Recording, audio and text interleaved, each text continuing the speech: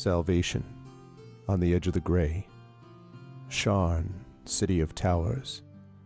And the link between them? The King's Citadel. The ones who do the job no one else can do. Eberron, the shield. A star-forged Aegis who's lived a long time, who's seen peace and war, and will do whatever it takes to keep the first from falling into the second.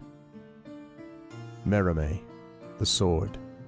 A Kalashtar bard whose dreams prophesy uncertain ends, but the wisdom of whose counsel and love for her sister are unquestionable. Tantan, the brain. A dragon-marked human artificer whose jovial demeanor conceals deep curiosity and razor-sharp intellect, sharp enough to cut down the Citadel's enemies. Nisiana, the heart. A dragon-marked halfling healer whose love for her sister is matched only by her desire to help and heal the members of the Citadel, no matter the cost. Rowan Shallow, the wild card. For most of his life, he's played a dangerous game. When the chips are down, will he fold? Or go all in to save his friends?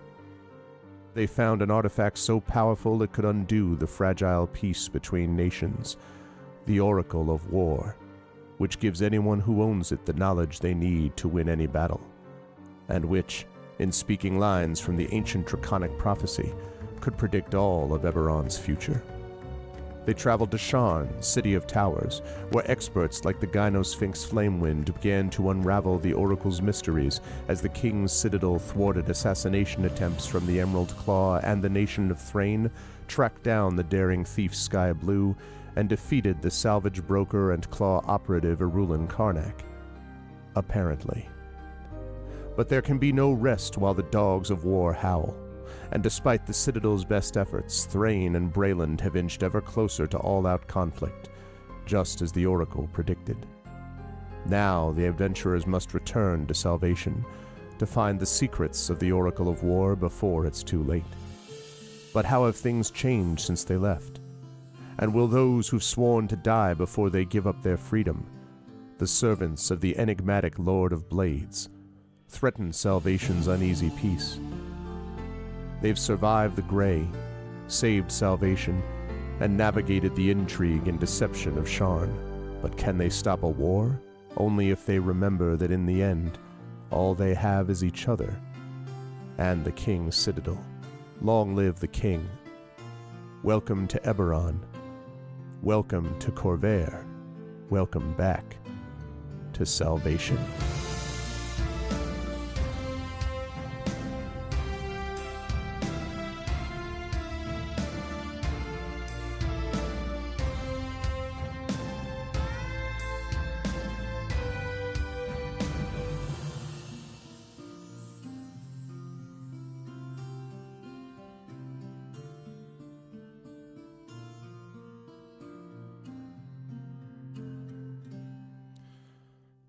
That's what I'm talking about. What's going on, everyone? It is good to see everybody. I hope everyone is doing well. I hope they're doing better than YouTube, which does not know how to properly label things that I've uploaded multiple times. Anyway, it is good to see everybody. I hope everyone is excited, as I am, as we get ready here for the marathon session of Eberron Oracle of War. This is Season 3 called Lord Bucket, and we're going to talk a little bit about that in just a minute. But before I get there, I do want to remind everybody that we have so far, hold on a second while I get this thing updated again. There we go. Okay. While we get this thing updated again, let me remind everybody that if you have not already done so, now is a wonderful time to be able to donate to this incredible event. And I am super excited to be able to have that happen with all of you. We are right now sitting at $4,165.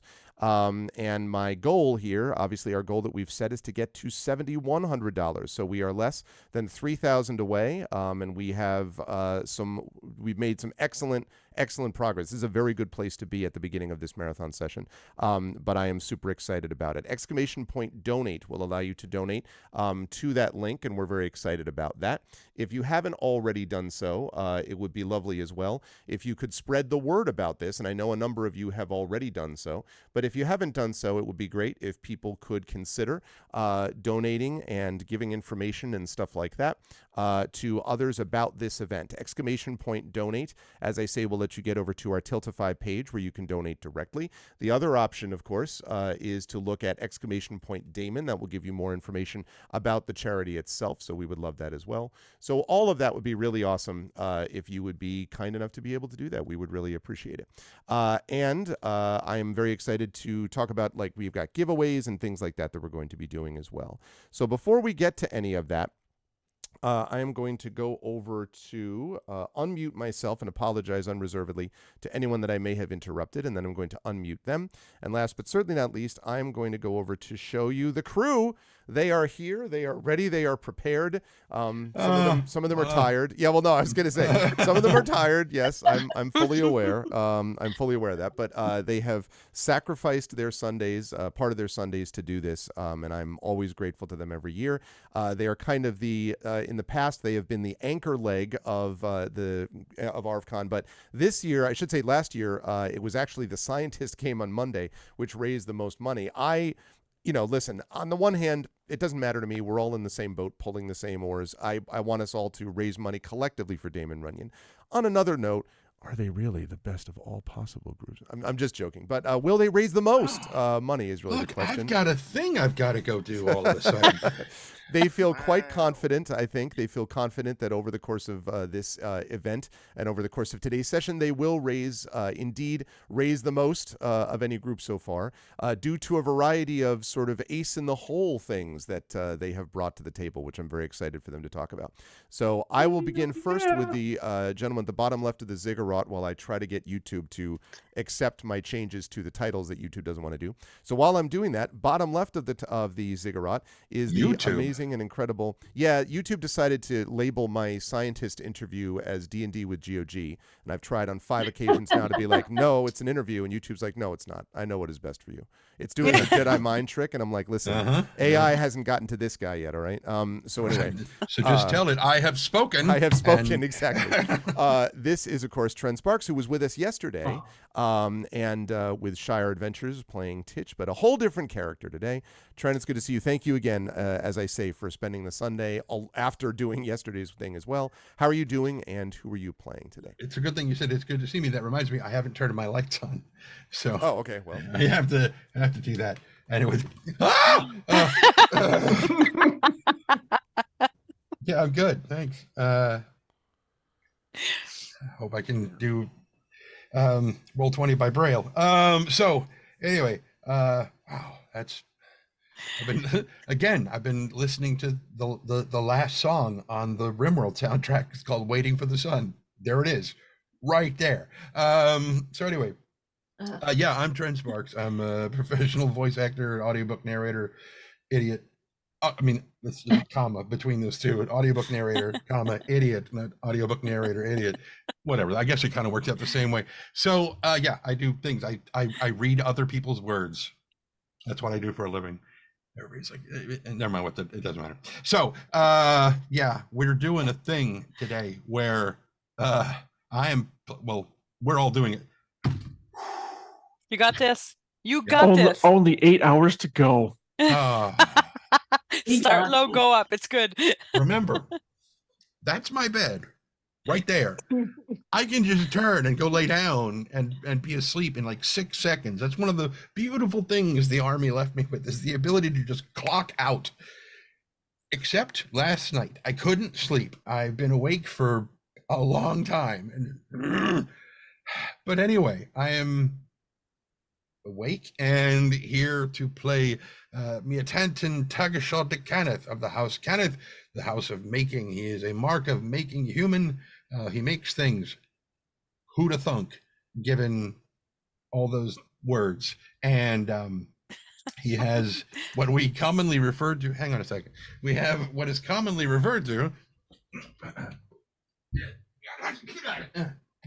as a Meccano good boy, who I'm not wearing my shirt today because I want to wait until everybody has theirs. But Ooh. you can see the Meccano good boy there, Spanner. Yes, indeed. The best bed I do have ever had. I am wearing mine as well. Yes, he is. I'm wearing mine. I did not wait because I figured, like, hey, if we're going to be doing this for 8 hours, let's show it off. But everyone, all of these players do have one that's either they possess or are getting soon. 2 of them I'll be actually handing them in person at Gen Con. So yes, so soon. Yeah, and we I mean, we'll cover what we just did in the recap, I expect. Yeah, I will tell you, we're all unconscious. No, we're not all unconscious because some of us cannot be made unconscious. So yeah. True. Anyway, probably ought to talk to this lady now. That sounds like a plan. So always a pleasure, Trent. Again, if people wake up over time, it'll be good. Always a pleasure to have Trent with us. Also a pleasure, of course, to have Marie with us. Now, Marie seems to be not have any issues at the moment with fatigue because I believe Marie has been powered by an energy source that Marie's been showing us quite a bit in the green room. So can you confirm this, Marie? And also, how are you and how's life and who are you playing? Harry made these lovely oatmeal lace cookies for the stream today. Well, she didn't say it was for that, but I feel it was. And this is what is remaining of I was going to say, she can't confirm that because they're all gone. There's a few little crumbs, which I'll eat. When you first mentioned it, I thought you said oatmeal laced cookies. I was like, there's just like a hint of oatmeal. Yeah. Come here, kid, this cookie's fine. Like, no. Yeah. It's like, no, it is. Anyways, I'll have more, and with any luck at the break, I'll get more, and it will actually make it by the time we get on stream, and I just won't callously eat them before my co-players in the green room. Callously eat them. I see what you did there. Oh, you're on. Nice work. Look at you waking up. Woke up. You already woke up. No, I'm not. I'm gonna go read a book. Excuse me. Oh, God. Well done. Well done. It is going very well in my neck of the woods. I have cookies. And that's all you need to know. Life is great. And I'm excited for this. I've been excited about it. Tren, you have such great taste in literature and in friends. I've heard that from a lot of the people here. Well, we're all very smart people. Yeah, no, I mean, really, we know. And none of us ever pay him to say that either. Not at all. Right? Never. Well, you do. Only one of us actually. No, that's not true. Trying not to draw the attention to that, but thanks, Trend. Okay. I need one of those like highlight squares, so like the ziggurat, John's just like ping, like Right, exactly. Shing him. All things flow from me. Yay. It is actually, it feels like spring now today. It's like the first day where it like actually feels warm and comfy out there. So Carrie is out gardening. So it's just going to be a good day and fun for everyone. So I am playing today Mirimi Hawksmoor. I am a College of Swords Kalishtar bard who is just, it was a bit of a rough go last time. My sister is Nisiana, Jen's character. She freaked out, which in turn made me go, murder. And it was interesting. I'm really curious to see where we're going to go in this 8-hour extravaganza of sugar and caffeine and stabbing. Yes! It is going to be good times. And while you were speaking, we got our first donation of the session, a $50 donation. Thank you. So we are now up to $42.15 as we get moving. Thank you so much. That's great. We are less, as I say, than $3,000 from our goal of $7,100. And we have, I don't think we've ever started at this number starting the marathon session, so I feel like we're in very good shape for this as we go forward, meaning donate early and donate often. And thank you, Marie. It is always a genuine pleasure, as I've said, to have you here, so thank you. I'm excited to see what Marimay gets up to. I'm also excited to see what we get from the amazing Brandon O'Brien, who is going to be running a game in which people, basically is going to be running a game tomorrow in which the Boston Celtics get to replay their incredible game winner from last night all the time. So I'm excited to watch that on loop. and I'm sure all of you will be as well. I have completely misrepresented everything about the game Brandon's running, but anyway, on purpose. No, no, it is a great pleasure to have Brandon with us. Brandon, how you doing, my friend? How's life with you, and who are you playing today?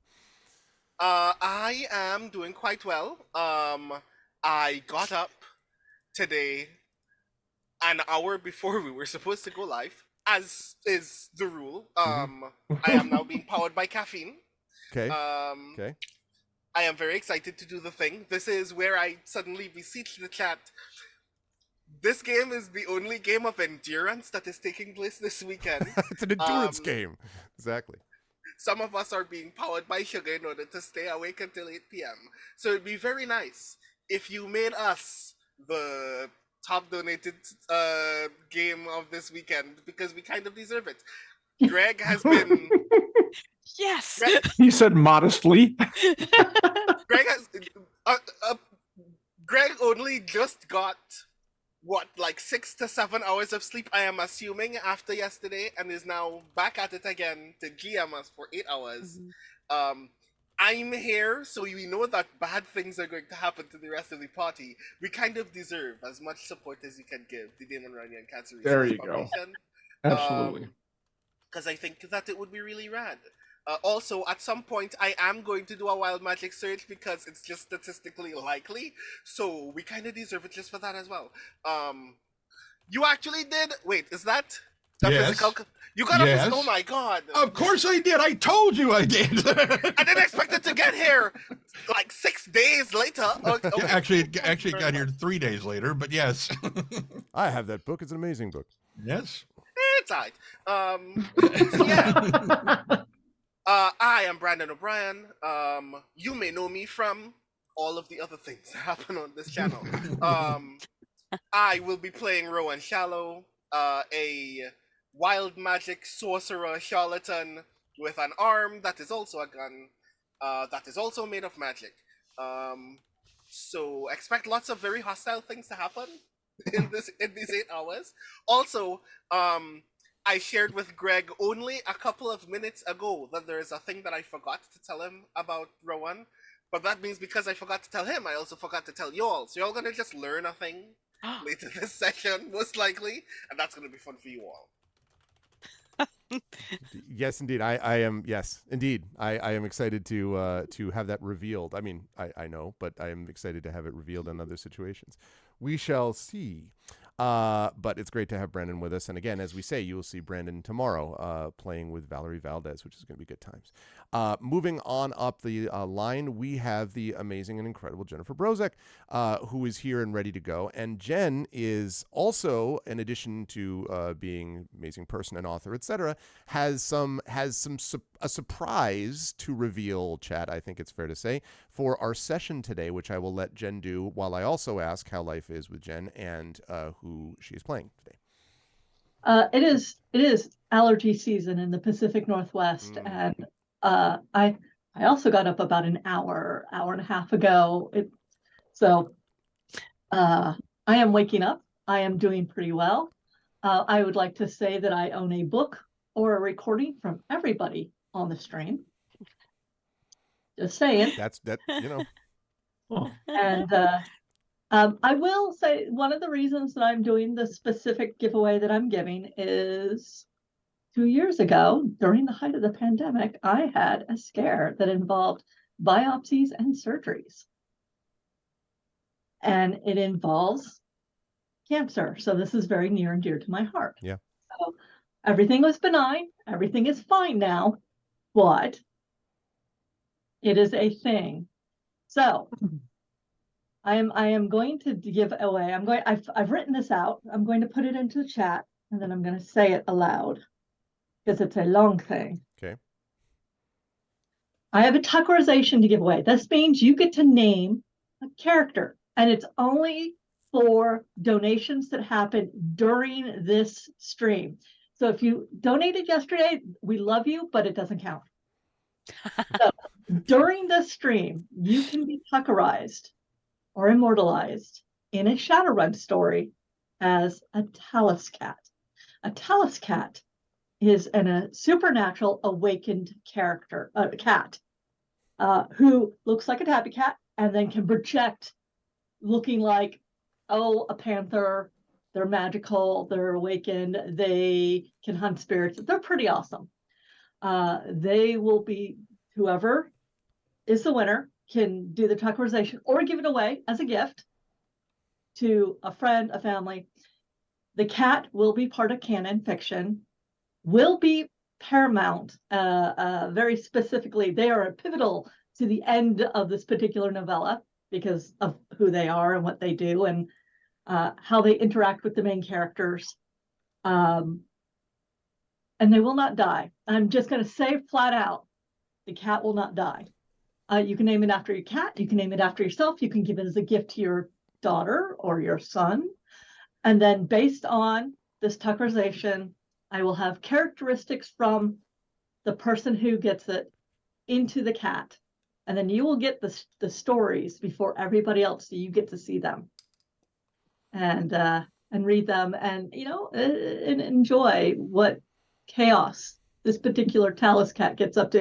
Because let me tell you, my main character, John Leeds, is not going to like the Talus cat at first. And the cat is not going to like him either. So I think also a good name for a story. The cat will not die. That's a good name. For a story. It is just whoever it is exactly Big Boss. They're going to be one cool kitty.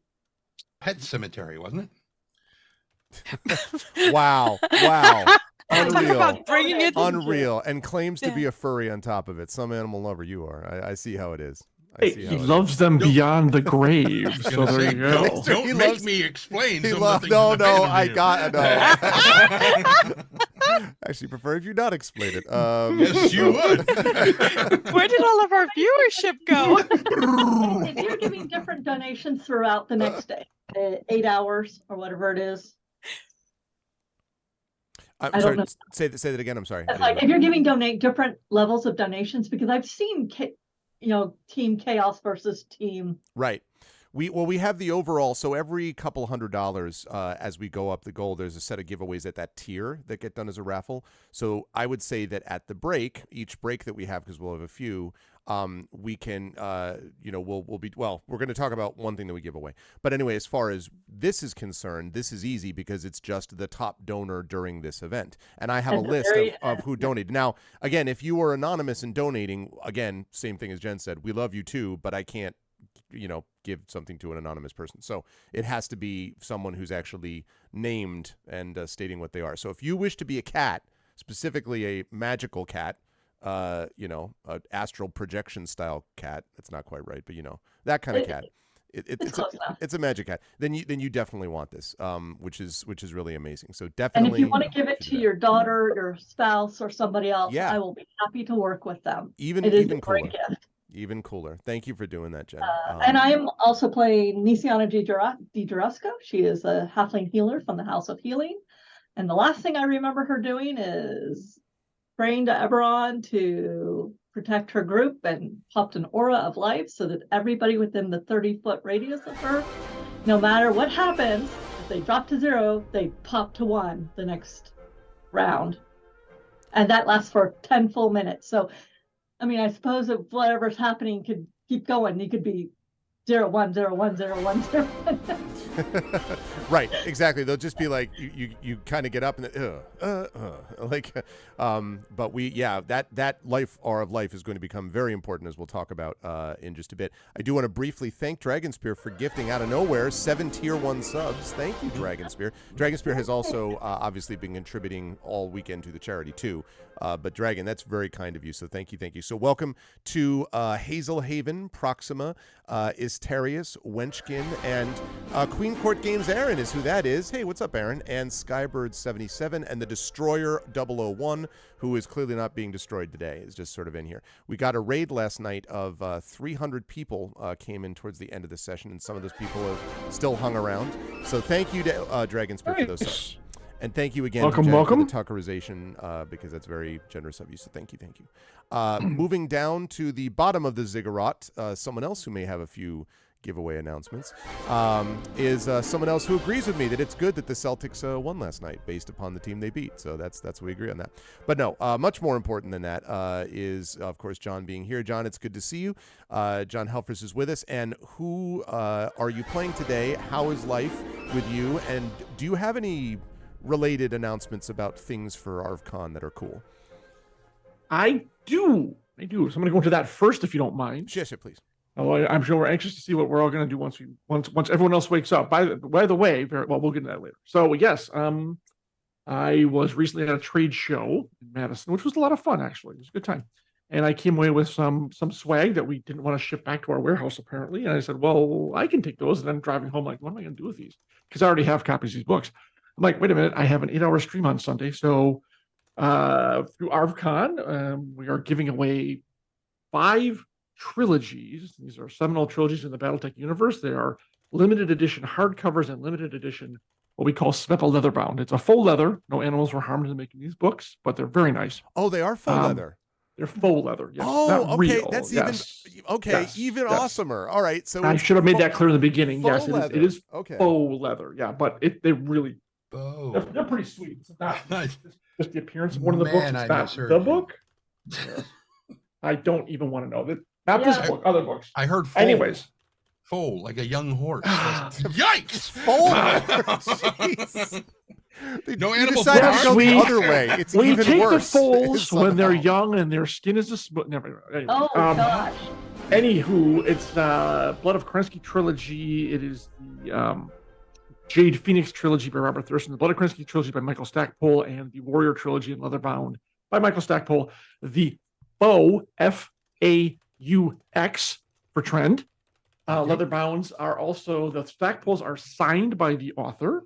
The Robert Thurston trilogy, the leatherbounds are technically signed. It's a reproduction of the author's signature because by the time we did this, the author, who's no longer with us, was unable to write. So we worked with his family. We're kind of thinking a good representation of the signature, and it's a reproduction. So they're signed, but it's in quotes. So before you go on, let me just make sure so I can put this in the mods. First of all, I know what's going on. Dragon Spear has just gifted another 10 subs, but now I know why. Because Dragon Spear is his greatest sports love is Manchester United, and they just scored a goal, and he's watching the game. And now I know why this happened. So he literally is like, goal, 10 subs to the Arvin Eller. Oh my God, that's awesome. So go Man U is what I got to say. Like, let's go Man U. Congratulations, Dragon Spear. That was really funny. Kick the round ball, exactly. Exactly. Or as Arudno says, faux leather. So no animals we particularly liked were harmed in the making of these books. They were just faux. All right. So now the deal is, so these are limited faux leather hardcover editions. So there's 5 trilogies. How many of them are Mike's, John, and how many of them are the other authors? So 3 of them are Mike's. Blood of Kerensky, leatherbound, the Warrior trilogy, leatherbound, and the Blood of Kerensky hardcover. And the other 2 are by Robert Thurston. It's the Jade Phoenix trilogy in leather and hardcover. Okay, so 3 from Mike and 2 from Robert Thurston. Correct. Okay. So I want to make sure that the mods know that. Yep. Just for my own memory refreshment, the Warrior trilogy is right after the Great Death Legion trilogy? Yeah, pretty much. Okay, so for those people who might be interested, Aaron of Mechs and Men, who's the one who actually donated. So to begin with, they are about to start reading the Warrior trilogy. They finished the Great Ed Legion. They're about to start. Imagine doing your book reviews with a leather-bound copy. I'm just saying. Anyway, that's not a bad idea. Okay. I thought so too. They should enter, but if not, Trent, you should put me in touch with them, and I can probably. Well, whatever. We'll talk afterwards. Charity. Yeah, all for the charity. Absolutely. All for the charity. Hey, I do not mind who wins it all. It's all good. So, yeah. Character. Right. Yeah, who are you playing? Right. So, thank you for that also, and thank you to Catalyst. I am apparently I'm a little mini warehouse for Catalyst because I have sitting in my basement 100 of each of a board game that is going to have to be given out over time. That was supposed to be given out at the Klein event, but didn't quite get there in time. But so I have them in my basement, so I'll be able to give them away at various charity functions. Do not get me started about that whole thing. I know. But no, so they went to you. Oh, okay. Well, yeah, they went thank you for receiving them, even though we couldn't I know. I appreciate. I regardless. I appreciate Catalyst's generosity and their generosity in doing this. So thank you, John. Now, having said that, who's your character you're playing?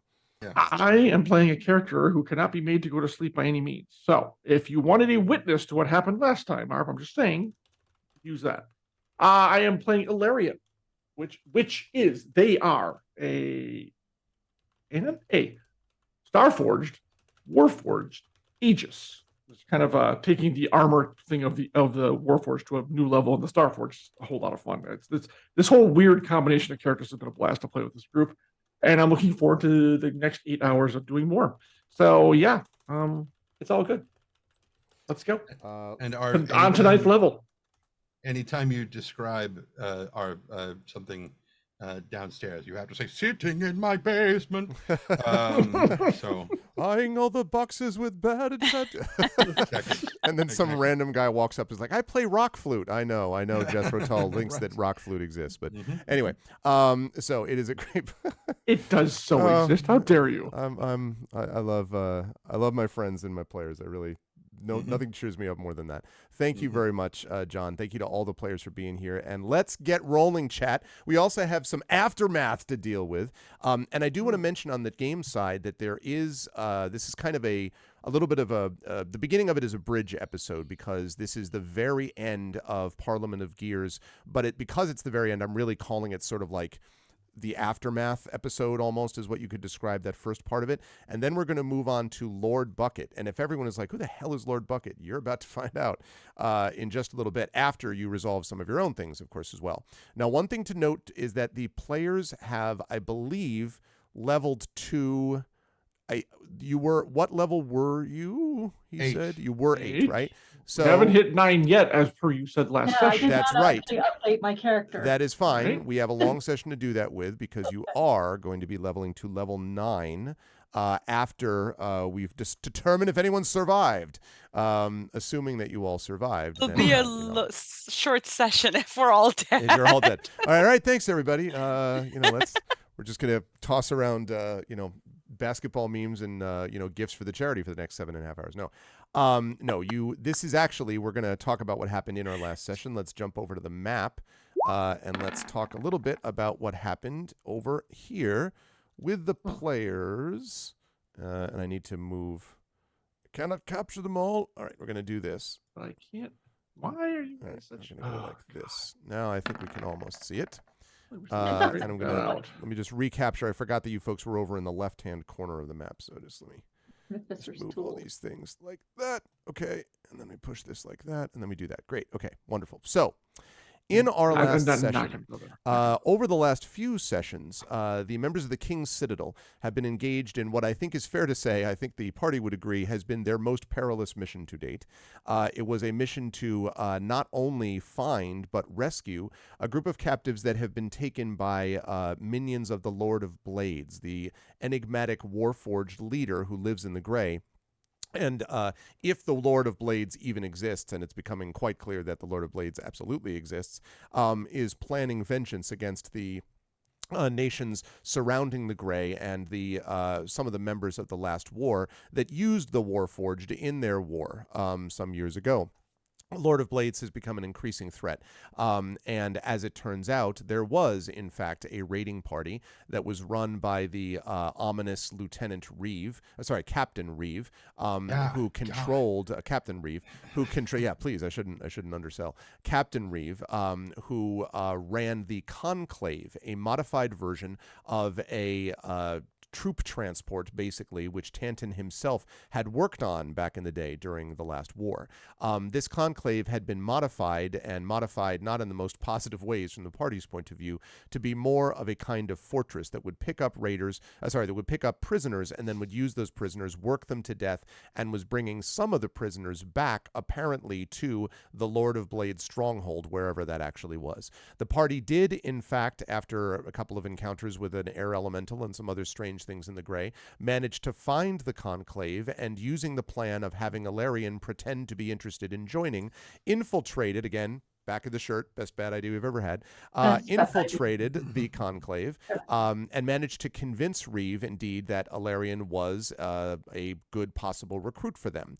The rest of the party had entered invisibly. So the party invisibly is walking around the conclave with about 60 plus well-armed warforged trying to find these captives.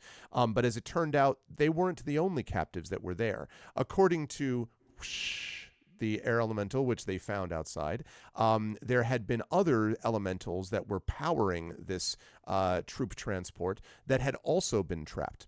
And so it was critically important either for disabling the power of the device, which might have been what Tantan was feeling, or for freeing potentially sentient beings, as Merime and Nisiana might have been feeling. It was important to also free the elementals as well. The party did manage to free the elementals and managed to save some, though not all, of the captives and to escape with them.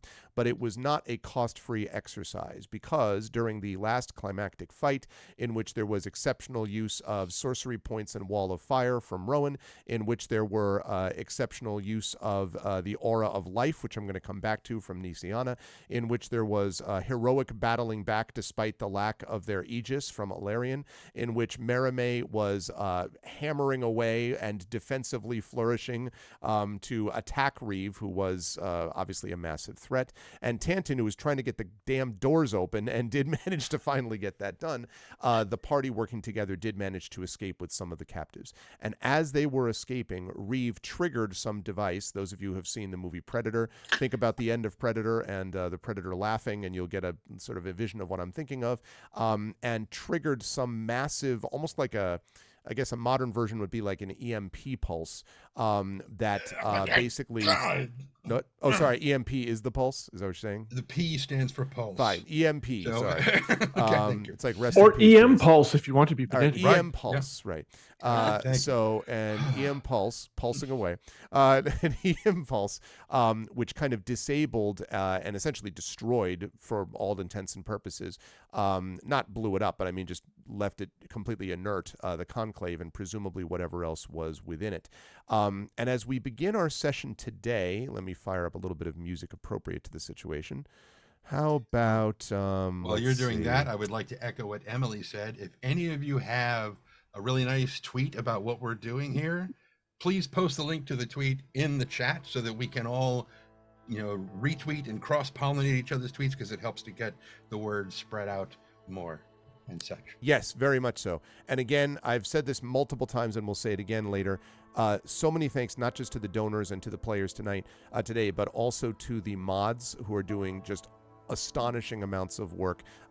Emily, who's been doing incredible amounts of work on social media and also behind the scenes and giveaways and things like that for the entire weekend. So thank you to Emily, thank you to Dragonspear, thank you to Triffid, thank you to Shadowed Mage, thank you to all of the mods who've been doing all of this incredible stuff, which really makes a difference. So thank you everybody. Okay. And Emily, don't say that too loud because of hay fever season for Jen. Let's say you'll pollinate them. Yeah. Got to be careful, I guess, about that. So I want to begin with Nisiana. Nisiana, the first thing that you come to understand, I suppose, is your eyes kind of flicker open. And you are sitting right now. This pulse, by the way, did a lot of damage to all of you, as I will describe in a moment. Nisiana, you were sitting at 5 hit points, having been, and you feel like every part of your body hurts, basically. Every part of your body hurts. And as you your eyes flicker open, you can see the grayness of the sky above you. It is still definitely the gray, no question about that. But for at least a moment, as you're kind of looking around you, there's something odd, because you don't actually, at least initially, see the conclave or indeed any of your companions. You seem to be just on a kind of a field or a plain or something like that in the gray. And as you're kind of sitting up and looking around you, you can see on the horizon this undulating form that is making its way towards you. It appears to be obviously initially it's very small because it's in the distance, but it must be pretty large to be able to be seen at this distance. And as it gets closer, you can see that it appears to be flying or hovering. And you can also see that its body seems quite long and sinuous. And in the gray, its body is kind of a golden shine almost, kind of light glinting off parts of its body. And as it gets closer, you suddenly realize that the light that is reflecting off it is almost blinding, as it gets almost too large to kind of conceptualize, like as it gets closer. And eventually you almost have to close your eyes because you are, this body slows down and whatever this creature is lights in front of you and then twirls its body around you. And you hear this incredibly deep voice that says, Nisiana. Nisiana. Is it time to come home? Do you wish it? There's so much left to do, so many people to help. I did not ask you that. I asked if you wished to come home, or if your desire to help overrides your desire to return.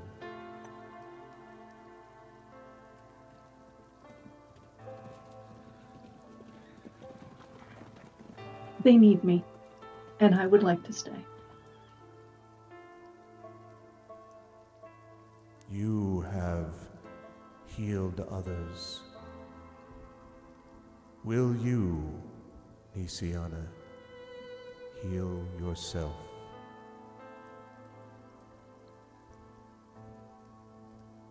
Yes. As much as I can. When the moment of decision comes, I will be watching. Until then, return to what you wish and help others as you desire. And then there's this feeling of this enormous presence sort of lifting almost from around you. Although it felt almost, you were safe and wrapped, I think. But it lifts from you. And when you open your eyes a moment later, you see only the faint shadow of whatever this was flying on the horizon. And then, Nisiana, your body hurting again as you kind of, your eyes sort of flicker around, like, and now you can see the familiar sign of the dead steel hulk of the Conclave not far from you. And next to you are your companions. Some distance away, you can also see some of the captives, all of them lying on the ground. But probably closest to you, I would say, is actually Merime. None of them seem to have awoken as of yet.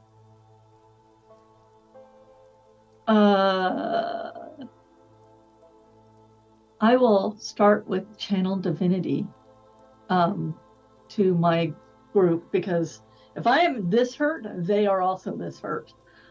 So I have 40 points to put out to, so I guess 1, 2, 3, 4, 40. So 10 points to everybody. Okay.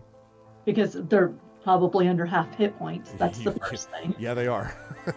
And then that gives me another 5 points back. Okay. So it puts you at 10, right? Yeah, so we're all at 10. Okay. Stand. I like the way we're all at 10. Like, okay. Were we down at 0 or? We'll talk about that when we get there. You were, yeah. Okay, stand. I'm gonna look at Merime first to see. I'm going into triage mode. Yep. They all. I will say that they all look relatively similar, although Spanner is completely disabled and not. I mean, non-functional at the moment. But I know that Mutanten will fix him. Yeah. But the rest of them all seem to be in a similar kind of state.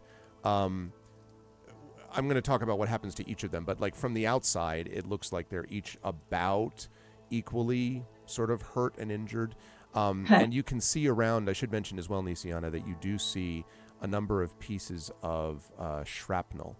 And as you look back, the dead Hulk that I mentioned, the outer wall of it is twisted as if there was this massive explosion that basically, like, you know, shot out metal in all directions.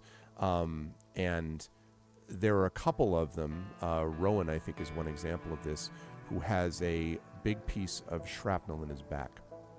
Oh, damn. Okay. So I know it takes 10 minutes, but basically I'm going to do a prayer of healing, Okay. which will allow me to heal up to 30 feet, 6 people within, which will be 2d8 plus spell casting. 2d8 plus 7? I don't know. Let me see what 2d8. You know what? Do I have another level 4? No, I don't. I don't think so. You said you were pretty low as it was, because you were keeping I'll put everyone it as- alive before. Yeah, I'm going to do it at level 3, which Okay. will be my last level 3. Okay. And then add another 5 points on top, so 17 points to everybody. Okay. Because within the 6 of us, which also gives me 17 plus 5. 17 plus 5 is 22, so that's 32. All right, Okay, so so you're at that's 32, and I think everybody else then would be at 27, if I calculated all that right. Yes. Okay. That's Okay. basically what I'm doing. I'm just starting to Okay. bring everybody back, and anything that I can do. Okay. And we will talk about what the implications of that in a minute as you're doing this healing. Also, quick note, don't forget, chat, that we do have giveaways going on as these donations are happening, and please do donate. This is part of the Damon Running Cancer Research Foundation supporting ArvCon 2023. We are at 4215. I would love it if by the time we get to our first break, which I have scheduled for 2, I would love us to be past, like, say, 4,600. Like, if we could get, like, another $300, $400 in that time, that would be amazing. So we've got giveaways and all kinds of things, and of course, it's all going to a hugely important cause to many of us here, if not all of us in the call, and definitely everybody, many people I know out there in the audience. So, and thank you for all those who are here and supporting. And definitely spread the word about those tweets and all the Instas and all the stuff that Emily just posted too. Thank you. I want to jump next to Rowan. Rowan, you, when you I'm dying, apparently. Well, when you awake, let's say when you awake, Ooh, agonizing pain. yeah, exactly. No, when you awake, you don't actually feel pain to begin with. That's even worse. In fact, Rowan, you are actually, when you awake, sitting at a desk. You're in a kind of a blank room, I think would be the way to describe this. Just a kind of bare room, bare walls. But there is a long hallway that leads to this room. And when you kind of, your eyes flick open, you're sort of sitting at this desk, and you look like you have your arm and your body is all as you expect it to be. But you hear this kind of footsteps echoing down the hall, kind of, and you see as you look up a man who is dressed in the latest Sharn fashions, very much kind of, high society, some person who's clearly from one of the elite classes would be living on one of the higher levels of Sharn, if you know what I mean, not down below, and comes up and is holding a what looks like a kind of the equivalent of an Eberron clipboard, and has a quill, and comes up with a clipboard in his hand and quill, and there's a chair on the other side of the desk from you. And he pulls out the chair and he sits down and he says, "Yes, well, I see that we have, let's see, what is your name?" Who are you? And he says, "Who am I? I think that's an odd question to be asking. You came to us. I'm asking you what your name is so we can begin the procedure."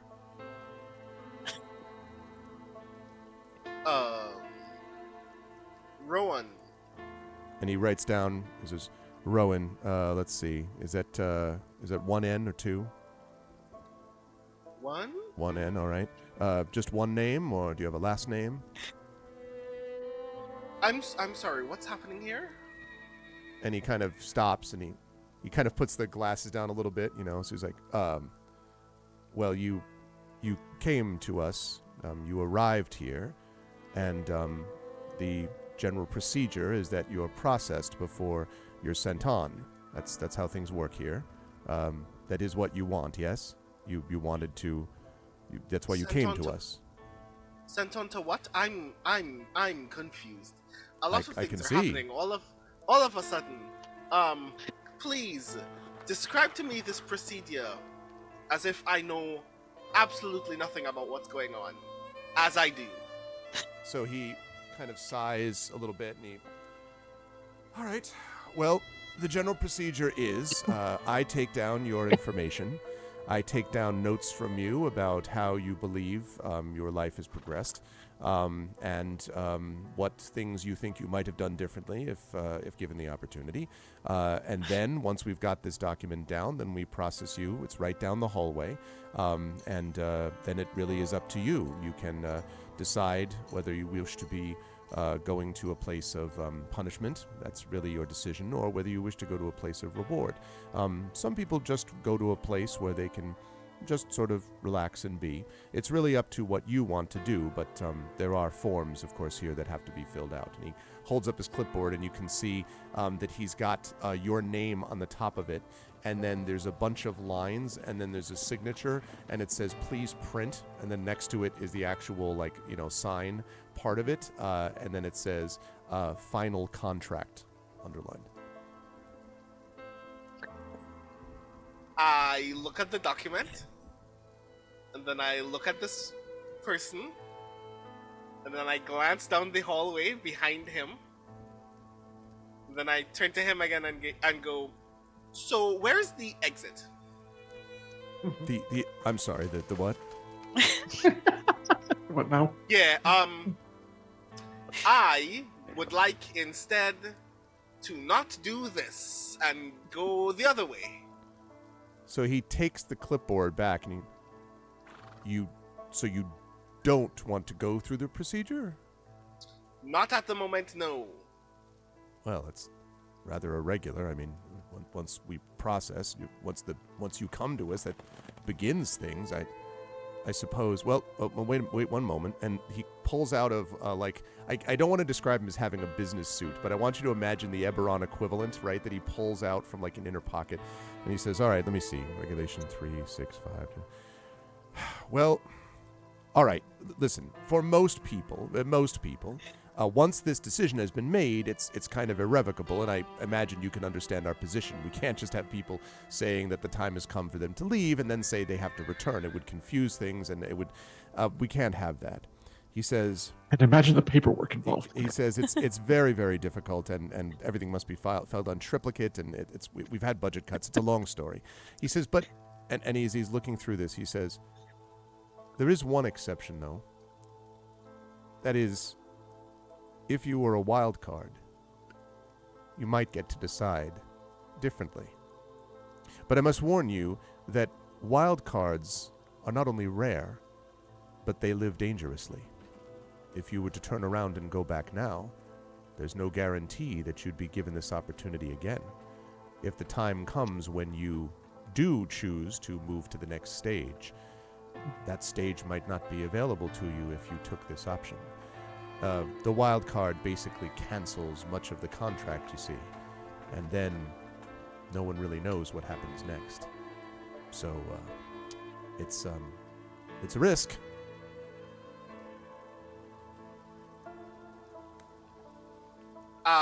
I'm sitting, right? Yes.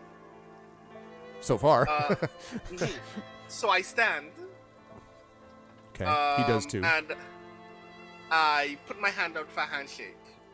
Okay, and he sort of quizzically shakes your hand, or puts his hand out. When he takes my hand, I put my other hand on his hand and shake it very vigorously, and I go, I know where I'm going if I had to leave now. And before I got into this room, I knew that I was gonna do whatever was possible not to earn that. Not because I don't deserve it, but because the people that I wronged to get here don't deserve those wrongs, and I wouldn't say desperate, but eager to right them before I get back into this room. So, give me a couple months or days, heaven forbid, and you will have my John Hancock whenever that day comes, but it's not today. So he nods slowly and he says, well, as to how much time you have, that's really above my pay grade. I don't make those decisions. None of us really do. But, well, and he kind of looks down at, you've obviously been holding his hand, shaking it vigorously, and he says, I must say, now this is a little bit out of, it's not really according to regulation, but are you sure? I mean, if you want, I could just pretend that part of the conversation didn't happen. I shouldn't do that, but, I feel that you seemed a little confused, and I wanted to be generous. So you're sure that you want this time, that you want to return? You're sure of this? As sure as I am of anything else, which is to say, not sure, but I'm gonna do it anyway. So he kind of he releases your hand, closes the little book, puts it back in his pocket, takes the clipboard, and he says, well, I will be interested to see if you come back this way. We'll keep your file in a separate folder as pending, perhaps. Good luck to you, Wildcard. And yeah, go ahead. Right, so before that happens, as he says, good luck, I leap over the table in front of me. Okay. So I can give him a very strong hug. So he goes, like, he says just like this. He's like, yes. And he kind of does the awkward, yes, right. While this is happening, I want to pick his pocket. I knew it. Go ahead and make make a sleight of hand check.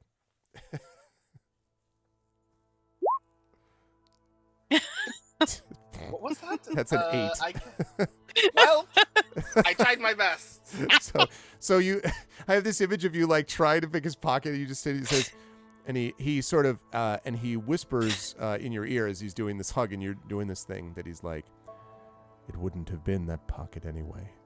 And the voice is quite different. And then he disengages you, winks, walks away, his footsteps echoing down the hallway. And you sort of are like looking around at the desk, and as you turn to look at the desk, you are suddenly in the gray. Your back really, really, really, really hurts, Rowan. But you are feeling somewhat better, even as you're like, like it gets just sort of sore, as someone apparently is healing you. And as you look around, you can see Nisiana is sort of bustling from person to person. Your companions are all around you, all unconscious except for Nisiana. The captives are some distance away. They are apparently unconscious too.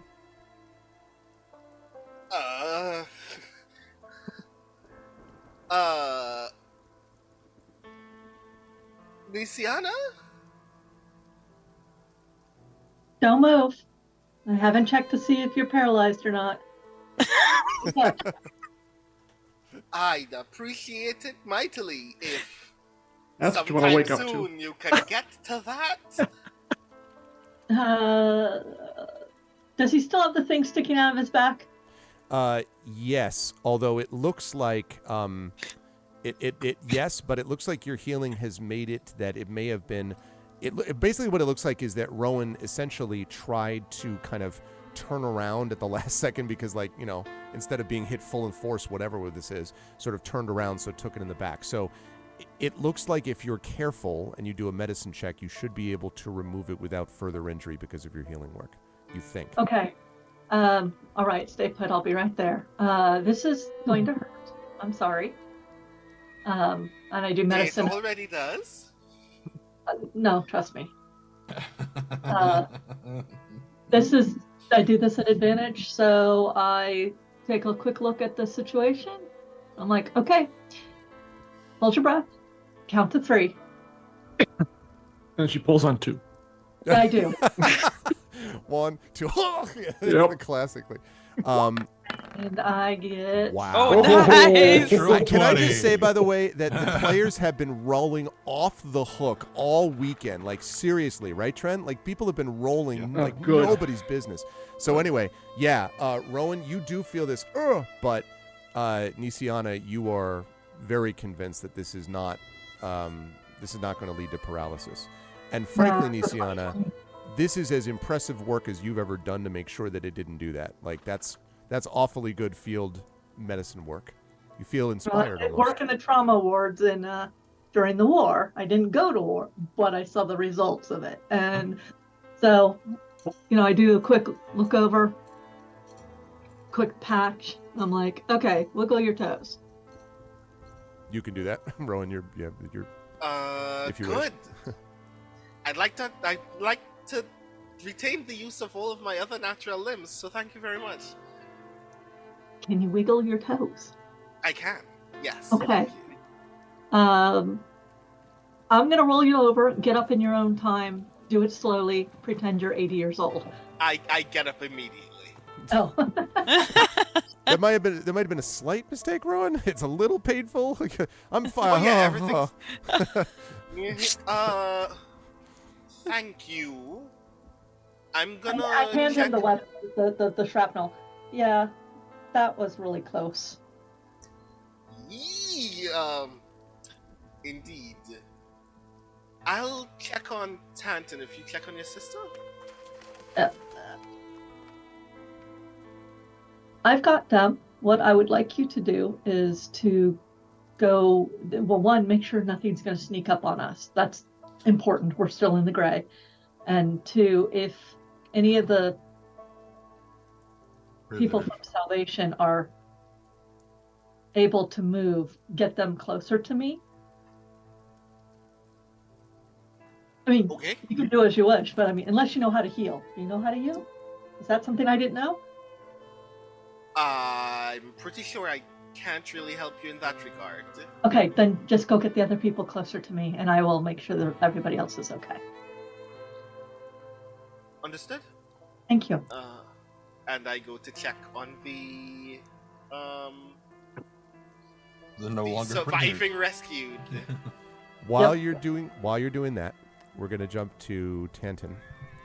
Tanton, you are sitting for some reason in one of the laboratories that you worked in during the last war, really a workshop. You have next to you a half-completed Warforged. And this is a model that you have been... It's odd because it's both really familiar to you and not familiar at all. But as you've been modifying it and making adjustments to it and adding sort of things to servos and creating these other things as part of it. Oh, there we go. Oh, That's what my Echo's God. talking about. A raid from Bitterman. Welcome, Thundercats. Thank you, Echo Alpha. Now I know what you were so coy about. Thank you, Bitterman. Of course, now one of the GOG streamers on my sister channel. Thank you so much, Bitterman. Budget Bito Crew Raid. Welcome to Echo Alpha to Bitterman. Welcome to Atari Beer Pong. Welcome to Tonics 68K. It's good to see everybody. Thank you so much, Echo, for letting Bitterman know about the raid. Bitterman, thank you for the raid. Welcome again to GOGCon, by the way. And thank you, everybody, for coming to ArvCon. We are here in our marathon session of Eberron Oracle of War. This is to benefit the Damon Running Cancer Research Foundation. We have 4215 right now, but we have lots of giveaways. The top donor this time during this session is going to get a Tuckerization. They will get a cat named after them, a specific magical cat. placed in a Shadowrun story by Jennifer Brozek, who's here with us. We have giveaways of trilogies from Catalyst to give away and a bunch of other games and things like that, and all to benefit Damon Runyon. And our goal is 7,100. We are only less than 3,000 away. So please consider donating if you can. !donate to do that as we continue to roll along with ArvCon. And thank you so much again to Bitterman and to Echo for letting Bitterman know about this. Also, hi to Dig Inferno, who just joined, and hi to Sir Citizen Unknown. And the screen should not be black. I think you just have to refresh, Sir Citizen Unknown. It is unknown to me why it is black for you. Yes. We will wait. Go ahead. So go ahead and do that. And thank you, everybody. Thanks, Echo, for doing that, for letting Bitterman know. And Bitterman, thank you for the raid. I appreciate it. And please do donate, everybody. ! Donate and enjoy the D&D. Okay, Tanton, you are sitting next to this Warforged, as I said, working on it, adding servos and doing all these things to improve it. And the model that you've been working on is a sort of standard one normally, but even as you've been working on it, you've had this sense that there's more there somewhere. Like it looks like you can make it stronger and more sort of like more thoughtful, more agile, more whatever. You just think that there's more to it that might be able to happen. And as you're working on it, you've done just about all of it except for basically one part of the right hand and arm that you're working on. And as you're looking at it, it seems odd to you, but you're like, this hand and arm looks familiar a little bit. And it reminds you a little bit of that work that you did for the arm that you gave to in the dream. You don't remember, is it Rowan? Is his name? And you gave, there was an arm that you helped with, and it reminds you a bit of that. And you're working with it, and suddenly as you're going through all of this, from above you, even though you haven't activated anything yet, you hear, "So, when will you be done?" And it's a voice. Yeah. There's roughly another 2 minutes to align this particular ejection port. The wrist blade will work fine. It's just a question of getting the alignment correct so that you don't blow the end of your arm off every time you try to extend this thing in combat. Right, and as you're saying this, then, Tanton, it occurs to you that this creature should not have been infused with the ability to do any of that yet. so extend this thing in combat. And you can see that the head of the creature is looking down at you. And it says, "Do you think that that's where I should be used in combat?" Well, my thought is that each to their purpose, really. But some get to choose their purpose, others don't. Did you make me for that purpose? I didn't quite make all of you. I made parts of you. For example... Which parts? Well, this arm blade, for example, I made that part. And I mean, for right now, your purpose is definitely to fight. I mean, that's why you're called a Warforged. Will that ever change? I hope so. What do you hope I will be?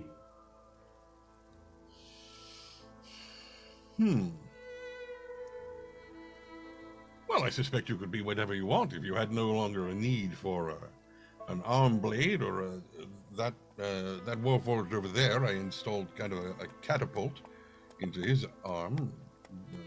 That one over there has a bit of a mace that anyway, later on I could, if you wish to be a gardener, I could put a trowel that would extend, or rakes, or I like music. Music? Can you make me so I can play music? Which instrument? There are many I could choose, but I like instruments with strings. Guitars, viols, lutes. Can you make me so I can play guitars and viols and lutes? Well, truth be told, you can play them now. It's a question of how well you'd be able to play them. Could you teach me?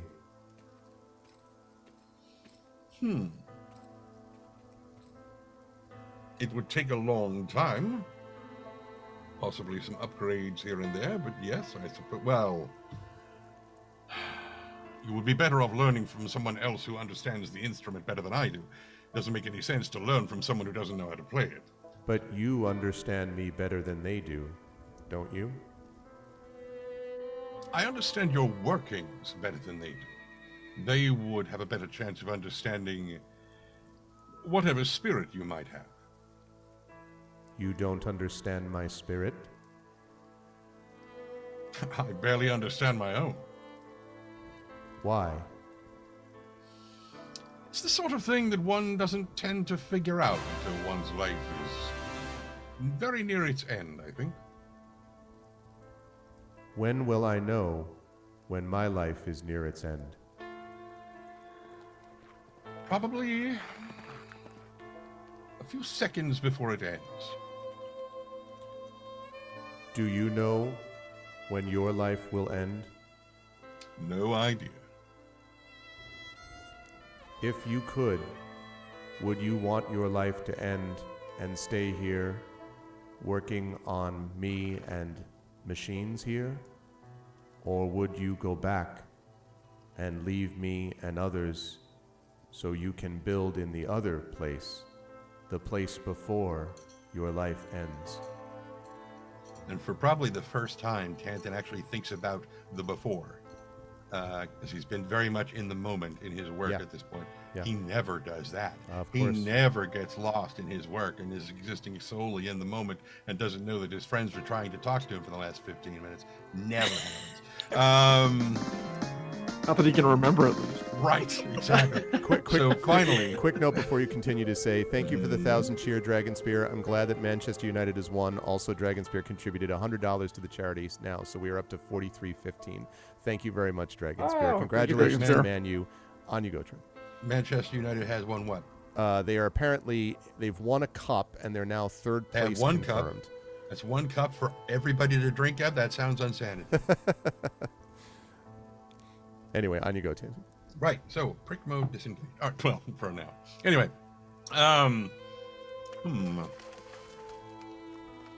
well, and he kind of looks around the shop. As much as I very much enjoy doing this, the focus is rather focused. Back there, I can make anything I want. Here, I have to make engines of war. There, I can make musicians. If you go back, will you ever make a musician like me? Well, I suppose I certainly could. Just a question of the inspiration hitting at the right time, having the necessary materials, the time. It does take a very long time to build, you guys. Will you sometime take the time? If I can. I think it would be a very interesting project, yes. Then I will wait. And when you return here, you can make me a musician. Back there, maybe you make more musicians.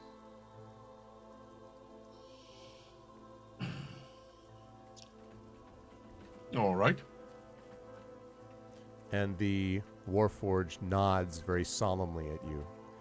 And then, Tanton, you find yourself lying on the ground looking at another metal thing, which is clearly the inert body of Spanner. And you felt better. There is some pain going on, and as you kind of roll around a little bit, you can see that it looks like Rowan is gradually pulling some bodies of captives, former captives, over this way, while lying on the ground next to you is Larian and Merime, and Nisiana is, again, I use the word advisedly, bustling from person to person, working on healing for them. And he slowly sits up, groaning as he does so, and kind of looks at himself. Well, it's still not as bad as the junkyard. That hurt much worse than I this. think it was quite a bit worse than the junkyard. She says as she comes over, and she's like, okay, anything sticking out of you? I don't see. Okay, you can get up. Were there things sticking out of the others? I point to some of the shrapnel on the ground. I Ooh. walk past him brandishing my still Just bloody gonna say that. shrapnel. It's just like, funny you should mention montage. Like, just go through the... It was not good. Rowan got a souvenir. Mm. I'm doing what I can, and I've asked Rowan to bring the others closer so that I can work on them and keep an eye out into the grave because we don't know what's coming. Right. In furtherance of that goal, I should probably fix Spanner. Yes. Right. Are you all right? No, but I only need a minute. Okay. And Tanton begins casting Mending. Okay. While Tanton is doing that, I'm going to jump to Alarian. Alarian, you are on what appears to be the top of a mountain. It is staring out at the plains below. There is a great roiling and great bubbling and frothing and spinning and swirling of this massive undulating fog cloud. Oh my goodness, we have a second raid? Echo, what are you doing? Like, Echo's just running around like, come here, God, let's go. Thank you very much to the Raiders. I'm sorry, pause that moment for just a second. Thank you to the Raiders from Alvis Joe, 42 Raiders from Alvis Joe. All your office material are belong to us. Okay, this is great. Goodness, thank you so much to Mac. Welcome to Veda Vey. This is a friendly raid. Please do not resist. Welcome to Tonic68K. Welcome to Nopefish. To Jeremy Shqueeny. To Princess Xena. Welcome to, of course, to Echo. Thank you so much to Alvis Joe, and welcome again to the Raiders there. And thank you, Echo, a second time for doing that. Welcome, everybody. Welcome to D&D. We are playing some Eberron Oracle of War. This is Season 3 of a multiple season campaign, which is going to bring the players, if all goes well, to level 20 at the end of it. We are in the midst of a big aftermath session, but most importantly today, we are here for the Damon Runyon Cancer Research Foundation, and that is supporting cancer research. We have raised $43.15. This supports young researchers and has made huge progress in cancer research. They have a number of Nobel Prize winners. They are in their 75th year and have done amazing stuff. And so if any of that has any value to you, as well as sort of bringing together communities, please consider donating, ! Donate. We also have a lot of giveaways and a lot of things like that, raffles and things that we're conducting as well. And we have an amazing set of role players in the Infinity and Beyond crew here that are playing together for all of you. So please consider supporting us by doing that with ! Donate. We're less than $3,000 from our goal, and I would love to see more of that coming out for the players over time. So thank you so much to Alvis. Thank you for stopping your initial raid target and going to me. I appreciate it, and I hope it wasn't too much of a burden to do that. But thank you so much for joining us, and I hope you like what you see. And please stick around and watch what we're doing here with D&D. And thank you so much for joining us for ArvCon. Thanks, Echo. And wow, 2 raids in 10 minutes. Yeah, and since we've had 2 raids, it's also important to remember to tell these fine folks that even if they can't afford to donate, they can still spread the word. Absolutely. Go to Twitter, go to wherever, send out a tweet, come back here, bring a link to that tweet, put it in the chat, and then we can all go and retweet and respond and like and do all the other kind of things, and it creates a cross-pollination sort of thing that spreads the word far and wide. Far and wide. That's right. Yeah, thanks, Trent, for bringing that up. And no problem, Alice. Thank you again for stopping by. And I hope folks like what they see here and they'll follow. We do a lot of tabletop role play here, and that they will also consider checking out and supporting our charity if you can, and getting us to more of those giveaways that we can as well to give to the folks as we hit different milestones in our charity goal as we move up. So thank you so much for being a part of this. And absolutely, sharing is hugely important, and just being here is really cool too. So thank you all for being here.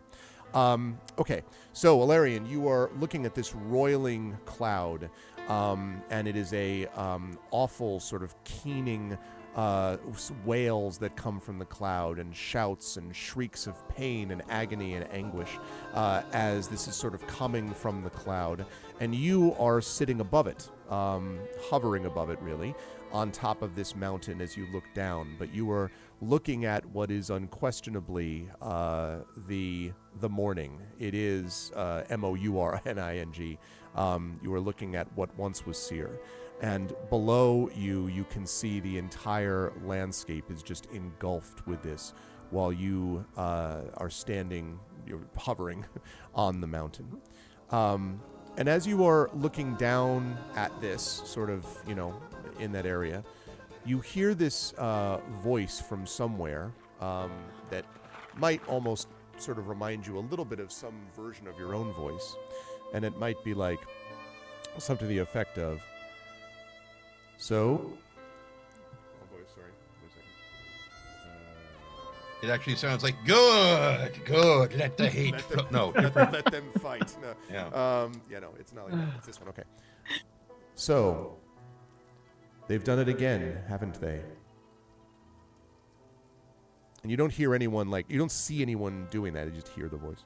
Before I answer, this is fairly important. Was the transition between the flying whatever, and here, because remember, Alarian's never supposed to be able to be put to sleep or be made to lose consciousness. So this is kind of a thing. Right. Was it instantaneous? Like there was the blast and bam, I found myself here, or was there It's more like let me put it this way. There's a blast and then a space. And you're quite right, like a space where you don't actually know what happened. And the reason that matters, Alarian, is because of what you just said. That's never happened before. Yes. But that's kind of important. So yeah. They're first going to run like a bit of a self-diagnostic on themselves to make sure that things are operating normally, because that's not supposed to happen. Right. That's going to take a minute or two, and I don't care what the voice is saying at this point. They don't say anything else. Yep. Yeah. Everything good? It seems like your body is in good working order. It seems like your Aegis, armor seems to be kind of working, it wasn't beat working up, necessarily. or is it looking good now? No, not here. Here it seems like it's all kind of. And I actually armor up, and it's all good. Yep. Okay, they're gonna file away that unexplained lapse in operation, and we're going to come back to that later. Okay. So he said, so the voice said, so they've done it again. Yeah. Okay. We'll look down at the mass of seething emotion and everything, and they say, it is in their nature to destroy themselves. And there's a moment, and then I don't understand it. It seems pointless. Why build only to rip and destroy and build again? Even if it is in their nature, why would such a nature develop like this? It is a fascinating question, and one I have been, not as my main focus, but reviewing and studying for the past several decades. I am no closer to an answer now than when I had first begun. I thought that we could stop this. I thought we could protect them from each other, or at least protect them from doing this to themselves. Well, the only thing they like less than being in a state of peace is being told what to do. Whether consciously or unconsciously. They can be directed to a point. However, at a certain point, their desire for self-determination overrides, it seems, everything, even to the point of self-destruction. And you say this as you hear a kind of like a explosion from below in the mist, and then another shriek. And they just shake their head, and they're still watching, but they're having the conversation at the same Right. time. Right. And the Sigh disembodied as much as they can, sigh because they don't breathe. right. So, The disembodied voice says, "So what we do then is also purposeless. What is our value? Why are we doing anything here if this is the result? This is a waste Now- of time." on that, I disagree. You are taking the action of what happened here and applying it to the whole, which is, quite frankly, unfair. I have seen many instances of good that transcends this petty conflicts and their baser desires happen all the time. Those people who strive for the greater good need to be worked with and nurtured and protected. All is not yet lost here. True, the damage that has been wrought upon this land, upon this realm, is immense. And yet, even through all of it, I still see hope for the civilizations. If I didn't, I probably still would not be here. Are you sure you haven't simply been drawn into their special brand of delusion? A delusion which makes them think they can overcome things and always ends in this, as the cloud kind of bubbles up and then down again. I have, well, floated really, but traversed this realm for decades. But I am always, while I'm of it, I'm also a space part from it. Or I should say a part of it, not a part of it, but a part from it. So no, I have seen heroism on the battlefield. I have seen low cunning in the greatest cities by the most richly appointed lords. In a way, and this is going to seem odd considering what we're looking at now, I have also seen that it always strikes some sort of strange balance, that those that strive for good labor mightily to prevent evil and chaos from completely overwhelming this realm. Sometimes the fight is hard, as I recently discovered or went through, assuming this is not some other step on my journey. But it is still a necessary one, and there are enough that believe that here, that this realm is still worth fighting for. So you mean, then, to go down into that? You could stay here, you know. Contemplate things above this petty fray. You could stay here, instead of going back and being sucked into their world. I will be honest, there have been times during my sojourn here that I have felt the call. There have been times when I have been tempted to heed it. But there is a lot left to do. And I am with a group that, although you may find this odd to have attached myself to them, but if I am not there, there will be trouble. So my journey here is not yet complete. And so it would be remiss of me to end it early. Well, I will be watching. I don't know whether what you are doing is sensible or foolish, but I will watch. I hope your appreciate armor that. will continue to gleam and protect as it has. And the attachments do not prove destructive to who you are. I have Lorraine kind of cocks their head at that, looks down at themselves. I have not met anyone yet who knows how their journey will turn out. But I thank you for your words. And my armor has served me well, both physically and sometimes even emotionally.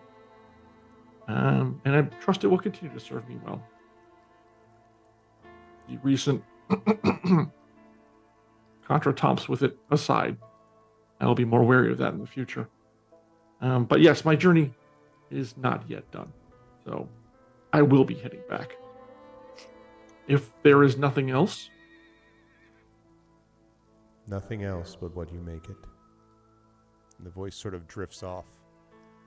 And I imagine, Alarian, at this point, you sort of set down the mountain towards... I start floating down towards the cloud, absolutely.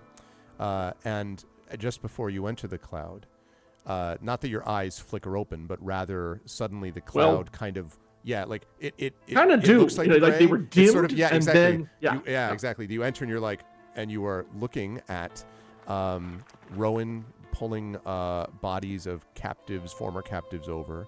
You see Tantin crouched over Spanner, Spanner's inert body. You can see Nisiana moving from person to person. And you are there, and Merime is still lying on the ground. Merime wants her scene. She's got to give us cookies. I'll be back. Oh, wait, write a scene for No, I'm just kidding. As if I didn't already. So Alarian actually doesn't start up or anything or bolt, or instead they sit there or lie there on the ground and do another diagnostic in the real world. Yeah, so the armor's got some problems. You're right, like, right. yes. The diagnostics are like not I've good. I've been better. Right, Yeah. right. But still around. Yep. So they will then regain their feet and look around to see what help needs to be given. Okay. But all the while, they're thinking about that time of they're going to call right now no mind. And it is quite troubling. So I like that. I should say, just before I go to Merime, do you call out to anyone? Like, do you say, like, Nisiana? Well, I would assume the fact that they're getting up probably attracts some attention, if they're like up and moving. That's but fair. So otherwise, I think, I mean, yeah, but then Nisiana seems to be doing triage. I know what the term is. Then they would go to her and ask what needs to be done. Okay. Go ahead, Nisiana, if you want. The first thing, mostly she makes sure there's nothing sticking out of you that needs to be pulled. Beat to hell, but no, they're more or less all right. But if you're probably distracted, so don't worry about it. We can talk about it later. So. Yeah. So you're doing the physical, so the mental something else. Yeah, she is basically. Are you alive? Are you bleeding? Yep. Do you have anything sticking out of you? No. Will you help Rowan bring the rest of the captives here, or the rescuees here, so that I can work on them and keep an eye on the gray, because we don't know what's coming. Absolutely, and that's exactly what they do. It's just fairly easy to bring the captives and arrange them while keeping an eye for threats. So, yep. And I will say that Nisiana is keeping a very kind of now that everybody's up but her sister. Now she's a little bit. She's not panicking, but she is now keeping half an eye definitely on Merime while she does everything else. Okay. Merime, you are, I would say, probably sitting with your back to a tree in a green glade. And around you, you are sitting on soft grass. There are, around you, there are trees sort of around this clearing that you're in, around this glade. There are a couple of birds which fly overhead occasionally. It's a warm but not hot day. It is sort of a pleasant breeze. And you're just sort of sitting with your back to the tree, kind of looking out. And then you hear, coming from somewhere behind the tree, maybe, 30, 35, 40 feet or something, a voice.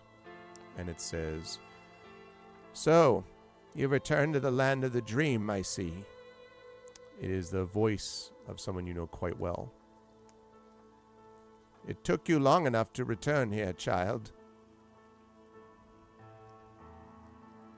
A little bit of a panic, but I take a deep breath and I stand up. I touch the grass as I stand and the tree, and I can feel the insubstantiality of it all.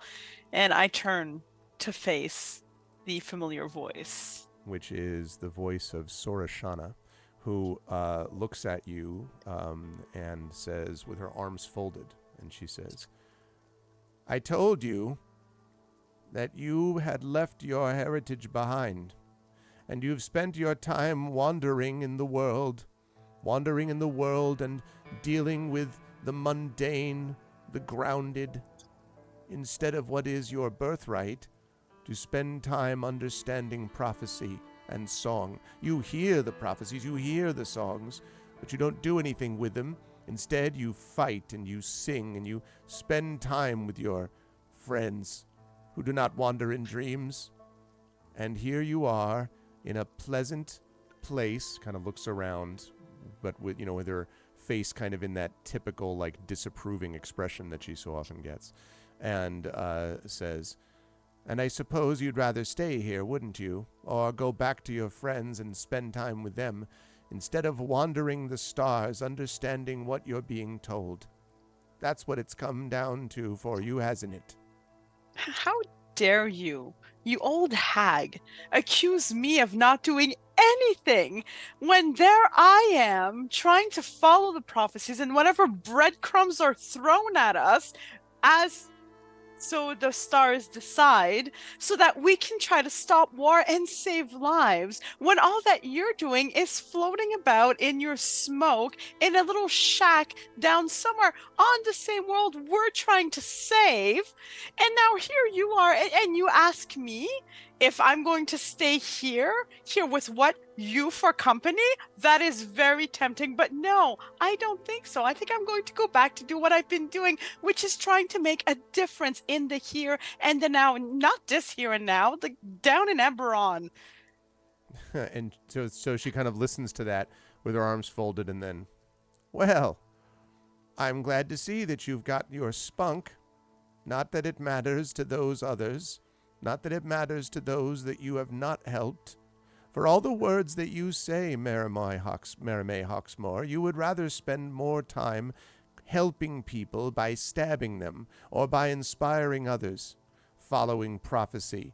Why? Because you go and tell them to some gynosphinx at the top of a tower, as if they know what dreams are? We know what dreams are.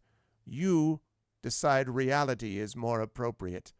And you ought to know, of all people, that reality doesn't matter the way that dreams do. Not that it matters to you, because you'd rather have your ribbons. What is the point of dreams if there is no reality in which to anchor them? If we cannot touch them, experience them, share them?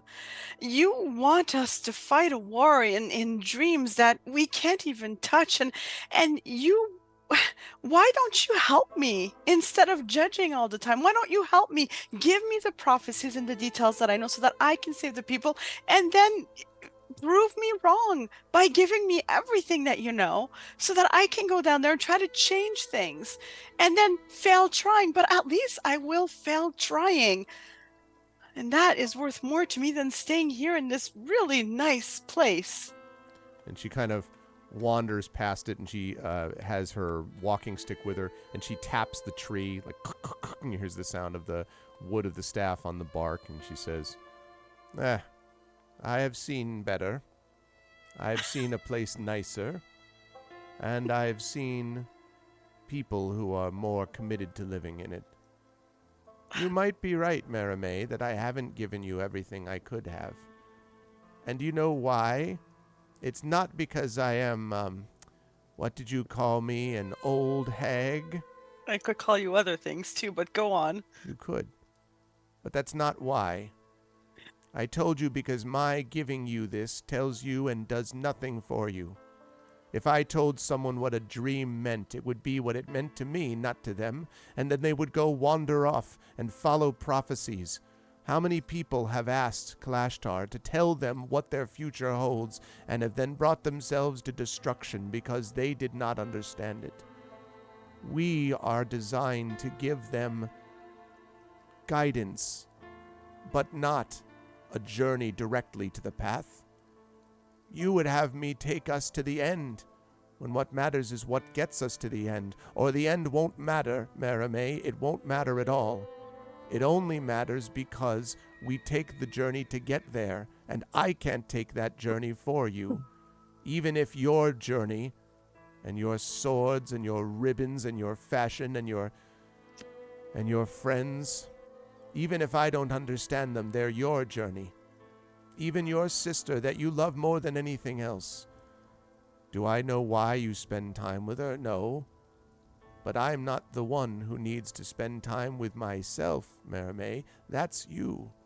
Only you know what matters to you. What I want you to do, she holds out her walking staff. She doesn't poke you in the chest, but she like in your direction. What I want you to do is start thinking about the implications of your actions. I want you to stop thinking reality, the world you know, is the only one that matters. This, she kind of holds her arms up to the sky. This world is where truth can be found if you can figure out the meaning of it to you. But you can't do that if you spend your time doing nothing but stabbing people and wearing ribbons to pretend you're happy about it. And she lowers her stick. Do you know what I like about, perhaps not the stabbing, but about the ribbons? There's a simplicity to them in their weave. Every piece of thread was created by hands. Every color was selected by someone. Every weave leads somewhere, and together they build that ribbon. It keeps me grounded, and maybe you're right. Maybe I do need to explore the Kalashtar a little bit more. Maybe I need to embrace my own powers more, my inheritance, but I can't do that if all that I do is so that I can float away in the dreams. You know what I see when I see you alone floating in your little hut with all of your smoke and incense, which, by the way, reeks? It makes me sad because you have nothing and no one and nothing that you love enough to stay in the world. And that makes me sad for you. Just like I imagine I make you sad because I don't want to be a part of the dreams, but maybe we can both try a little bit harder to find a midpoint so that we can be of use to both worlds and to ourselves. Is that so much to ask for? And she kind of she gazes at you steadily, and then without responding, she takes her walking stick and she lifts it to the side of the tree trunk. And on it, she draws, somehow coming from the staff, a swath of blue. And she paints the side blue. And then she taps it, and the blue is vanished. And she says, "Now I've given you something to work with, something to think about going forward. What happens when what I just did happens?" And then she comes next to you and she whispers, "Now, you probably should get back. And you're wrong about me, you know. I do love something. I have always loved the people that have been with me. I love you. I help them by sending you." And then you are, come out of that a little bit, lying in this, and you do not feel great, Merame. Your clothes are ripped and torn. Your body is sort of like, but you can, as you sort of your eyes open, you kind of, maybe roll your head around a bit, you can see that Nisiana is working to go from person to person. Tantin is working on Spanner. Alarian is over next to Nisiana, lifting bodies of former captives, as Rowan is doing as well. And there is just a fading image, I would say, in your vision for just a moment of blue being erased from the side of the tree trunk. And then you are here. Okay. I will I will probably grunt. I'll kind of reach down and then find, I imagine my sword is not too far, but was cast a little bit aside as I went flying. I'll find that and grab it and sheath it and slowly stand up, stretch, and then I'll go towards Nisiana, and wordlessly I will just collect her in my arms and hug her. I will say, as soon as she started moving, Nisiana's, her shoulders and everything she kind of drop, and like her heart on. She's like, okay. And then she hugs her. Are you okay? I'm okay. Are you okay? I'm okay. You got anything sticking out of you that I need to fix? Nothing more than usual, I don't think. You didn't do too bad. Everyone okay? Well, Rowan had almost lost everything, but he's okay now. He's pretty wily. He bounces back. And then now I'm basically looking over the people we've rescued. Are they alive? So I would say that the ones that you got outside the gate, which were, I think, 5 of them, if I'm not mistaken, there were a few that got left behind. The ones you got outside the gate are barely alive. Your healing has made it so that they were able to recover, but they, for the most part, you know, the one that was more heroic, you may remember, was inside the conclave. The other ones were ones that are not the King's Citadel. You know what I'm saying? They're it's not really their thing. So they were within, you know, moments of death, but your aura of life and your healing to them has made it possible for them to survive. And this now gives me the opportunity to mention, we're going to take a break here in about 5 minutes, but it gives me an opportunity to ask the party what they want to do with the conclave while they are sort of dealing with stuff. As I say, the outer wall is kind of a twisted metal wreck at this point.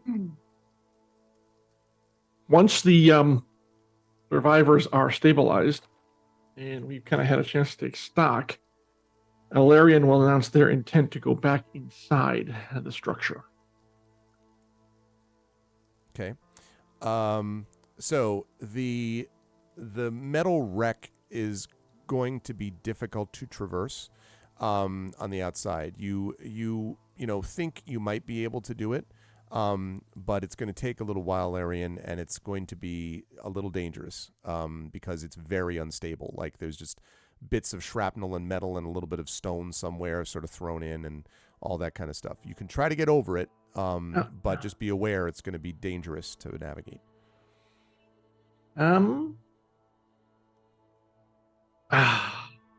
Rowan, you're out of all your higher level spells, correct? Yeah, I'm pretty out of it. Yeah, I so can't spare much for you. Do you have you have fixed no metal you have wreck no spell? yeah, you have no dimension door basically. 'Cause I know you had that spell as a spell, but you don't have access to it right now. I have Misty Step, but that only helps me. Yeah, and that's only like 30 feet. Need something a little more oomph to it. No, but still, I feel the potential gain is worth the risk. And yes, I know it will be hazardous. So that's why they're not asking for volunteers to accompany them. If anyone wishes to, that's up to them. I mean, I do. Want to go back inside? Survivors. Yeah. There are still 2 captives who, while I'm confident at this point that they must be dead, I'm like, might as well do the right thing instead of leaving them inside here. And Laren regards you for a moment and says, that's very noble of you. I'd want someone to do that for me. And I die in worse conditions than this. You almost died in worse conditions than this. well. But true. I can stand closer and scan to see with my mind to see if I can detect any life forms. What's the range on that, Mermaid? Right now I'm at 80 feet. Okay. Okay, I think that's reasonable. Now, okay, let me zoom out if I can on the map. I'm gonna say good luck. That's a big map. Yeah, I know. Zoomed. Okay, I did it. All right, so if you zoom out here, so chat's like, oh my God, the drone is on the top. This is all above it now. Okay, so this is. Oops, sorry. I don't know why I did that. So there's the ping. So why is it doing that? Because roll 20. All right. For some reason, it's not shift pinging, which is annoying. Anyway, I'll deal with that later. But anyway, you see that ping, right? Mm-hmm. Okay. So that right next to you. So you're at the sort of bottom left corner of the wreck of the conclave on the outer wall. Okay. So what I would say is that you're this distance, and each of these are about, I think these are 10 foot That's what you squares, said last 10, 20, time. 30, 40, 50. Yeah. So you might be able to, if you're standing at the edge of the wall, Merame, 10, 20, 30, 40, 50, 60, you might just get inside the inner wall. You know what I mean?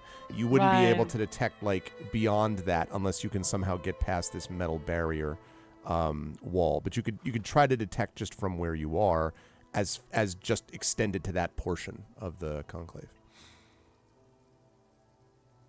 Okay, well I'll kind of get as close as I can to the metal wall and kind of let the others know speaking. I'm not linking telepathically yet, but let them know like I'll get as close at least and just ping telepathically, see if I can sense anyone at least, and if not, then we can decide Okay. if we feel there might be something in there. Important.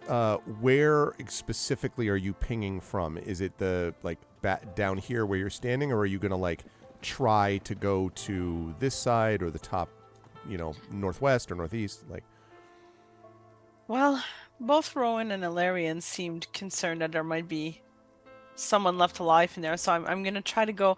I'm gonna try to get as close like as I can to wherever, like whatever would bring me closer, and I don't have a good idea right now of where that would be. Like just the player, I'm sure Mehime would have the idea of where I think I might be able to reach some of where the captives were, right? Because we were kind of all clustered towards one area. So if that's the case, you're probably looking more like this, which is like the sort of the gate that you first entered into and that you escaped from. Okay. That might actually be, that might actually be as close as you're going to get.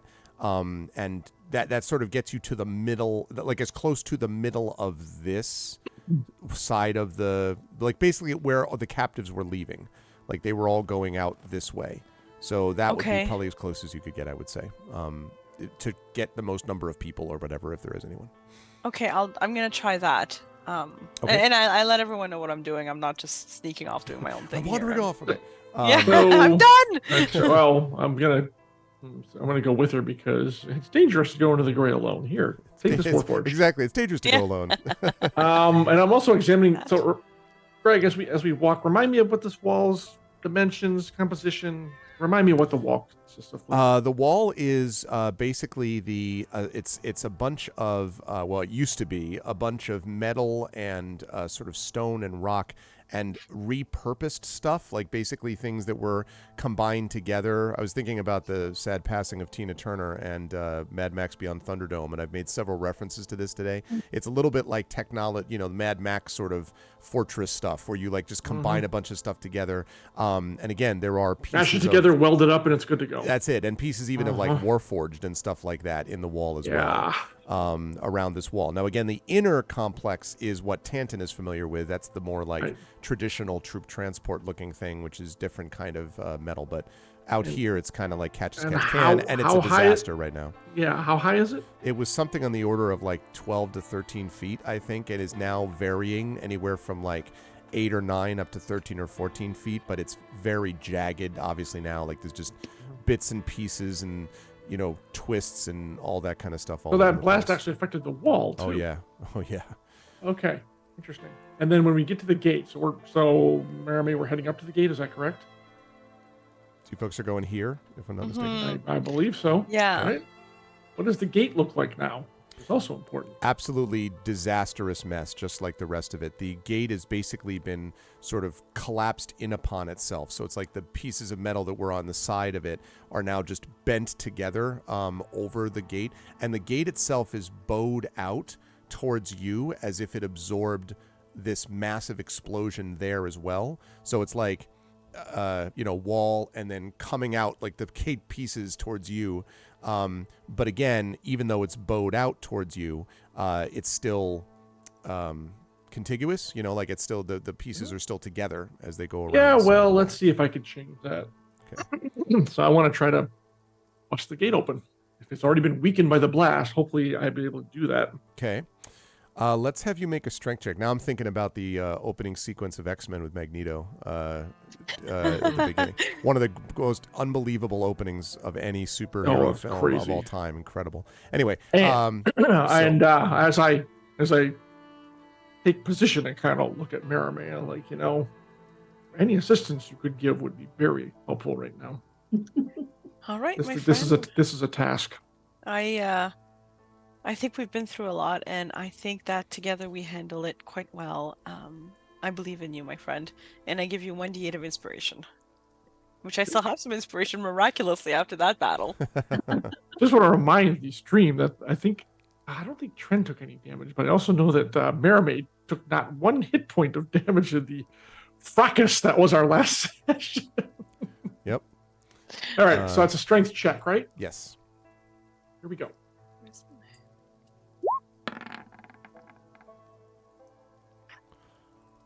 Well, that one game's probably not going to do might want to it. roll that first if you're going to roll it. Well, I might as well just for a chance to try. I don't think it's really going to help very much, unfortunately, but we'll see.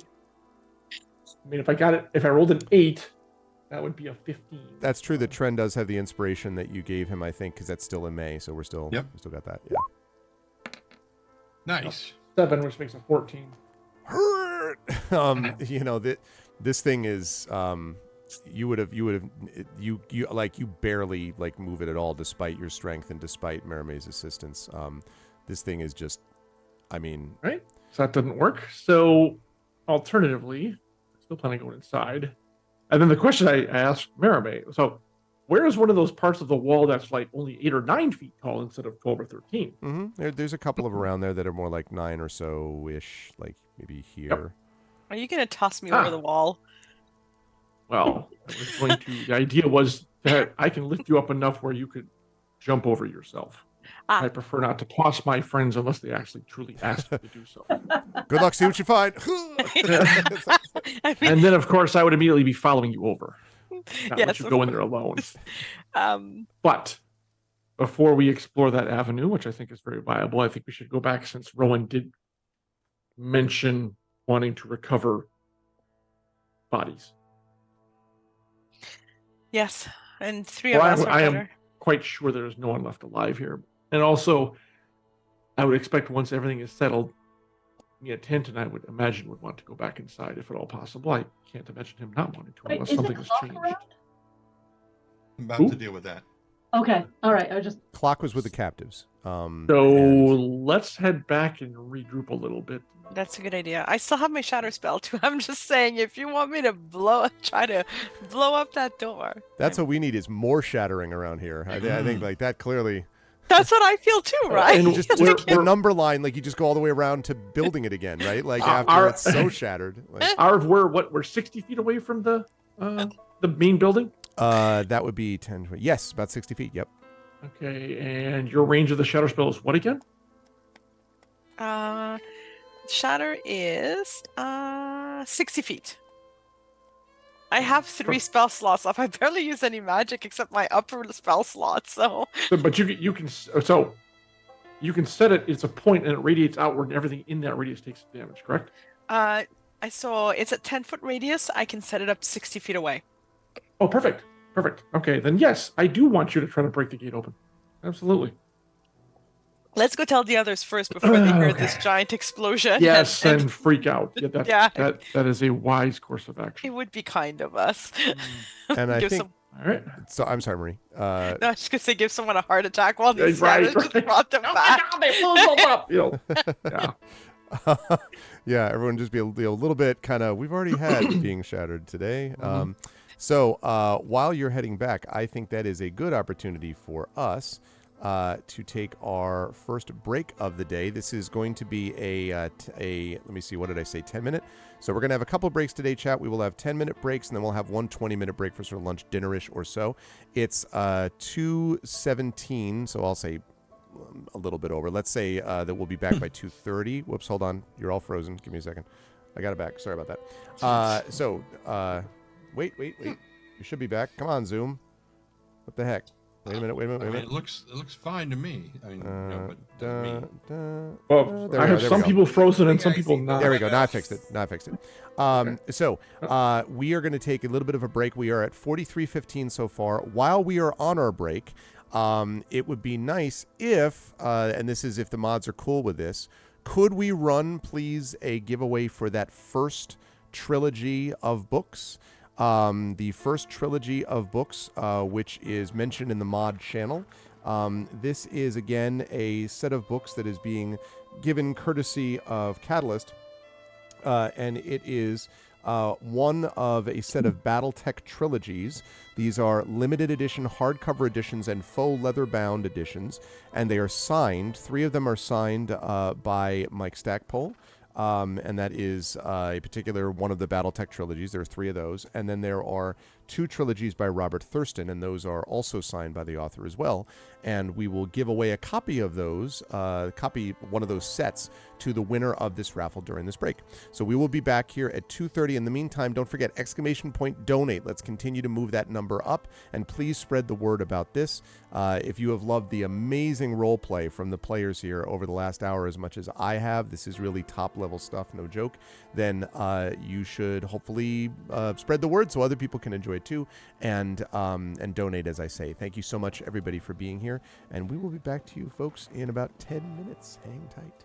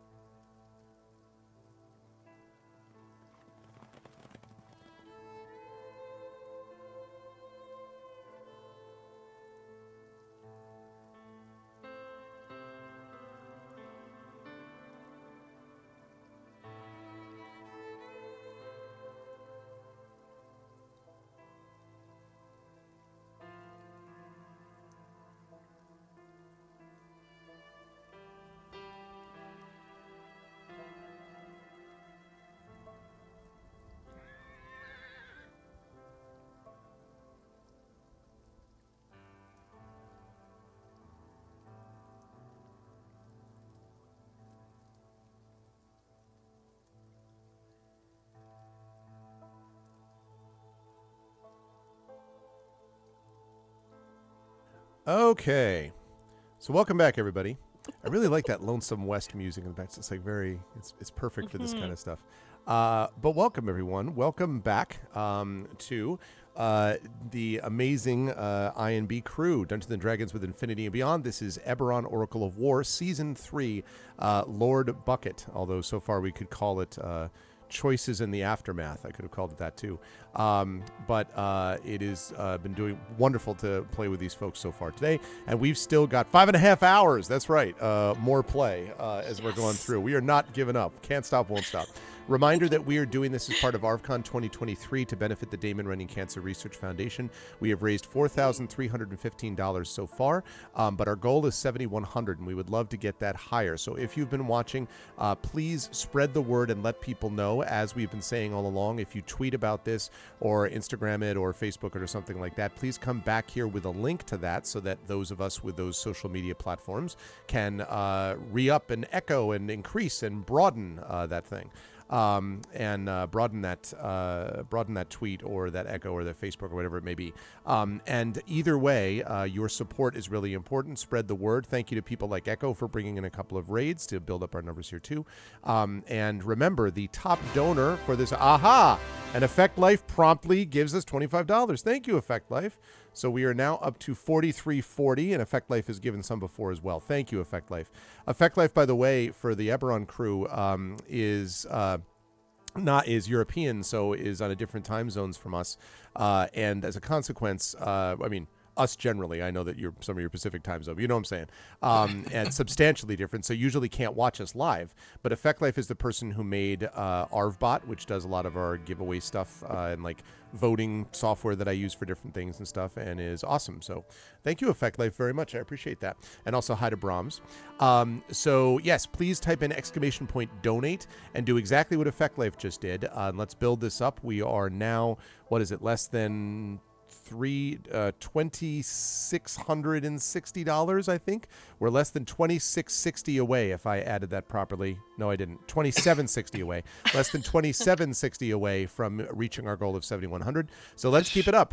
Top donor, remember, gets a Tuckerization and is made into a, what is it, Jen? A what kind of cat?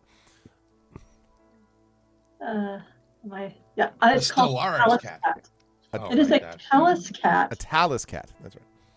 Which is a magical awakened cat in Shadowrun that looks like a tabby cat and becomes an incredibly angry floof, and can project strength and aura into a large cat.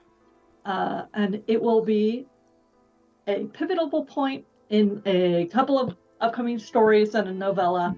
And I will tell you right now, the cat will not die. It will get in danger, maybe. Well, Jonathan Leeds, who is going to be vexed by said cat, may want to strangle said cat, but won't. Because it's Miette's cat. Nice. Yes. I see. Miette has been given this Talus cat without much warning, and then she has John babysit it for her while she's running off to do something. I see. That's pretty funny. So you can get a Tuckerization chat and be made into a Talus cat who is guaranteed not to die, by the way, in case we're curious. Guaranteed, straight from the author. So you can get that, and that will be to the top donor during this event, which has been going on for about 2.5 hours now.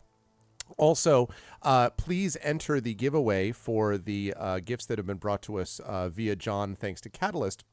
And that is one of the trilogies that is hardbound, limited edition, and faux leather bound as well, from the two authors, which are Mike Stackpole and Robert Thurston, I believe. And those two sets of trilogies, we are auctioning off one of them. I don't know which one it is, or we're raffling off one of them. So please enter. There's 5 people entered for that trilogy right now. Please enter before we end it, and we'll do another one. I would say just roll maybe like another minute or so, Emily, and then you can close it down. Thank you. And then we'll run the next one of these at the next break. Will be the plan for that. In the meantime, we have lots of discounts in between. Discounts. We have lots of giveaways. Discounts. Buy. We have a lot of giveaways and things like that during the course of the afternoon as we reach different milestones. So let's do that. Sorry, first Tren, then Brandon, then we'll get back to going. Tren, what are you going to say? Sorry, I was reading a Mike Stackpole book. Ah, yes, he says, I see. Yes. I have done the same. Brandon, you said you had something you wanted to bring up about something for this. Right. So a thing emerged in my brain last night, and then I forgot to mention it to anybody in any of the mods, and then I was just randomly reminded of it while on break, because I personally am a member of Team Chaos. I love Chaos very much in these circumstances, and I had the brilliant idea, specifically that, well, first of all, there is a thing that I made. If anybody has never encountered this thing before, it's called "Can You Send My Tentacle?" It's amazing. It's on the bookcase over there. It is amazing. It's decent. It's a kind of cool book. But yes, I wanted to not only give away a copy of Tentacle, but I keep forgetting that there's another thing that I'm working on. This guy, his name is Gregory Wilson. I'm not sure if anybody's That ever guy? heard of him. Oh my No. God! Why bring him into this chat? Jeez. Yeah, he wrote this book called Grey Shade, and it has a tie-in RPG that I'm working on. It's gonna be decent. But we're still doing things for that as we speak, and some of that will include naming characters for some setting stuff that will come up very soon. I'm like, I've never Tuckerized the thing before. I'd like to do the thing that Jen's doing. It'll make me feel like I'm actually contributing to the thing. So I had this particularly silly idea, and it mildly depends on whether it's possible for the mods to be able to check when donations have come in specifically for this stream. I might be able to check that. Right. Then you will help me in this regard, because specifically, after we have met or crossed specifically the milestone 4567.89. I was just thinking that was going to be what you asked. Okay, all right, yeah. I would like to give away not only a copy of Can You Sign My Tentacle, but a Tuckerization of a world-building based character in the Grey Shade RPG to one person who, during this stream, up until that point, has donated specifically a chaos number. As in, your number has to be an odd number in order for it to be eligible for this. I see. So it has to be a chaos number. Okay. Well, I can. And promptly, Mad Eye Marauder, I see, donates 20, which means we have team order is what we got there. He's just like, look, screw what your logic is. I'm going to do this. Thank you very much. Thank you so much, Mad Eye Marauder. Actually, so we're at 4360. So I can actually see what each donation is. So we need, so technically someone who gave, what is this? It has to be 4, 5, 6, 7, 8, 9. So it'd have to be like, oh God. $207 and 89 cents. Yeah.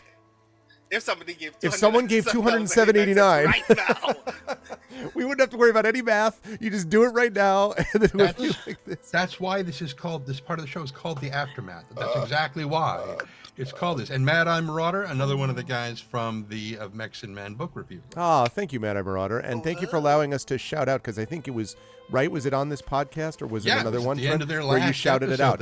Yeah. So thank you for doing that, and it really does make a difference. And yeah, thank God for Tiltify too, because Tiltify lets me see every donation and the amount of it, so I can actually see the people who hit this crazy idea that Brandon just had, which is an excellent idea.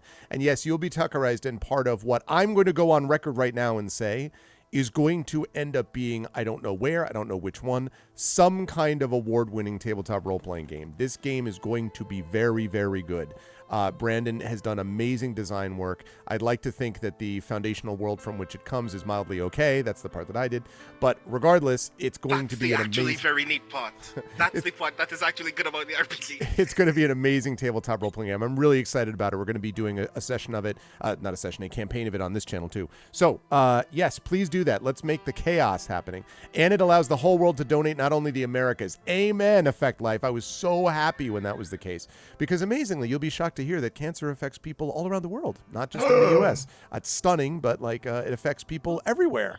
From Trinidad to France to Australia Mars. to the Belgian Congo to everywhere else in the world. Okay, like everywhere.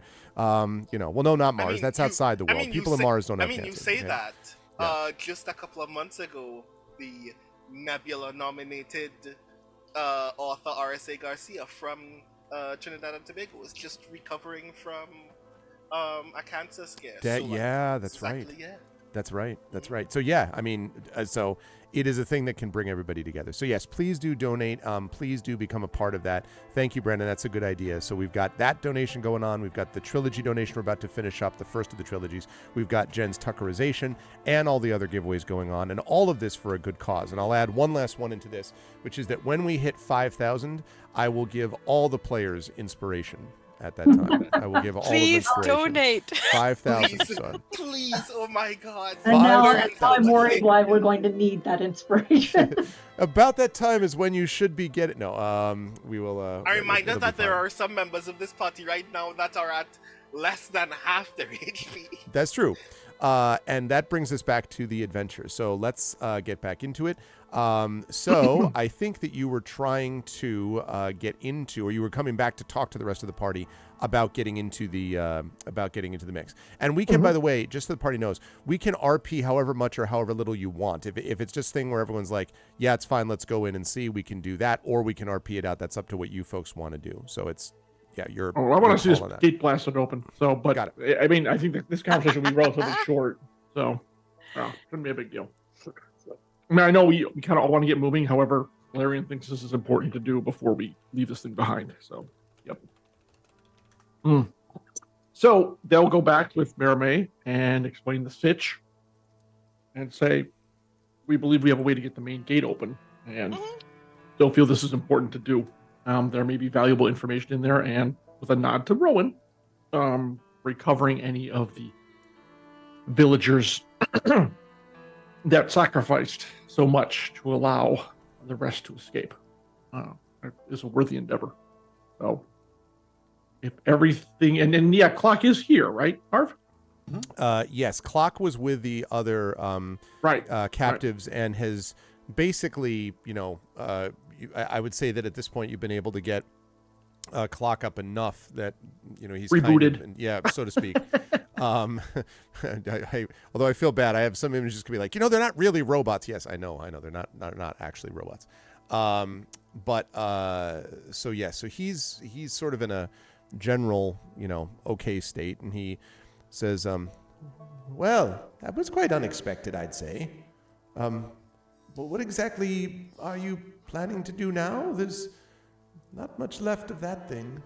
And he kind of pauses, looking up, and says, I have to say, I didn't expect that Reeve would do that. I suppose I should have. I should have realized he was always committed. But in any case, I didn't know that it would take it to this extreme. He kind of looks that over. detonation was his. He triggered it.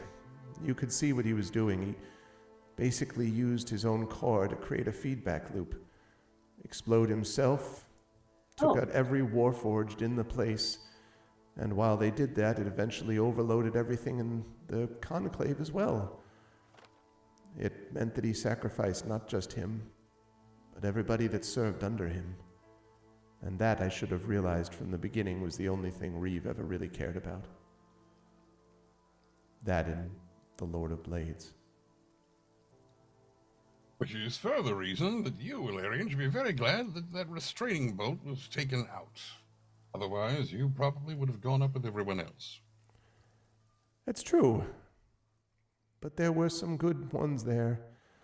And anyone who was a member of the Parliament of Gears, they're gone now. How will we know what is left? This was only a fraction of what the Lord of Blades has at his command, We'll simply have to make contact with others. Speaking of the restraining bolt, Locke, you created those, correct? Unfortunately, I had no choice, you see. I do not doubt your constraints in making them, but I would like you to work, having experienced it firsthand, it is the effects are most unpleasant. I would like, if you're going to be with us for a while, you would work with me at Tanton on giving him a schematic of how that exactly it operates, so we can come up with a way to nullify it. I do not wish anyone to be under the effects of those for any longer than necessary, and a device that would allow us to remove it quickly would be extremely useful. Oh, I'll certainly do that. I should say that since it was my creation, it wasn't something that the Lord of Blades had spread to his others yet. So far, it was mostly kept to Captain Reeve and those on the Conclave, but if reverse engineering it could be of any help to you, I'm happy to speak to Tanton about it. Exactly. Sure, that would be fine. We have several functional bolts to work with, including the one that was taken from your own body. And yes, it's not very pleasant at all. Well, indeed. All right. Who wishes to go with inside? Quick side note on that, just for Tanton, just for you.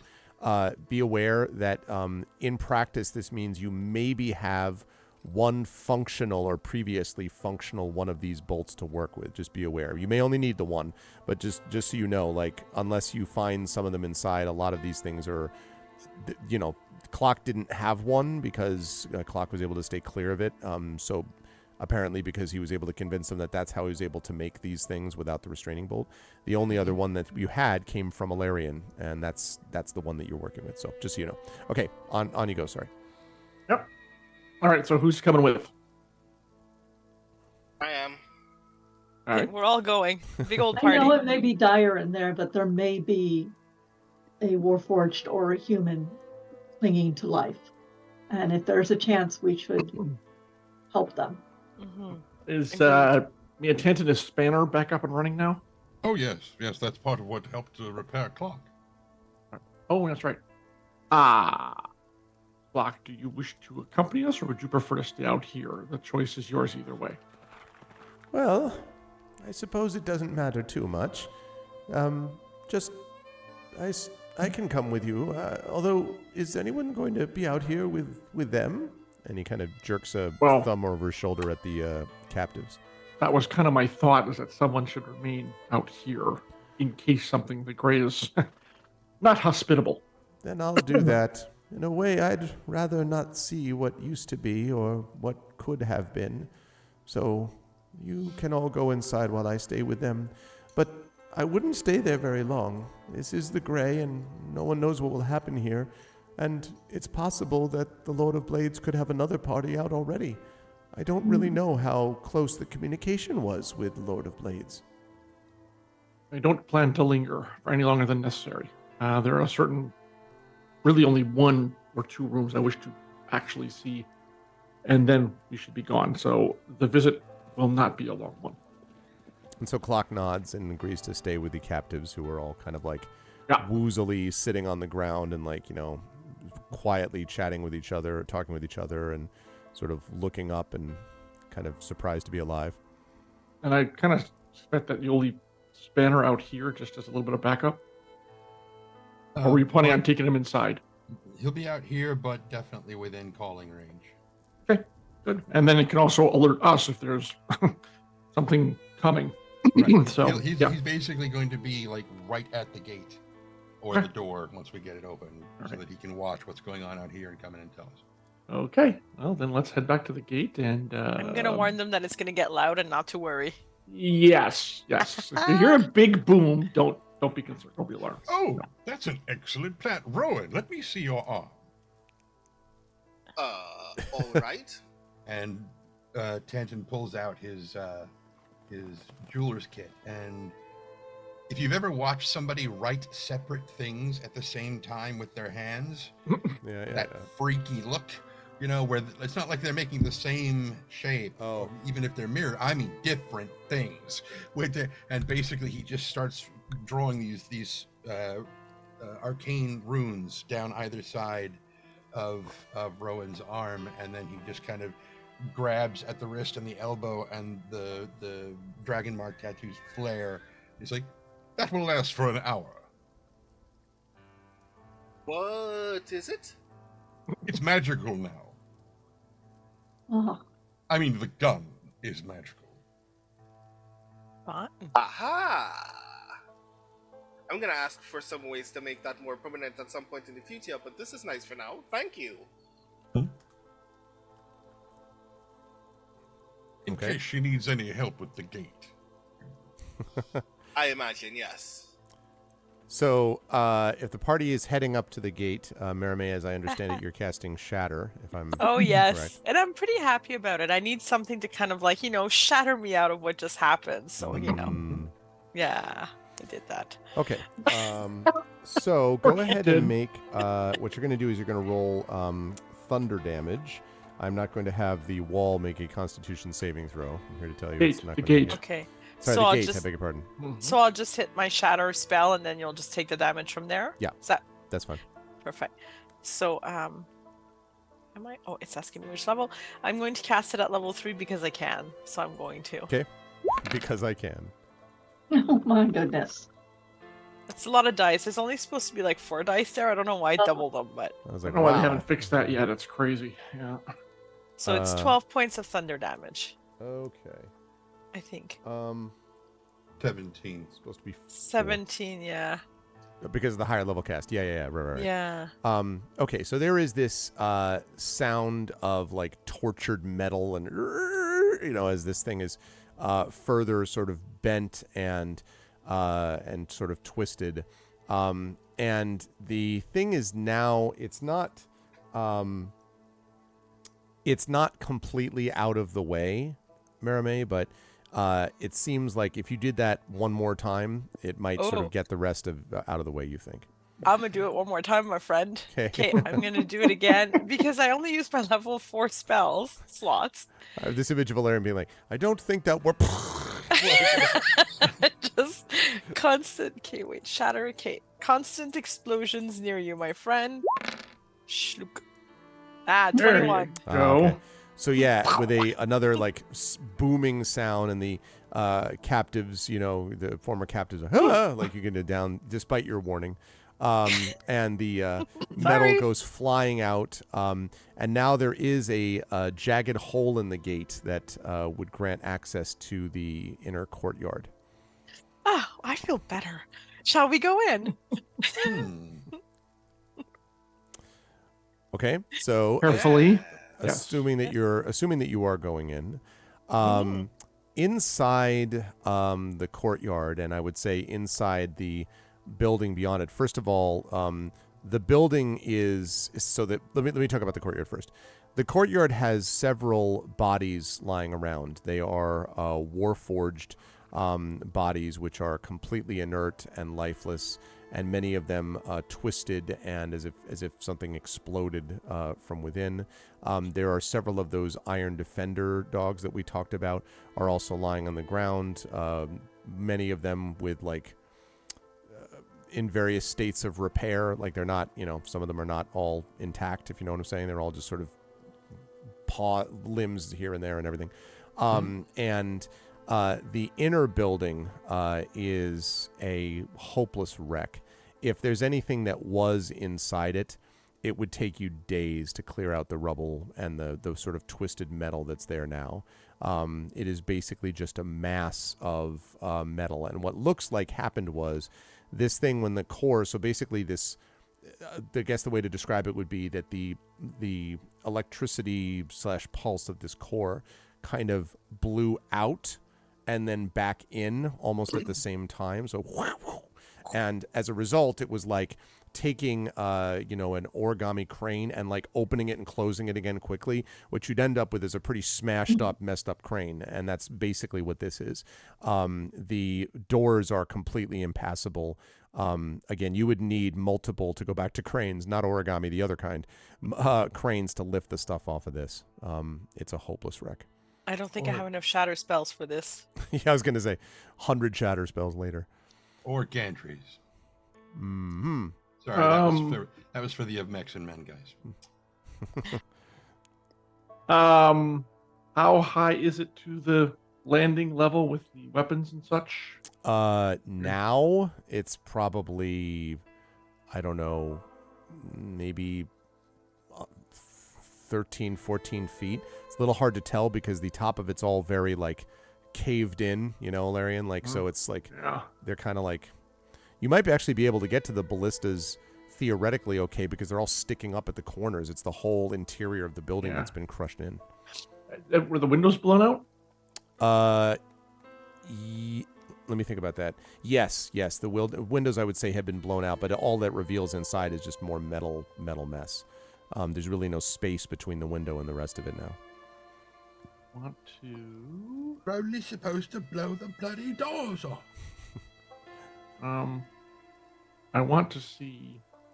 So, Valerian's goal is to make it back up to, at least try to make it back into, what's his face, the captain's quarters. Captain Greaves' quarters. Yeah. And see, because it was on another floor as to where he did the boom boom. Is that the top floor?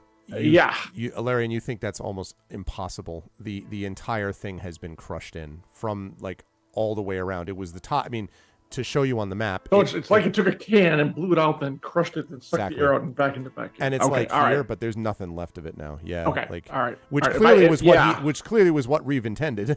Clearly, Reeve was like, I'm going to just take. Yeah. So like head over here. Like from this design, you look like there's no point. Okay. Yep. And the other thing I want to note about that very quickly is for those of you thinking about this long term in terms of this also means that finding anything that would lead you to where the Lord of Blades was going to be essentially impossible, and that may have been the other reason Reeve did what he did. All I have is the look I got at his map in my head. Yes. Pretty much it. That's right. Yep. And I can't sense anyone. You do not sense any life at all here, Mermaid. And Alarian looks at Rowan and says, well, unfortunately, I'm afraid your mission will be not achievable. I am not paying attention to you. I am staring at where the window would have been closest to where those two captives had fought. Yeah. Mm-hmm. That's fair. Panton is going around to various remains of Warforged, any that have even remotely intact shoulder pieces where the bolts are, even if the bolts themselves are not functional, at least some that are intact but not functional, and he's just like cutting away and pulling like multiples of them. I'd say that you might get 2 out of these, Tanton. Like they're not as in good shape as the one taken out of Valerian for obvious reasons, but there are 2 that are sort of, you know, parts. Yeah. That's pretty much it. Yeah. All right. Well, I mean, we tried, and there's nothing more to do here, so Larry is ready to move on. But they go over and kind of, since seeing that Rowan didn't hear them, they kind of go over and gently place a hand on his shoulder. And say, there's nothing more we can do here. We should be going. We have to tend to the living. Yeah. Sure. I guess we should continue then. Yeah. Give Tanton a few more minutes to finish up his sweep. And when he's ready, then we'll all head back out. We should unless anyone has anything else to do here. No, we can get the poor captives somewhere where they can get fully rested, and we can get ourselves out of the gray. Happy New Hour. Sorry, go ahead. It is. Yay! Yeah, it is still a long trek, and they're not much condition to. Yeah. And we have challenges still ahead of us. Yeah, we can all use some rest. Arv, speaking of, well, it's probably not going to matter, so never mind. All right. So with that, I think the group is leaving the wreck of the Citadel, or whatever that's supposed to be. Crucible. Conclave. Yes. Whatever. C word. Some C word. Yep. Okay. So, exactly, Runo. Start the new hour off right by hitting some milestones. Agreed. There's no better time than the present. Let's do that. Oh, show. Okay. So, there's a funny, there's one little funny line from the adventure that I thought I'd share with all of you because I think it's amusing, which is, if the characters took possession of the conclave, they steer it triumphantly back to salvation. Yeah, well, that there will be no triumphant. How in God's transition. name would they ever manage that? Yeah, pretty much very unlikely, I would say. That was Stanton's plan, but Yeah, well. So the return to salvation itself more or less happens without too much incident. It takes place over the course of a little over a day. During this time, I would say that you folks are able to get, at the very least, a short rest. Although as we begin, this next portion of the adventure, you will essentially be able to be restored to health, as we'll talk about in just a moment. And when you get back to Salvation and you get back to the war room in the Argonth to basically report to Captain Iranic, who you may remember is the one who originally sent you on this deal, he is very excited at your return and says, "Well, congratulations, my friends. So the Lord of Blades is behind these raids. I'd long suspected he wasn't real, a warforged boogeyman and nothing more. But the truth is far from ideal. It's another enemy on our doorstep that we can ill afford. And it almost cost all of you your lives and the captives you saved." And the captain walks over to the brass table map that you may remember he had in his room and says, "I wonder how close to our borders this Lord of Blades base is. Razor Crag, they called it, because Clark had told you that Razor Crag is the name of the Lord of Blades base. A worrying development for sure." And then he looks up. "And who is it that you still haven't found this dwarven artificer you went looking for, have you?" not yet. Nope. Before you, and so as you answer that, Big Bara, you may remember the larger, appears in the doorway and, voice. "Apologies for interrupting, Captain, but there's been a worrying development. General Tyresh has arrived early." And Captain Iranic looks down at the table and sighs heavily, which is going to lead us to Lord Bucket. So, a couple of notes for the characters to consider while we transition to that. First of all, the characters are now officially level 9. Some of this I know you'll be able to do for next session, but, certain things we'll be able to do as well. You folks are back up to full hit points, and I understand your hit points are going to change, based on rolls that you make. Also, everyone who did not have one has a hero point now, but you don't get more hero points than one, so they don't stack. So if you have one, you just still have one. Meanie, but yes. Yeah. And then Alarian, your Aegis armor is now functional again. So you can now, I'm putting it at 34, but I understand that will change too. It will, yes, it will. And then Spanner, you'll have to tell me if that changes, Tanton. I don't remember if is that part of your hit point total or something? Mm-hmm. So, yeah, okay. He is now at 52 hit points. 52 out of 52. Lovely. Okay. So I also put all of those in Discord. So Right. oh, cool.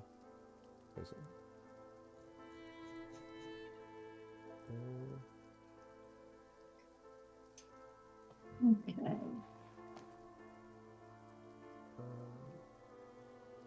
because our proficiency modifier goes up, his bonuses on several of his abilities and saving throws go up as well. Okay. Oh, holy crap. It was. Oh, that's nice. Yay. What? Where? What just Skills bonuses go up because proficiency bonuses happened? increased. Oh. including That for is Spanner. nice, eh? Yeah. I have to say, the one thing I think that is a weakness of this D&D system is unless you take the feat, I think people should be allowed to gain new spells with points, like int points every level. I really don't like that it's so tied with feats. Where did you put that? this That in? really bothers me. Where'd you put this in Discord, Trent? Did you say? It's in our the thing where Group you chat. usually say not on your Discord. The scheduling chat. Oh, I see it. Yes, there it is. Okay. Yeah, I was like, I remembered seeing it, but I'm like, where the hell was it? Yes, okay, now I have it. Lovely. Okay, so as you folks are looking at things, Okay, so we will, +4. you can tell me over time. And when you're ready to roll hit points, definitely you should let me know when either roll or take hit points, like whatever you're going to do. I'm going to go ahead and roll, and that's a D8. I get +2 for Constitution, +2 for toughness. Correct. So I'm going I'm just going to roll because I have to update everything online. Okay. So 8 points. Okay. Oh, give me. Oh boy, I'm going to go back to Corvair. It's been a while since we've been on this map. Like some old tokens. Okay, there we go. Tiny. All right. I am also going to roll. Well, my hit points. And I need to bring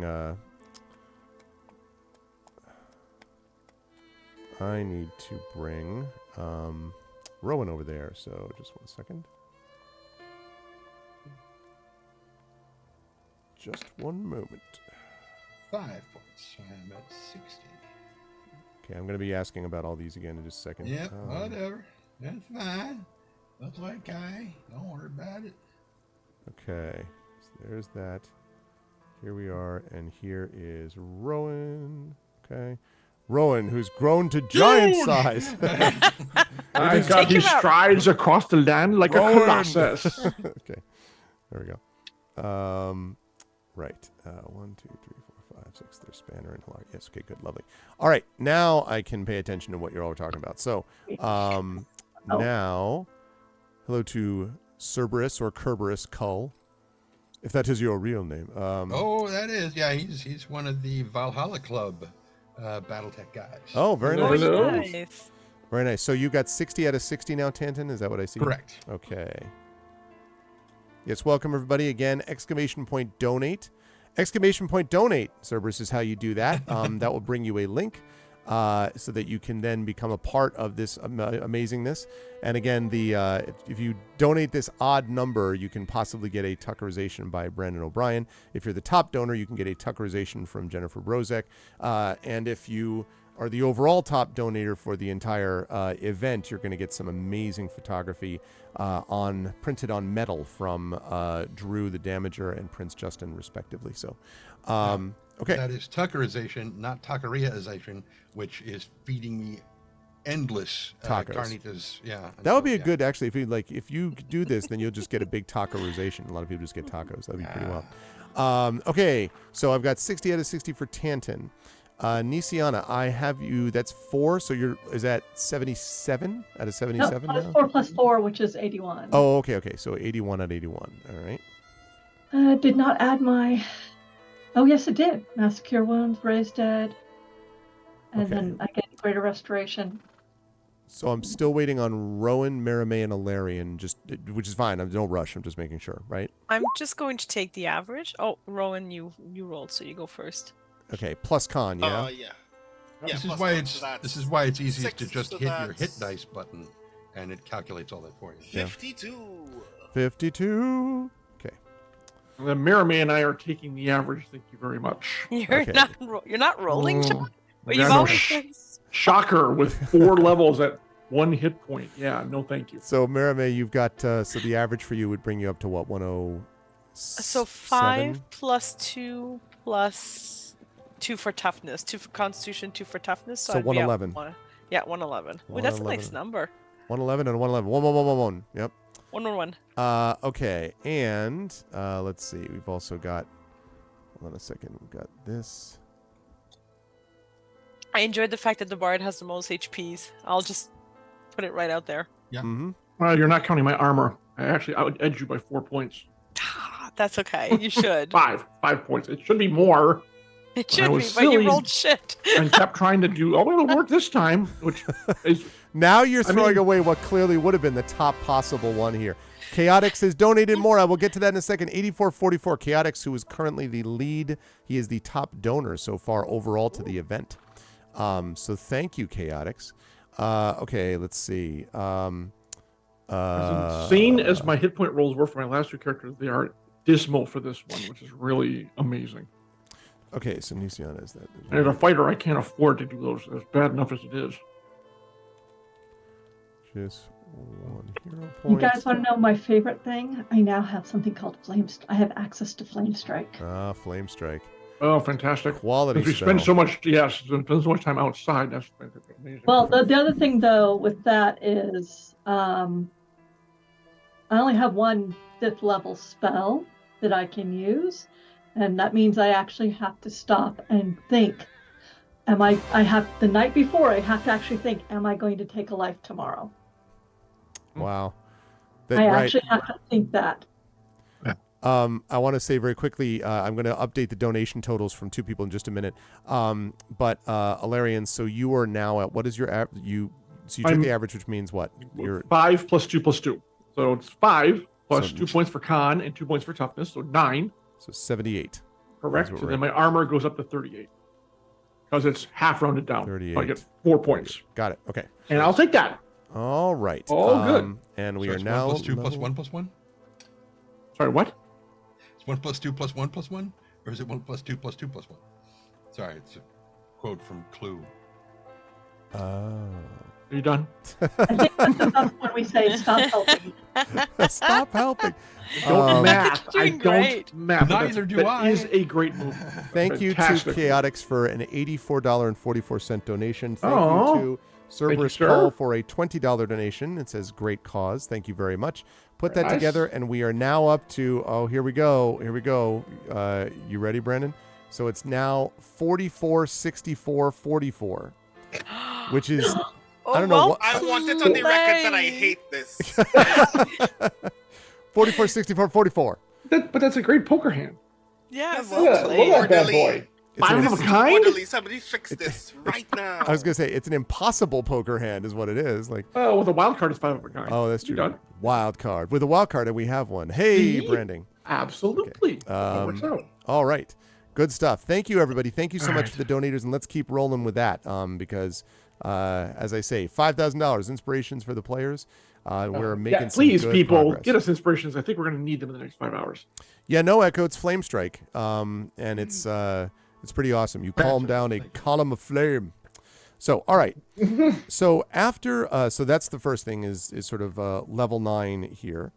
And I want to just have the party double check. Take a look at your legacy events. Now, for those of you who don't know what this is, in this campaign, Oracle of War, there's a special additional thing called legacy events that after certain sections of the adventure, there is a legacy event that can occur sometimes more than one that has implications for later in the campaign. So I want to ask, do any of you have the legacy event of Wing and a Prayer? No. No, it's not on the list. Okay. So, well, I should have actually probably. I mean, we've got Stay of Execution, Yep. Maker's Mark, Arsenio, Mark of the Sphinx, Flamewind's Favor, Beard Braid, which Yep. I can't quite remember. That's That about was the way back at the Artificer. mall. It's I about the got Artificer favored then. for flying. I feel very good about that. Yeah, you have Flamewind's Favor. Don't remind me. Yeah, there was one that was missed. It was Wing and a Prayer Cats everywhere. because it has to do with Sky Blue being alive and in salvation. So that's what I wanted to make sure. I also have Runaway Lovers. Right. Right. Yep. Yes. No, I know about those ones. This is just about Wing and a Prayer. You folks should have that. If I either didn't give it to you but I know for a fact you have it because she is alive and in salvation. So Okay, that is so- Wing and a Prayer. It's called, the legacy event is called Wing and a Prayer. That's right. Wing and a Prayer. And what does it do? All that it does right now, it's just a kind of a, how do I put it, a state, like this is a situation, like the circumstances are this, what are you pointing at? I just saw I rolled on a whim what my hit dice would have been, and it came up a 1. Well, the dice don't believe you now. You already took the average. Obviously, it was going to tell you that. It's just like, Sure. Yeah. That's Nope. The right hilarious. choice was made. The right choice was made. Absolutely. The right choice was decided. Okay. All right. Anyway. So, so it's not really so much. It's just a sort of condition that is met, Jen. So it's that that Sky Blue is, in fact, sometimes it does have mechanical benefits to you too, or sometimes detriments. But in this case, it's just we're just checking to make sure if Sky Blue is alive and is in salvation. And the answer is yes to both. Okay. Yes. Nisiana should remember that her spell refueling ring will recharge at dawn. So if she wants to change the spell around, different third level spell, you should do that. Oh, right. It's got to be a third level spell or Third below. level or lower. Yeah. Yeah. Okay. You're right. I should actually put one of my auras in that. Okay, I will click on it. Okay. And I'm going to hand something out to the players in just a moment. Are they cookies or are they all gone? Nah, they're not cookies, and I wonder why that is. I have cookies downstairs from the husband when he made me gluten-free cookies. I mean, peanut butter cookies. That's a step forward.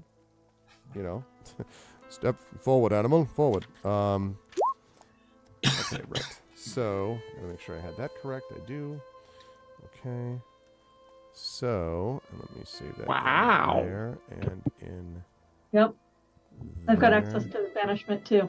And in there. Sometimes I click things just wanting to close the thing that is already open, and I forget what I'm supposed to click. I'm sorry. Yeah, I do that all the time too when I'm trying to figure out how to open and close versus setting it off. Mm-hmm. Okay. So, now I did what I need to do with that, and now I'm going to upload one thing, which is I want to add a handout, which the party is going to have a chance to read. Let's see.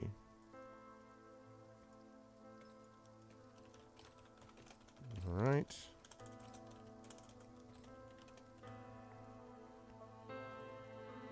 Oh. Okay, and this goes there, here, and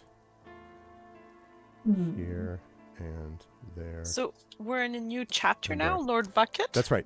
This is a new chapter. Perfect. It's actually part. This is part 9 of the overall adventure, which has 20 parts total, and it is part 2 of 3, I believe, of season 3. So of the Oracle of War. While Arv is preparing, should we take a quick minute to detail kind of what new stuff everyone's gotten? I'm going to have you do that in just a second, Okay. because I have just gotten it ready, and I would like one of you lovely folks, if you wouldn't mind, to be able to read the latest issue, chat, of the Salvation Times. It is issue 19, and it is 1 silver piece to get it. So I'm going to move the map over. Does anyone have a volunteer who would like to read this one? Yeah, I can do it. Okay. Thank you, Marie, if you would be so kind. I'll do at least one article, and then we can split it if we'd like. Yes, exactly. Yeah, Sounds fine. I was thinking Okay. So I will take the Hunt for Lord of Blades begins. Okay. Last night, one of our own esteemed salvage crews returned from the Mournland with compelling evidence that Warforged raiders loyal to Lord of the Blades are mustering in the Grey. Brellish forces stationed on board ArvCon have raised the stakes in recent days, offering coin for any lead to the hideout of this crazed metal zealot. Word on the camps is that General Koral Tarash is keen to prove his stripes here on the border and would like nothing less than to return to Rote with the Lord of Blades as his prisoner. Stories about the Lord of Blades hideouts are swirling across the outpost. Some say he seized Metrol, while others swear he roams the Grey on board a giant metal centipede bristling with arcane artillery. Whatever is the truth, he has a fight on his hands now ArvCon has arrived. Even at diminished operational strength, the fortress is surely the jewel in the crown of Brelan's military. With Salvation's finest to bolster her forces, we say to the Lord of Blades, bring it on. Now notice there's an asterisk there, and the asterisk leads to a note which says, these advertisements were funded by the Bralish military in accordance with the Press Freedom Act of 962 YK. The Salvation Times asserts no allegiance to Braylon, King Boronel, or other officers of the crown. We remain as ever your fiercely independent voice on the border. Just wanted to note that. Okay, that's funny. That's freaking hilarious. Journalistic integrity does not exist in this time period. Cool. No. Well, hey, they gotta be funded somehow, and I doubt Salvation Rose got a lot of money to fund a paper. Mm-hmm. I will go next. I'm gonna read the Emerald Enclave one, but I'm gonna do it in the style of a 1930s newscaster. So here we go. Yes. Emerald Enclave still active. As more acts of necromantic terrorism spread fear across Breland, Inquisitives have arrived in Salvation to investigate the recent attack on our settlement. Nobody's saying it aloud, but the question is plain. Are there traitors still here who aided Erulin Karnak in her devious plot to destroy us? And if so, what are they planning next? As ever, this publication will keep you in the know. Started to sound a little Edward G. Robinson there. It's like, That was the as ever, exact- this that was- publication will keep you in the That know. was the Meh. point. That was the point, yeah. Absolutely. Good stuff. Okay. All right. So Who's got? I'll do the next. Yeah. Salvage bases prosper on border. Dozens of crews have now established themselves in bases along the border, creating a thriving, competitive market for salvage brokers. There may be no law here, but we make our own peace. So far, the crews have enough treasure to reap from the ruins of Sire without coming into conflict with one another. Long may this peace reign. Narrator voice. It was unlikely. Until the next day, yeah. All right. Tren or Jen, you want? Do you want the final ad at the bottom? I was gonna say, do you want a Rochambeau? Just give it to Tren for it, instead of Rochambeau. Yeah. Yeah. Okay. Anyway, so do I go with Braylon needs you, or would you like to know more? Scan the QR code to find out how. I'm doing my part. God, that movie. Anyway, actual military scientist. Thank you, Doogie. Anyway, That movie was hilarious. yes, it was. Even the part where the kids were stomping on living cockroaches in the movie, and yet they still had the gall to put no animals were harmed during this making this film. Apparently, cockroaches are not animals. Cockroaches don't have a good lobbying group. Let's be honest. Well, the ones that the kids actually stepped on were frozen; they weren't alive. Anyway, whatever. So then they weren't harmed. Exactly, they're already dead. Right, exactly. Anyway, Braylon needs you.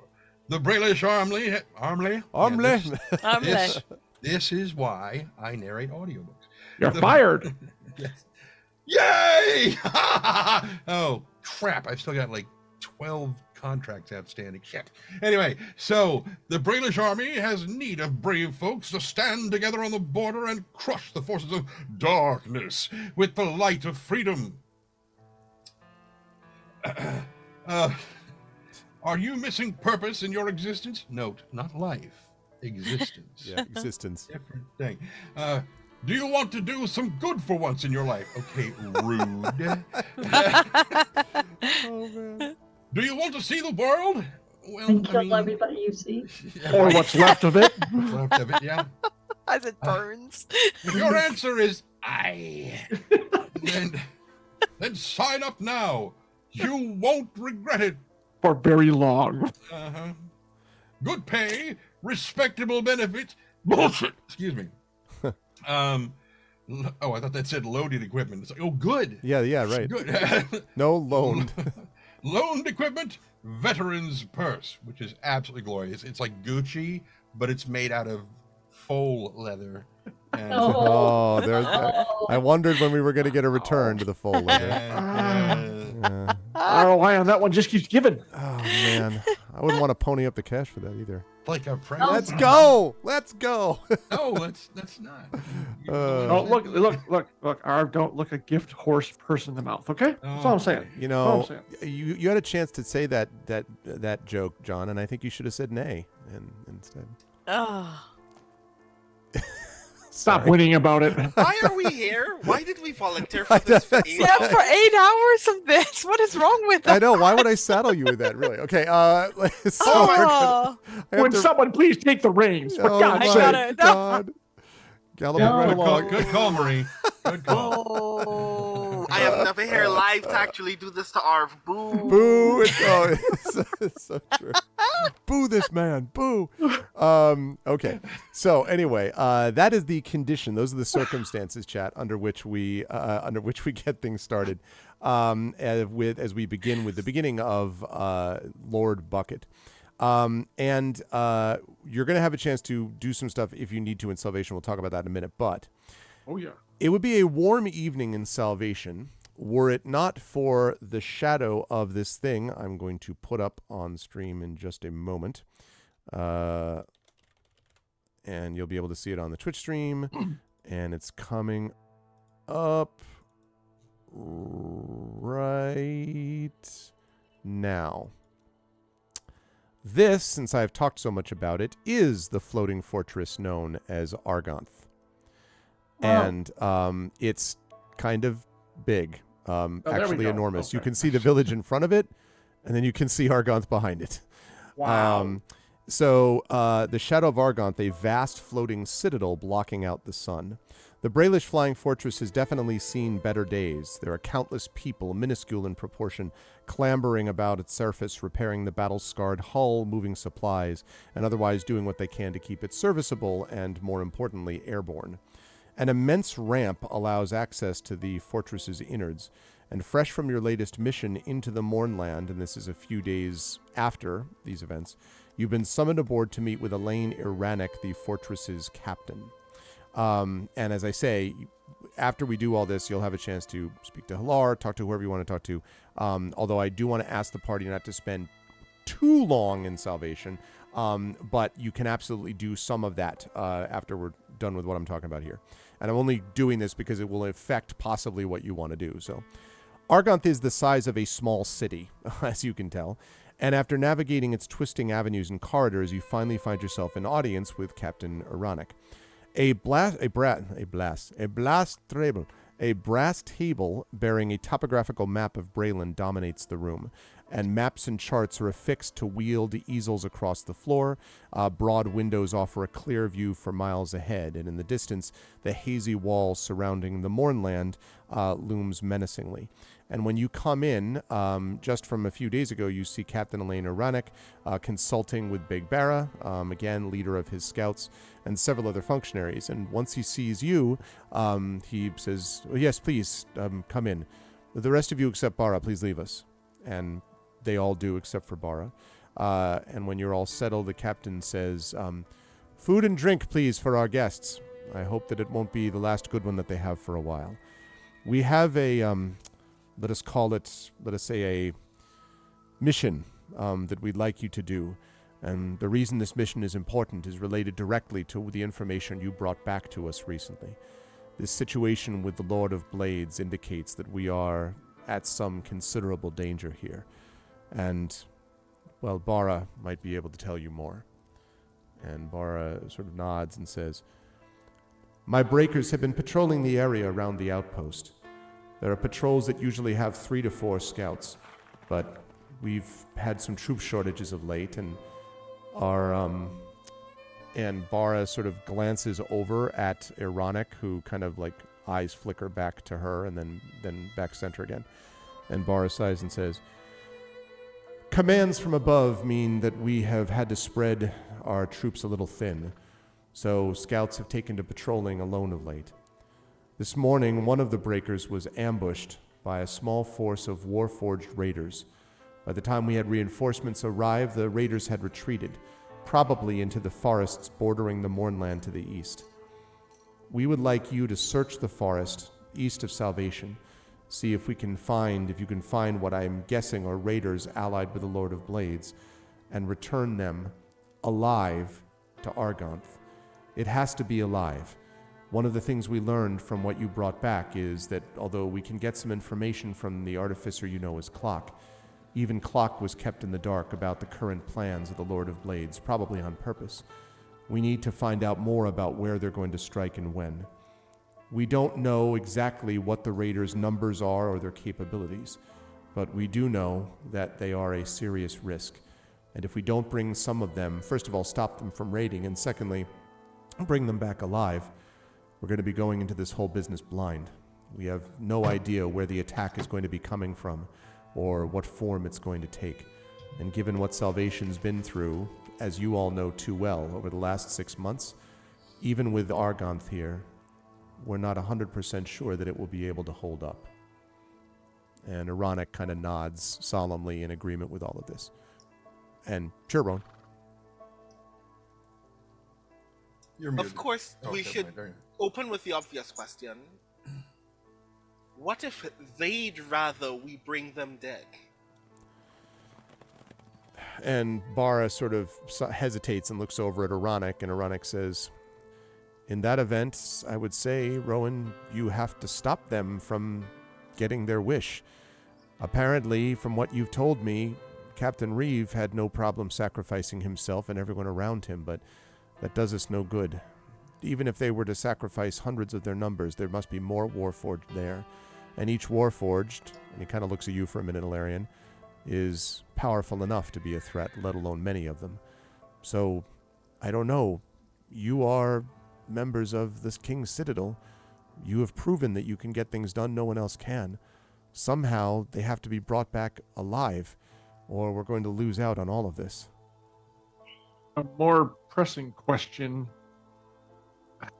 We brought back the main artificer for the conclave, a massive, not quite as massive as this, but a massive outpost guided by a ruthless leader with 60 Warforged. Yes. Why do you think capturing raiders is going to glean any valuable information whatsoever? They'll be just as much in the dark. If Clock can't tell you things, the grunts are going to be able to tell you even less. I'm not saying it's not worthy to stop them from doing it. And I'm not out to slaughter them. I'm just saying the intelligence you think you're going to gain from them may be much less than you think. I don't think that's true. From the way that Clock has described it himself, Reeve kept him in the dark about a number of the Lord of Blades' plans. I don't think they ever fully trusted Clock. Remember, he didn't have a restraining bolt on him that you said affected even you, Ilarion. And from everything we can tell, Clock, because of all the knowledge he had of the Conclave, would have been dangerous if he had known more about what the Conclave was being used for. So, if we capture these raiders, we ought to at the very least know a more timely set of plans than Clock could provide. I imagine what you folks, he doesn't say folks, I can imagine that what you have done in recent days relating to what happened with the Conclave, if anything, it may suggest that it's forced the Lord of Blades' hand. He may feel that he needs to attack now before we get any stronger or any more capable of resisting. So, the information they have is more timely and possibly more than even Clock could give us. Very well. Yeah, go ahead if anyone has anything else. Before, I'm not going to just dismiss you immediately, but Anyone? not so much. I guess, do you know anything about what they're capable of, or how they may be armed, or No. numbers, or I anything that might help us tactically? I wish we knew more about that. And Bara sort of shakes her head and says, "No, that's sending you into the dark, I know, and we wish we hadn't. My breakers are, well, they're trained not to get caught like this, and they knew that they were walking into a difficult situation. The fact that they got caught anyway means that either they were very stealthy, capable of hiding their numbers, or that they overwhelmed the people that were there as quickly as they could. The only thing we know for sure is that they seem to have retreated to the forests of Mornland, and we can tell from the Argonth that there haven't been anything that has passed from the forest border into the Grey itself. But it's possible they could have gone into secret tunnels underneath the forests. We don't know. That's the problem. And it's one of the reasons why we can't just send troops, because they might not make it." And Ironic says, "Especially now. We can't afford to give up more troops from this side, especially when we don't know what's going to happen to them when they get there. They don't have the training you do, and you are But more we're capable." completely expendable. Got it. And he's like, yeah, exactly. Ilarion does not say that. I was going to say, I had a I feeling may it have wasn't thought quite it, Ilarion to us. however, but yeah. So as they're sort of, as they're kind of like, sort of sighing, collectively about all of this, as this happens, there are raised voices heard outside the hall, and the large double doors are suddenly thrown open, and in walks this person. So, Lord Bucket. Oh, sorry. Did I say that out loud? give me 1 It's second. pronounced bouquet. Right. Lord Bucket, I presume. Okay. So, let me... Okay, that's perfect. All right. Crop that. X that. I'm going to put this on chat as well.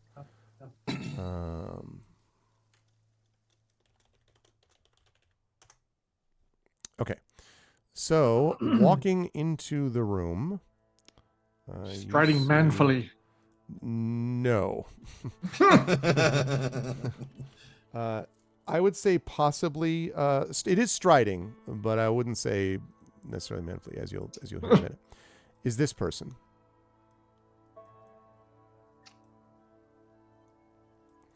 Now, this person is immaculately dressed.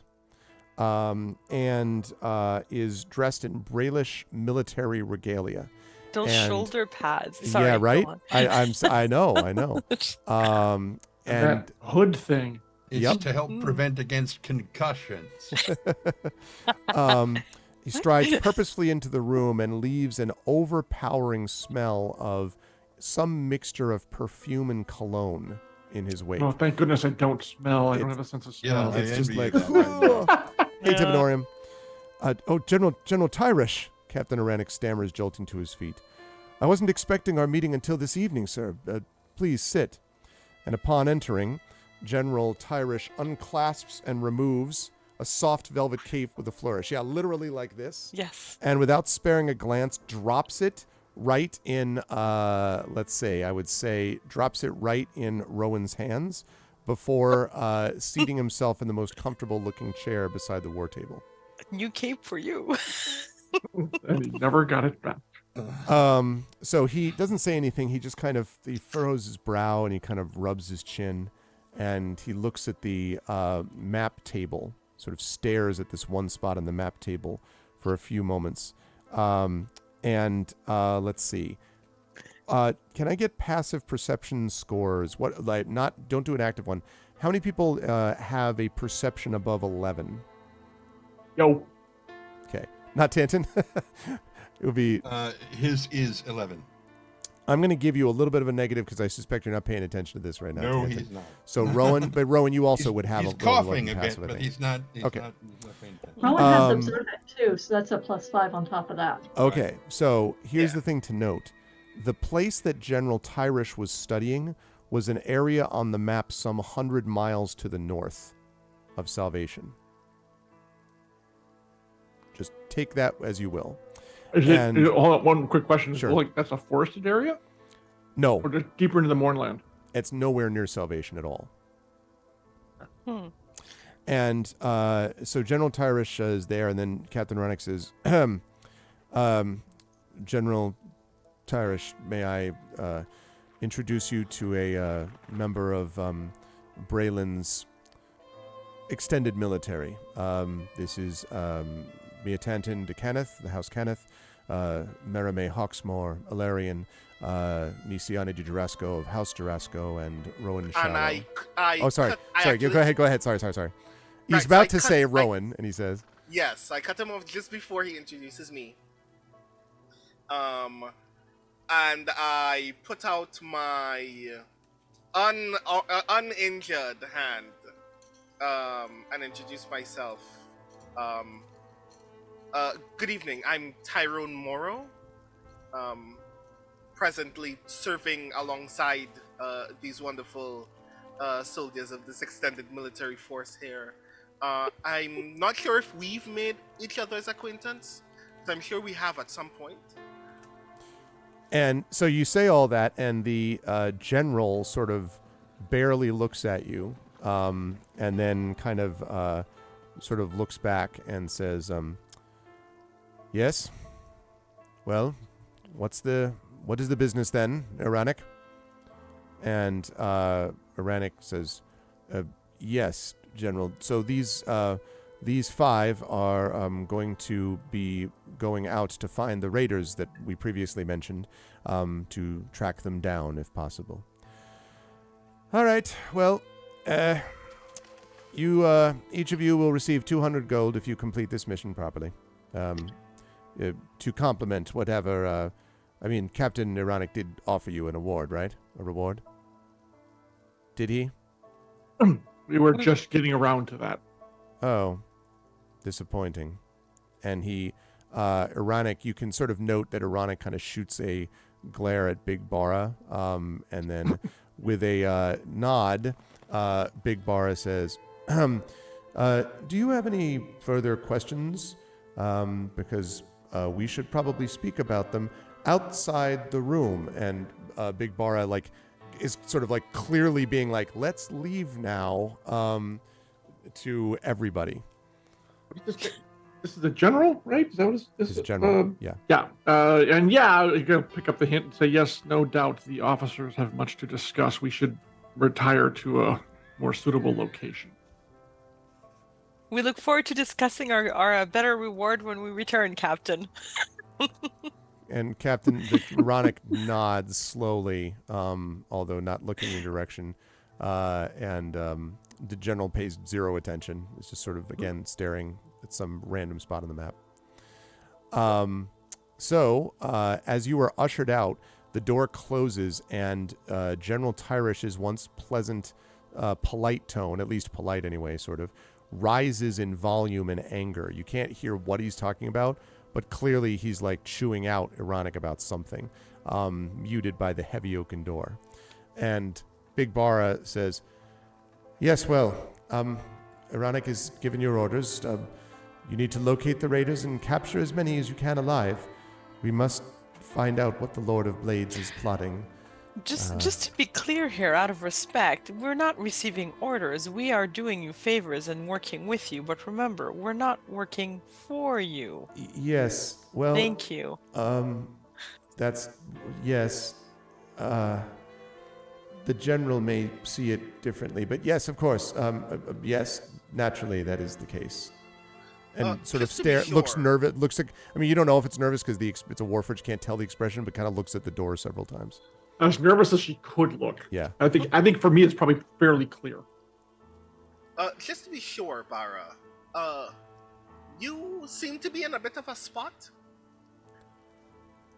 I don't know what you mean. I'm making sure my breakers are okay, that's all. The influx of additional officer material, some of which may, shall we say, not be as effective as your own, I can't remember the rank of the other guy we're talking about. Captain. As your own captain, correct? And again, we are not part of your military, so you feel free to speak freely. And if we are to deal with this general, we need to know as much about him as possible. Perhaps not right outside the door. Given how much he loves his own voice, you will not be able to hear anything you say. Yes, I imagine the diatribe has not stopped since we came out here. No, it's still going. What were you going to say, Rowan? Suffice it to say that we need to make you look good. So you should pay us look good money. Look, I don't have the authority to be able to pay extra. That's up to Ironic. And the reason that we haven't had more money is because our resources are limited. And 200 gold each is not...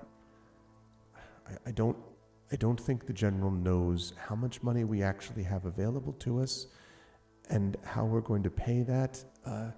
But regardless, the general is a particular individual. If you...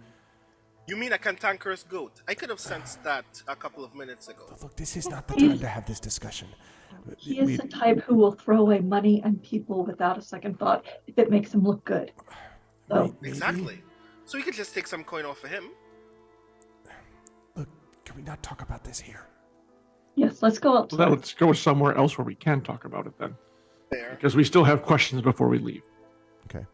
So you go to a somewhat more isolated area of the Fortress ArvCon. And then are given its size, that shouldn't be hard to find. Yeah, I was going to say, down hallway 3, subsect 5, level 2. There's a Jeffries tube we can talk in just down here. No, that's right next to the officer's restroom. Don't go there.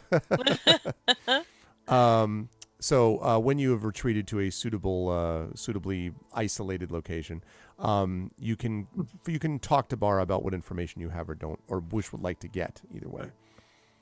Well, we can RP this as much as you want, Arv, but basically, Alarian wants to know everything about the Popinjay. When he got here, what his goals are, what he's planning to do, blah, blah, blah, blah. Whatever he has said to them, we need to know now because it's probably going to impact what we're doing later. So the Bara is, very reluctant to talk about any of this, but the most that you're able to get out of her is basically that that there are some who might see General Tyresh as a kind of a not as invested in the immediate details as you might hope a military leader would be. Oh, he screams social general. Yeah, and has a lot of political protection and a lot of confidence in his own ability despite those circumstances. Obviously, Uranic, leaving aside the whole thing about who you report to, because Merime's quite right, you're the King's Citadel, you're not military of Brayland, although you are working for Brayland ultimately. But having said that, Uranic, I imagine you all felt, never really came across as being like, you must do this. They're like, can you? General Tyresh never talks about cans. It's always like, you will do this. He also has a reputation for being exceedingly harsh, meaning if you just try to play the I defy you game, he is very happy to take a team of 30 guards and arrest you on the spot. He's just, yeah. And that's as much as Bara's willing to say. You imagine that others who were less kind of like senior in the ranks could theoretically say more if they were of a mind to. But again, there's also this kind of culture of silence around this person because, there are issues that can pop up. You do manage to get from Bara, though, that the nickname for this general is Lord Bucket, due to the particular form of clothing that is worn. What article of clothing am I holding again? No. I mean, they would have taken it from you as you left, because otherwise he would have you would not have allowed it to leave the room. It was basically that. He could have tried. Yeah, maybe. I mean, that's so it was. This was a soft velvet cape that you were wearing, which is utterly impractical, incidentally, Rowan, for military purposes. Totally useless, right? Yes, but did it have pockets in it? It did not have pockets. Same in it, thought no. I was having. Oh. Yes. No. Pockets would spoil the line. There's no way he would have pockets in that cloak unless it was magical. This thing puts the capital C in ceremonial. You know what I'm saying? Oof. All right. People like that. Does anyone have anything else to ask, or are we pretty much done here? I look at Rowan. I'm like, Tyrone Morrow? Long story short, when you're in the business of hustling, sometimes you need a name that is a bit more prestigious than your own. To get into certain rooms. Okay. I'm confident I've been in a public space with our very difficult general over here. Can't remember what. I can't believe you'd forgotten seeing him given his sartorial choices. Oh no, yeah, Hey, Tilted. his tone is a great deal more obvious than his clothing, which is saying a great deal about him. Yes? But I'm sure we've been in some circles before. It's not pleasant to be around, but he does have a lot of clout, which is always very useful. So if we do this very well, perhaps some will rub off on us. But I'd actually kind of prefer to stick something in his face. Well, not if we can use him. That's, as you said, if he has connections and if he is of use to us, we should utilize him before sticking anything anywhere. That is a double-edged sword, playing with that kind of politics. Men like him rub me very intensely the wrong way. So you might have to remind me to exercise restraint if embarrassing him becomes an option at any point. Well, I would ask you to think of the greater good first. We're here for the people of Salvation. We're here for the region. Embarrassingly, admittedly, as I said, Popinjay, social general, should be fairly low on our list right now. Bara, by the way, because you're still having this conversation, roughly speaking, with Bara. Yeah. We haven't left yet. Without and Bara kind of reiterates that he is extremely harsh and and an extremely thin skin. So the idea is don't play around. According to Bara, don't play around with this guy. I have faith that it wouldn't be traced back to us. However, the blowback on other people, Bara and Illyrian, points back to the quarters might be severe enough that we couldn't risk it. So before we leave, Illyrian hands Bara a small rolled up piece of paper and says, "This is a map that we worked on while I was in the conclave. I got a glimpse of a map that Captain Green Reeve. As Reeve. Reeve, reeving yeah. the- I like Bream better, a small sardine. That's much more evocative.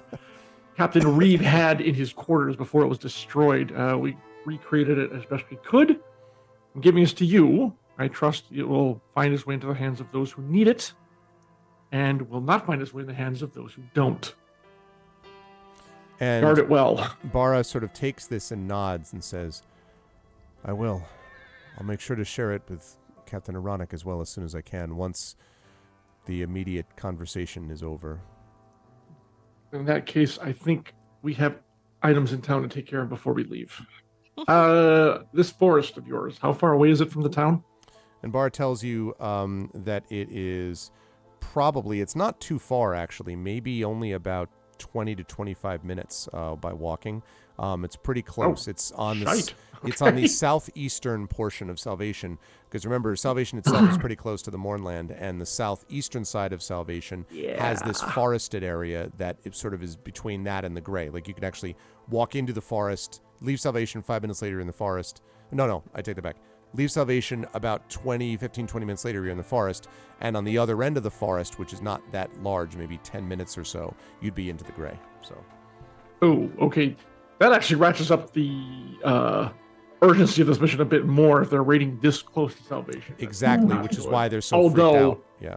Although the warship, whatever the hell this thing is, this monstrosity is called, would be, I think, enough of a deterrent that even they wouldn't be crazy enough to try anything. However, even so, that shows some nuts. Yep. Artificial nuts all the same, but nuts.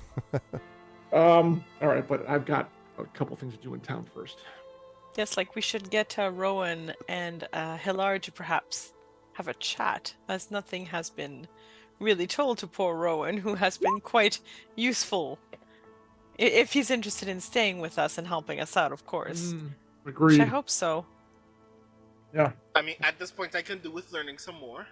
I think it would only be fair. Information is power as well. So, yep. I'd And like you to ask an idle question. By the way, we're heading out of the ship unless anyone has anything else to talk Okay. about. Big Sounds good. Bertha, And yes, idle questions. Is there a printery in Salvation? There is. It's the same one that actually prints the Salvation Times that you just wrote or read. I turn to Illyrian as we're walking out, and I go, how good is your memory, friend? It is decent. It is not eidectic, if that's what you're asking, but I retain things for, I like to think, longer than the average. Why? I trust. I've noticed your artistic skill is also particularly astute. Oh, I was asking if you could... they shake their head. That was all Mirame. I just described what I saw, and she's the one who sketched it out. That's... crayons and a toddler is probably more my artistic skill. I have 2 gold pieces each for you if you can do me an idle favor. You don't need to pay just to ask. Oh, you don't need your money. I am curious, though. The captive that we lost in the conclave. I think it would only be fair to... Yes, 2 of both them. Yes. I think it would only be fair to memorialize at least one. To let folks know who may have missed them before they were captured, that they fought valiantly in the work to destroy that conclave. I think your idea is sound, and I think both of them actually, to give closure to anyone who might have known either. So I agree. Agreed. I've been working on a song as well that's almost complete, and I've worked them in there from your description as well, so it can be a multimedia presentation. Did you want some sort of image to show to the people of the town? Is that what you're going after? Portraits of them both, so I can print some flyers. Okay. Well then, yeah, actually, honestly, out of game, I think Rowan got a better look at them than I did because he was closer. So I think you working with Mirame directly would definitely be the way to go. I didn't even see them, so. Right. Exactly. I saw them and I can give you the image. Perfect. True. Okay, there you go. Perfect, we can all work But I together. absolutely agree. If if the printer requires payment for printing up whatever you need to make, I'll take care of it. In fact, I appreciate he actually gives Rowan, if you're going to do this mission yourself, he gives him 5 gold. Just there, whatever, use that. It should be more than enough for them. And fine. Thank you. Thank you. I appreciate you seeing this through. I don't think I'm needed. I assume, Maramé, are you taking Rowan to Halar Bracel now? I think it would be advisable at this point for Rowan's own, to be fair to Rowan, that you get a chat, but it depends. Nisiana, what did you want to do? Did you want to go talk to Halar now? Or I don't know what everybody is doing, but...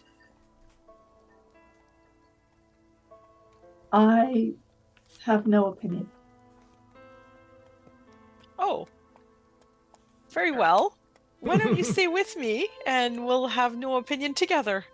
And we'll talk about that no opinion later. Somebody needs to make sure Mia Tanton doesn't wander off. I whistle at Tantin. Nope. You're gonna have to steer him if you want him. I go and lift his head up from what he's currently looking at. You have anything you need to procure in town? Oh, the darker mustard would be lovely, thank you. Not dark? a sandwich. There was Dark? No, there was discussion of food a few moments ago, wasn't there? I distinctly heard someone say, "Bring food for." Oh, we're long. You do realize we're outside the ship now, right? No. Yes. Of course we are. Valerian looks at Maramé and Nisiana as perhaps he should stay with you. Perhaps Halar can get something delivered from the tavern or something. Oh, I need a breastplate. Yes. I don't think the tavern has that. He can come with. What are you thinking of doing though? Perhaps come with us too, Valerian, and we can all... I've got some people I need to see in town. I mean, I'm going to see the sheriff, and I'm still trying to contact. I don't need to keep the secret. I'm trying to contact Zodor Tarav, who seems to have disappeared, and I need to know why. We left him here pretty much in place to oversee things, and now he is gone, and that is, quite frankly, unacceptable to me, and not part of our agreement. He's gone part of, from what you can see, perhaps talking to someone else about where he's been or what has been happening first. Assumptions are not good. Well, that's why I'm trying to reach out to him, but he has been singularly unresponsive to my overtures. So I'm hoping our new sheriff, as a note installed by me, will have more information. Yes. No. So that is my plan, but it's not necessary, I don't think, for everyone to come. And so we split up. You guys get Rowan situated, and he has my full vote to keep joining us, assuming he wants to. I'll go take care of this, hopefully, and we'll meet back at Halar Brazel's quarters in, like, I don't know, an hour. All right, sounds good. All right. Very well. This makes sense to me, I guess. All right. Yeah, I mean, Hilar will probably want to talk. I ping Nisiana just one-on-one, and I'm like, Hilar will probably want to talk to Rowan one-on-one, which means we can leave Tren and Tenton in the room with them. But perhaps Nice. maybe you and I will take a little walk, Nisiana, if you're feeling up to it. Sure. Okay. Sounds good. Okay, so we have got, if I'm not mistaken, we have Nisiana and Maramé talking. We have Alarian going to Visit Sheriff Wist. Visit Sheriff Wist, yep. Mm-hmm. And then we have Rowan and Tanton. I'm sorry, where are both of you going? I'm gonna shepherd Tanton to the printery first, Okay. and then as I get those flyers done, I'm just gonna go around like random pillars nearby and just like staple on these large posters. Essentially, I've done flyers of each of them individually with headers that say "Pay honor to this child of salvation," and the body text essentially describes that this person and one of their allies were single-handedly responsible for destroying a conclave, the conclave in Wigray. Okay. All right. I am going to probably start with that. I did realize as I was looking over this that I was stiffing you accidentally some things that you get, so I apologize. Couple of legacy events to remember that you receive from Oracle of War. The first is that you have a legacy event, all of you, called Bested Captain Reeve. And what that means is hell yeah. You fought Captain Reeve of the 1st Mobile Division and lived to tell the tale. Once per adventure in the Oracle of War campaign, one of you, no, not all of you, one of you can use this legacy event to gain advantage on an intimidation or persuasion check made to interact with a Warforged.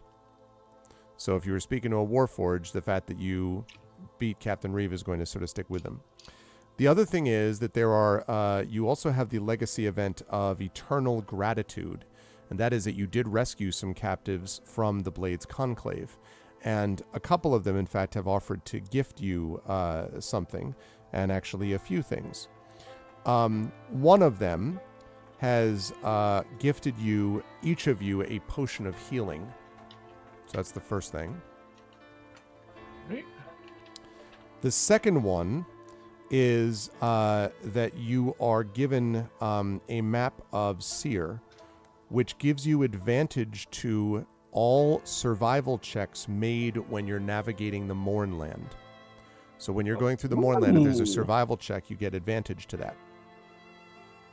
Sweet. Only survival checks, you know. And the last one that I have a feeling all of you will probably like is that one of the ones that you rescued, I think I had mentioned, had done work in blacksmithing. Turns out it wasn't quite blacksmithing. They actually are a little more refined than that. It's silversmithing. And so they offer to silver one of the weapons of your choice for each of you. What does silvering do in terms of game mechanic? So there are some creatures that can only be hit by silvered weapons That's or true. are more affected by silvered weapons.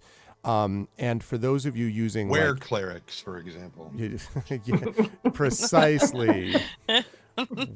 Were-bat clerics in particular. But yes, and so can silver one of your weapons or up to 20 pieces of ammunition.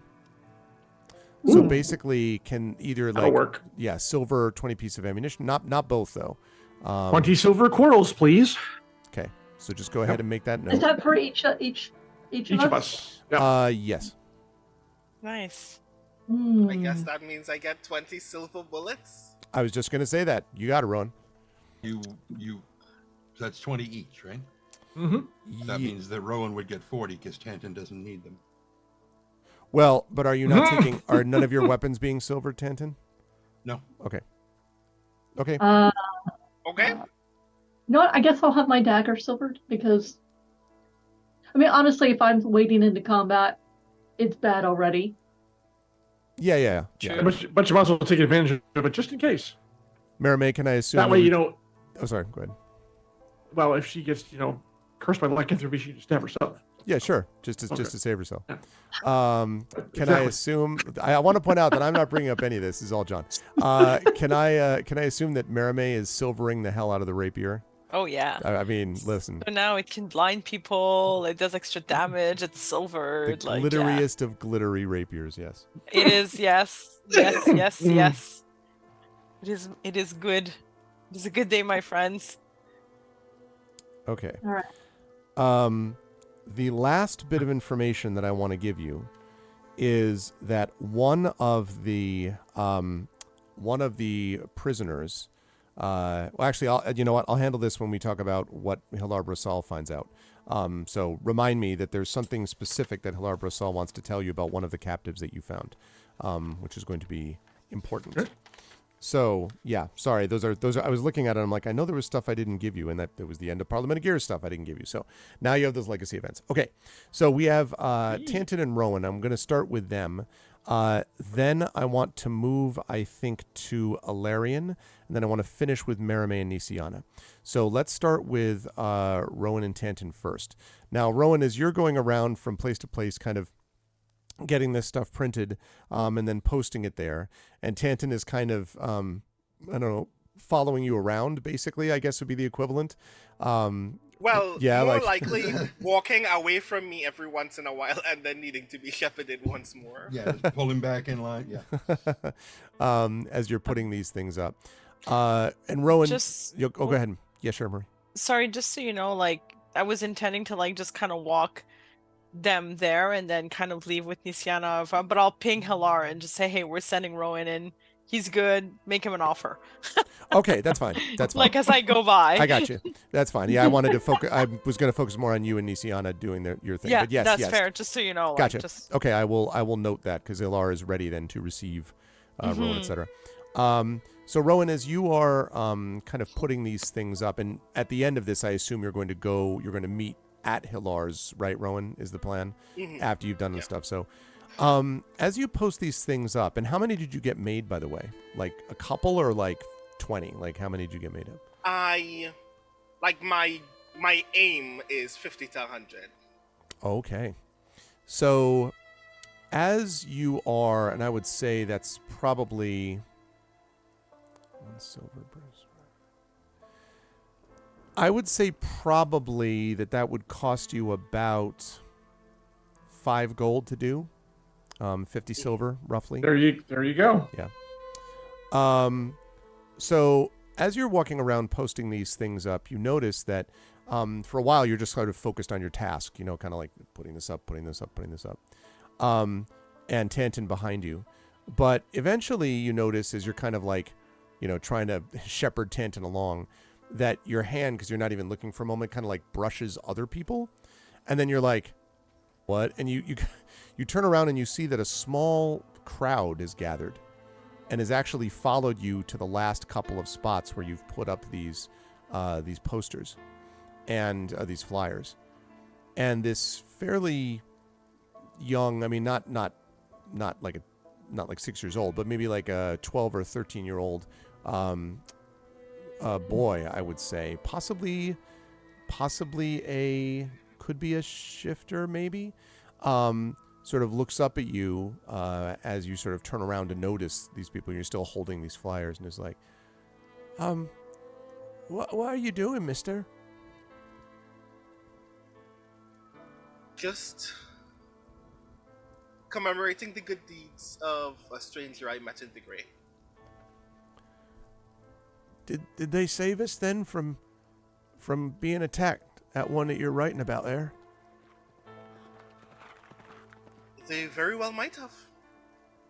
They were previously captives of a massive vessel hiding in the Grey and fought for their freedom and died, destroying several warforged in their wake. How did you see this? I was there. And the boy sort of nods solemnly, and he says, sir, if you don't want it's all right, but well, me and some friends, and he kind of like nods back at a couple people in the crowd, and then nothing happens, and then like kind of more fiercely jerks his head, and a couple of kids looking younger than him come out, and he says, we could put these up some places for you, sir. I mean, you might not find all the places that people are. I like that very much. And I hand him the remaining half of the sheets that I still have. Okay. And one of the young girl actually points at Tanton and is like, "What is he doing?" And the one is like, "Shh, don't bother." But was directing that to you, Rowan, but even though they were immediately hushed. This is my friend Mia Tanton, who is a very talented artificer and sometimes gets distracted in his work, but that's just how talented Mia Tanton is. And the girl's eyes get very wide, and she's like, "An artificer? What does that stuff do?" And kind of like, all kinds of stuff.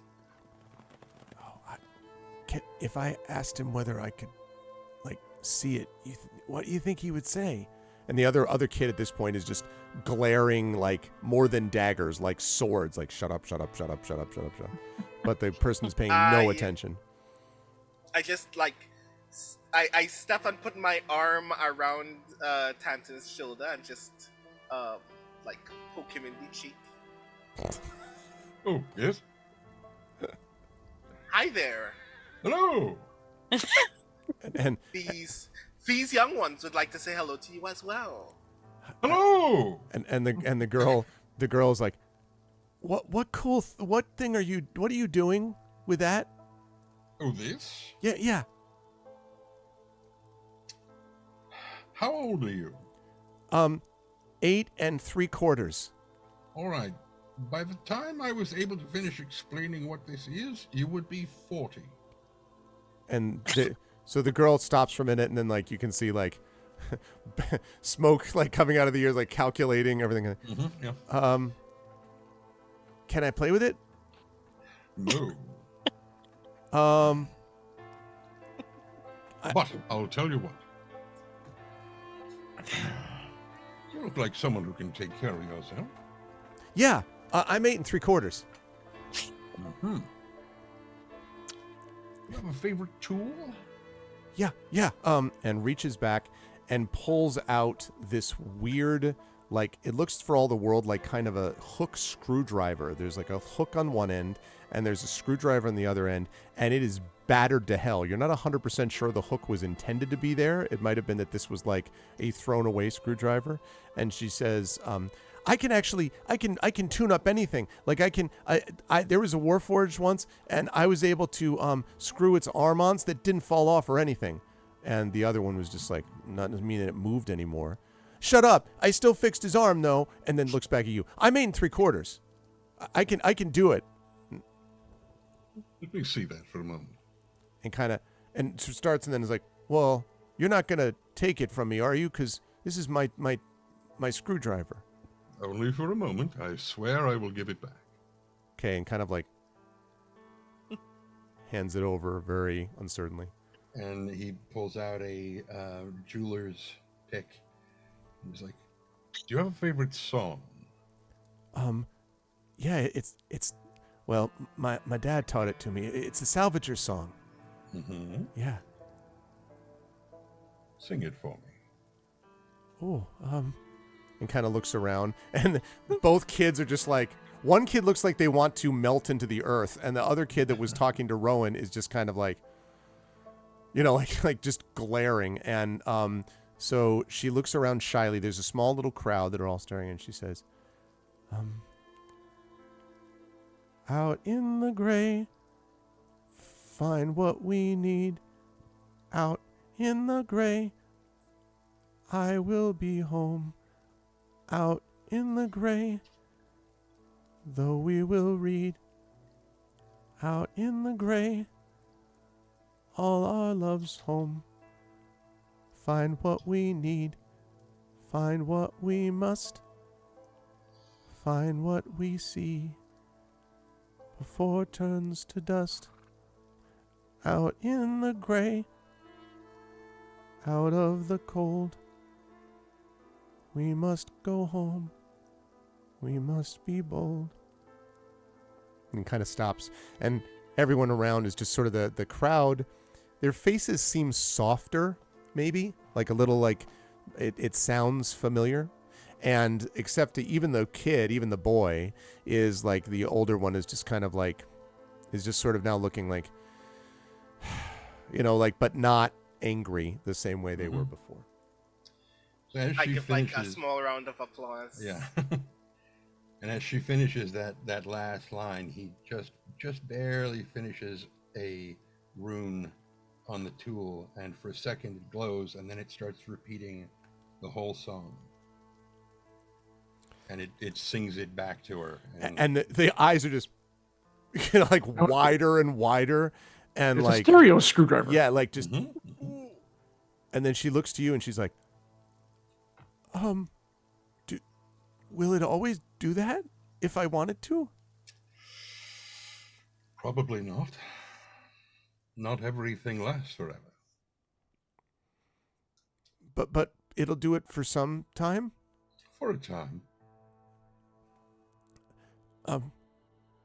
Thank you. Thank you. And kind of takes it and looks at it and like reverently places it back in at her belt. And she looks up at the boy, and the boy says, "All right, put up a few of these flyers and don't be stupid." And she's like, she kind of takes this and gives a big grin, and then is just out in the crowd. And there's just a moment's pause, and then the boy looks at the other kid who was staring. Kid's like, "Oh," and like grabs some flyers and like runs off in another direction. And the boy takes the rest, and he says, he's about to leave, and then he turns around and he says to Rowan, "Thank you, sir." And then he turns to Tant and he says, my sister kind of, she doesn't know when to be quiet sometimes. And, well, when I look after her since our dad died, and, well, he kind of lowers his voice. I Okay. ruffle the boy's hair a little bit, Sure. and I kneel down so I'm like at his eye level, and I go, "You shouldn't be mean to that girl. Sometimes you need to be a little loud." And he kind of nods. He says, "Yes, sir." And he looks to you, Tant, and he's like, and he pauses for a minute while Dragonspear cheers Save the Dragon, and then says, "Thank you for the cheer, Dragon. I appreciate it." And then he says, "Thank you, sir. But if you ever said anyone I told you to thank you for my sister, I'll say that I didn't say it." And then he like turns, and then he's like, like off like a shot. So Rowan and Tanton, as the crowd begins to disperse, can make their way gradually back to Hilar's. In the meantime, while all this is going on, our good friend Alarian is heading back to Hilar Brissal's place. And no. Oh, not first? No. Okay, where Not first? Going to see Whist. Oh, yes, I'm sorry, Whist. All right. Okay. So, Whist, of course, has set up in the old sheriff's place that used to be literally belonged to the Warforged known as Sheriff, and is now set up. And when you get back in, you can see that there are a number of like new structures around that are being built. You think that what you see are several like new jail cells, like new iron bars are being sort of built up and constructed, and Sweet. there's a new wooden face on the front, and there's a brand new sign that says Sheriff Whist, basically, and then there's like an arrow that leads within. And there's a couple of signs that say the law of salvation is respect and life, that you can see, and things like that. And so when you come into there, Whist is currently has her back turned and is looking up at this one thing, and she's like, right, if you move that a little bit over that way, that'll make it possible to do that. All right, so just move that. We need to get at least 4 cells in here. We need more than just the 2. We need 4 cells. Doesn't matter if we've got 2 great ones if we have 2 people that have to stay outside. So 4 of them, and it's going on like that. Talking to one of the workers working on one of the cells. You seem as busy as ever. And she turns and, "Oh, Alarian. Yeah, well, we're busy as you can see. I mean, busy as it ever gets around here. I'm going to need more than this eventually." She kind of waves helplessly at the in-construction cells. She's like, "Eventually, but, one step at a time, I guess." So I've always, out of character. So I always saw, when we first arrived in Salvation, I saw it as the town from Fistful of Dollars. Just right. A handful of huts and kind of adobe stuff and some buildings, like you said. But now it's turning more into the town from Tombstone. Which is because of the arrival of the Argon. Absolutely, Yep. yes, absolutely. So it's becoming kind of a little mini boom town, which I think is which is interesting in its own way. Let's put it that way. Yeah.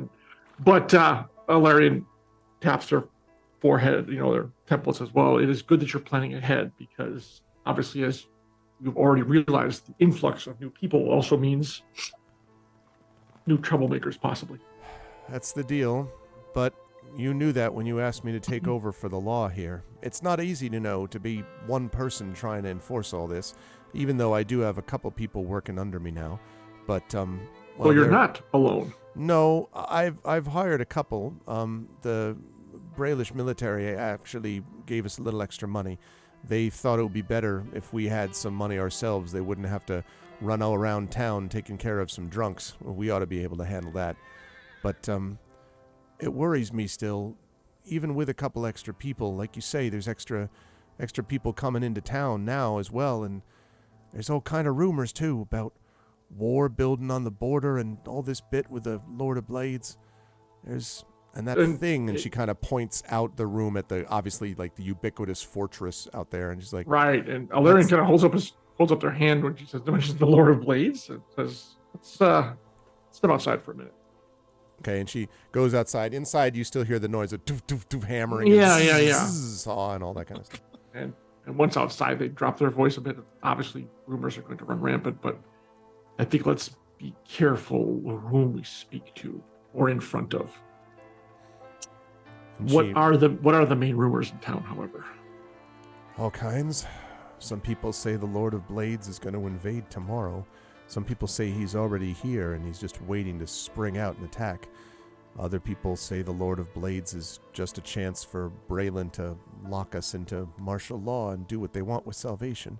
And some other people still think that maybe it's the Emerald Claw who's doing all of this, and they're the ones really the power behind the throne. And I don't know what to think except to say that there's lots of threats and no one knows where they're coming from.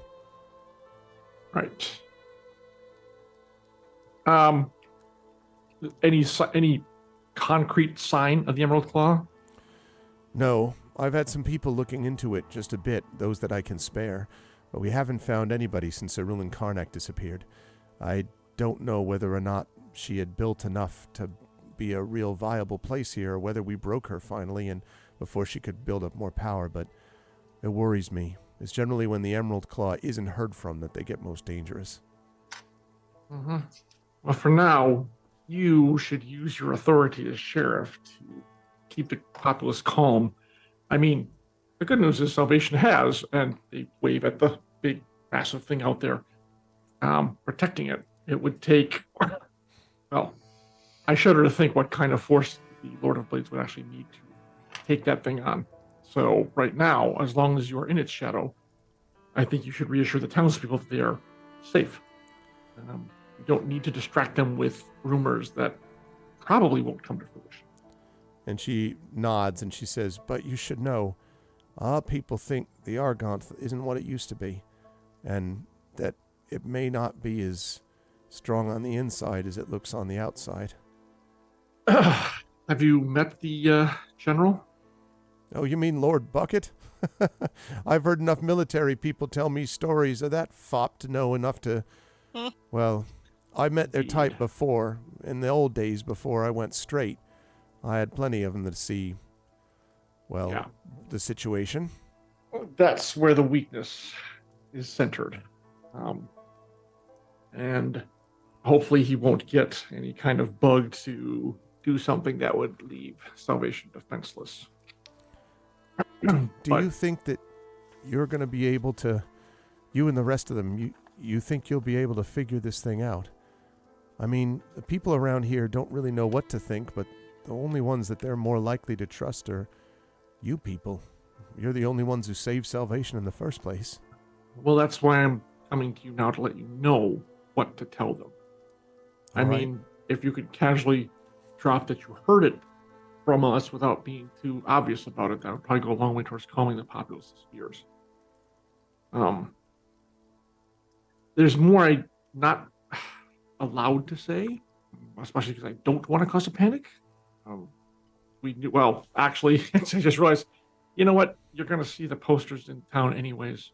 So that did happen. Townspeople made a valiant sacrifice, so play that up as well, because it will give the townspeople hope and improve their morale. Trust me, you won't be able to miss it. So you'll know what I'm talking. Actually, they take a minute to fill her in on kind of the broad strokes of what happened. As you do this, a little kid runs by and hurriedly puts up on a nearby wall a little flyer and poster. Yeah. And Whist kind when of they looks see that, over and- Alarian stops talking until they do it and run off, and then And There of you course, go. I'm sure that kid is a. No, they seem to be using a little kind of substance from their pocket, though. It might be tar or gum or something like that they're using to stick it on. So that actually should, I think, raise the spirits of the townspeople to know that although some had to give all, they still did it in defense of salvation. So play up that angle. They were actually heroes of the town and should be accorded as such. And she nods and she says, "All right, we can do that for sure." Anything else? Yes, this new scavenger encampment outside of town. What's up with that? And she says, I'm for a minute the DM says, "What? What's scavenger? What?" What in the what? We just read it a half hour ago. The Raiders outside. You're talking about the news. Oh, well, no, you're talking about Yes. the Raiders. Oh, yeah. Right. I forgot that it was actually They're not raiders. They're Scavenging works both ways. exactly. Right. Hold on. Let me double check and look at the newspaper again. Let me refresh myself on. Yes, exactly. On the thing that is the thing. Okay. I mean, Alarian. Oh, the salvage absolutely- bases. Okay. Yes. You said. I thought you said Stavager, salvage. and I'm like, what the hell is Stavagers? Yes, the I'm just gonna Savager, make the up words to throw in. Salvagers. Salvagers. I got you. Scavengers, salvagers. Yes, now I know what it is. Okay, so salvagers.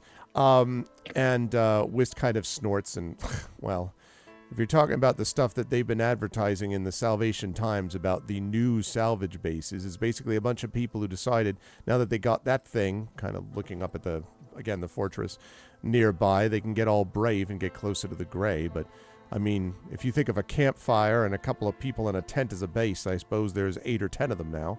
But I would say they're mostly just salvagers doing their salvaging thing.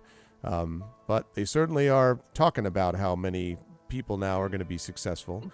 And I guess the town doesn't mind talking it up. It might bring some more people and get some more money flowing through the market. Well, a salvage rush, even a small one, can grow to larger.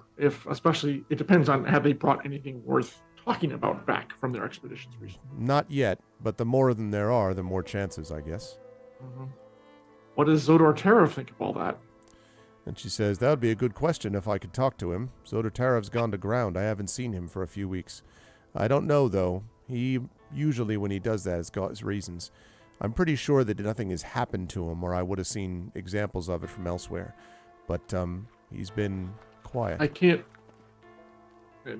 They shake their head. I don't understand. This is. I mean, I don't want to say we created this particular vacuum with the expulsion of Aurelian Karnak specifically for him, but I find it hard to believe he's not taking advantage of it. It doesn't make any sense. She nods and she says, I'm positive he's taking advantage of it. It's just a matter of where and how he's doing it that's the question. When he surfaces again, he'll have taken over plenty of this operation. You can be assured of that.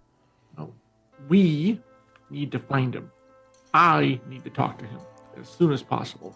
And she nods. So She's like, you need to redouble your efforts to get in touch with him. Okay. Yeah, it's urgent. I have to speak with him. All right. I'll try to do what I can to see if I can track him down. Don't have a lot of people to spare, but I'll send one out when they get back here. What you can. All right. Everything else is looking good. I'm very pleased to see. I think we put the right person in charge of enforcing the law here in Salvation. She rubs the back of her neck and she's like, well, the only one who would go along with it, maybe. But can't say as I understand your choices may have been a little constrained at the time, but I think you've grown into the role quite well, and I'm pleased to see it. And she smiles and she says, well, thank you. I'll do the best I can. Although if anyone could see me from the old days, well. Anyway. Or they do a double take at the very least. And Alarian holds out their hand to shake. And she shakes it and she says, and if they did too much of a double take, I got 4 nice new rooms back for them. She grins at you.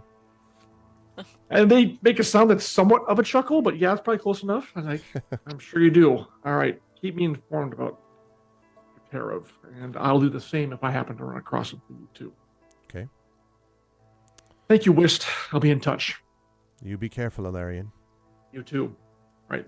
Now, it will go over To to Hilar. Hilar Bracels. Yep. And I'm only going to say one portion of this, and then we will finish with Hilar after our break, and we'll come to Merimee and Nision after that. But when you get back to Hilar, Hilar sort of welcomes you in and seems quite troubled. Sky Blue is not there at the moment, although Hilar quickly assures you that he knows that Sky Blue is coming back, like she's not missing. Okay. Yeah. He's not missing, but he says, but it's actually good I got a hold of you first, Ilarion, because we have an issue. When you came back with the work that you did with Lord of Blades and with Captain Reeve out there with the Conclave, well, I had a chance to talk to one of those people that you saved. Turns out they heard people talking when they were there captured in the ship. It seems that there's some, I don't know. You already heard that the Lord of Blades was trying to harvest resources and personnel to bring to him, right? To his base? Yes. Turns out one of the reasons he wants to do that is because he needs to assist, and I quote, a dwarven artificer under his care. And that's where we're going to take our break. You are watching Eberron Oracle of War. This is day 4, season 3, Lord Bucket. We are officially into the Lord Bucket portion of the campaign. If you like what you see in here, this is usually where I say, please follow and support the channel, and you can do all that stuff. But what I really want you to do this weekend is I want you, please, to donate to the Damon Runyon Cancer Research Foundation, and please spread the word about that. Please put out tweets, Facebook posts, etc., etc. Then come back here, put links to those, and if everyone else can retweet and repost and do those things, that would be super helpful. We are at $4,464.44. We would love to get that number higher. Remember, if we get to, I think it's 4, 5, 6, 7, 8, 9, if I'm not mistaken, then Brandon O'Brien is going to Tuckerize you into our Gray Shade tabletop role-playing game, and we'll also send you a copy or get you a copy of Can You Sign My Tentacle?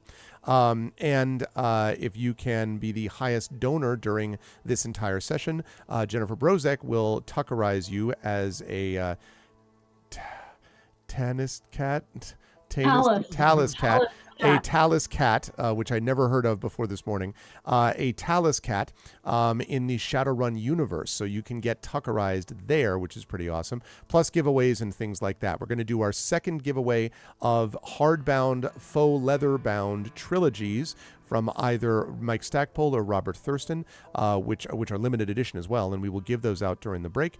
And when we get back, we will continue with more of Eberron Oracle of War. Please do donate, ! Donate. Please send some money along, and let's get this number up. I'd love to see us past 4,500, heading towards like 4,600 by the time we get back from break. It's heading towards 56,000. Yes. Clearly. We are currently at 4:33, so I'll ask us to come back if we can. Maybe 7 minutes. Can we do 4:50? Wait, no, I can do math. 4:40. 4:40 p.m. Eastern. In the meantime, everybody, please hang tight, and we'll be back in just a minute. Please go donate.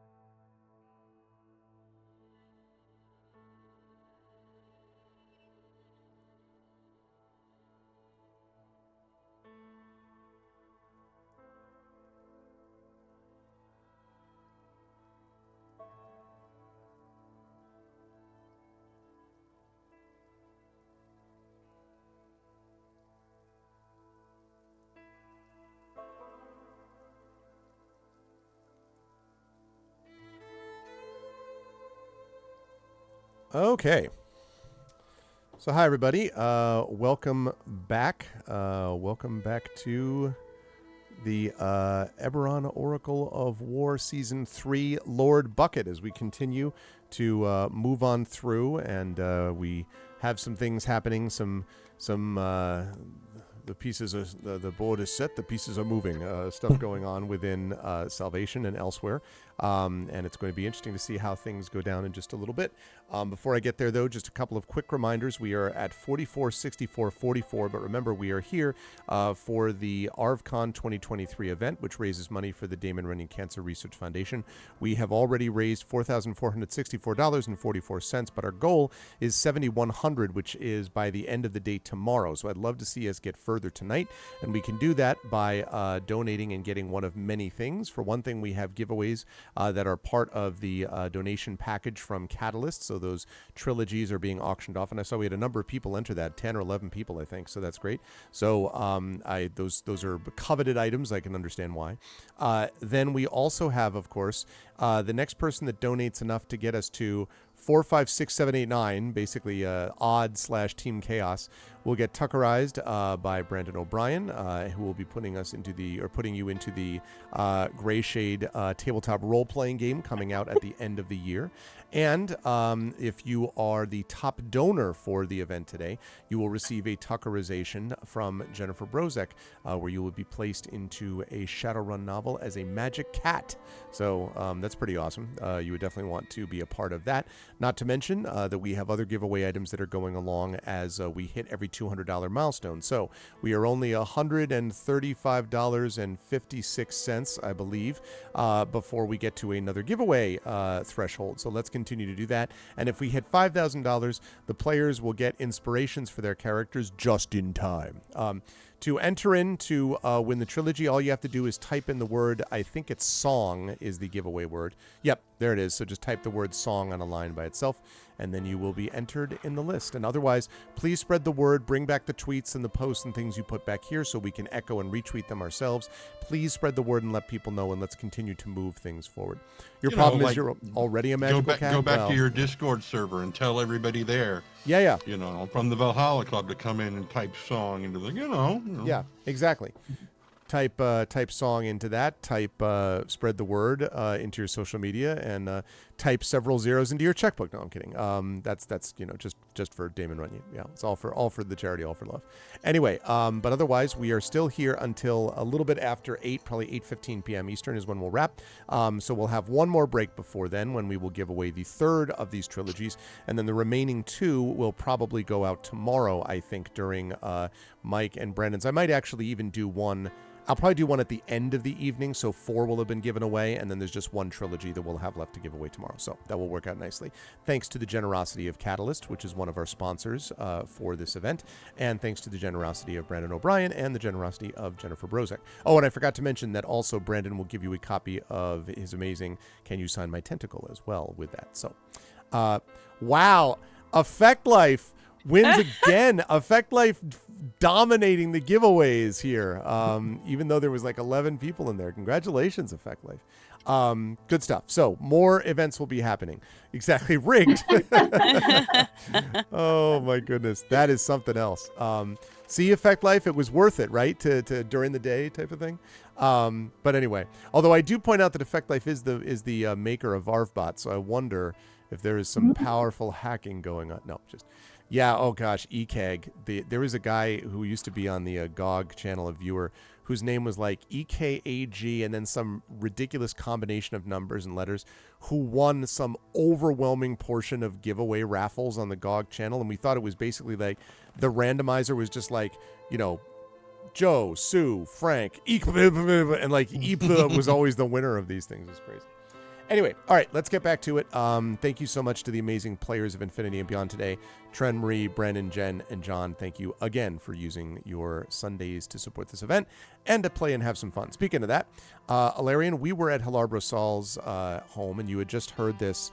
Drop the bomb. Oh, wait, yeah, drop the bomb on me. Thank you. Yeah. The bombshell that part of, apparently, according to one of the captives, the reason that the Lord of Blades is bringing people to his base to support him is because of a dwarven artificer under his care.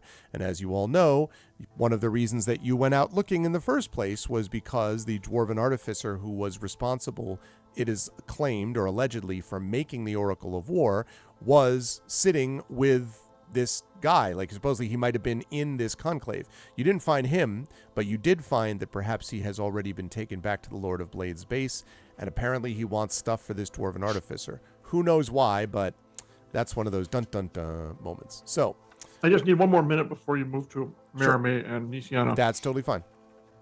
So Alarion, of course, doesn't wince because he doesn't have expression on his face. But Yes. even so, it's like, well, considering how well the Lord of Blades treats their own people, I doubt that the care is anything. In other words, I highly doubt the artificer is working for the Lord of Blades of his own free will. The person you interviewed, would it be possible for us to see them? I suppose it might be. Yeah, it was one of the ones that you rescued. Let's see. And he kind of goes over to look down at his notes and see if he can get a sense of who it was. And let me just find the particular one who did that.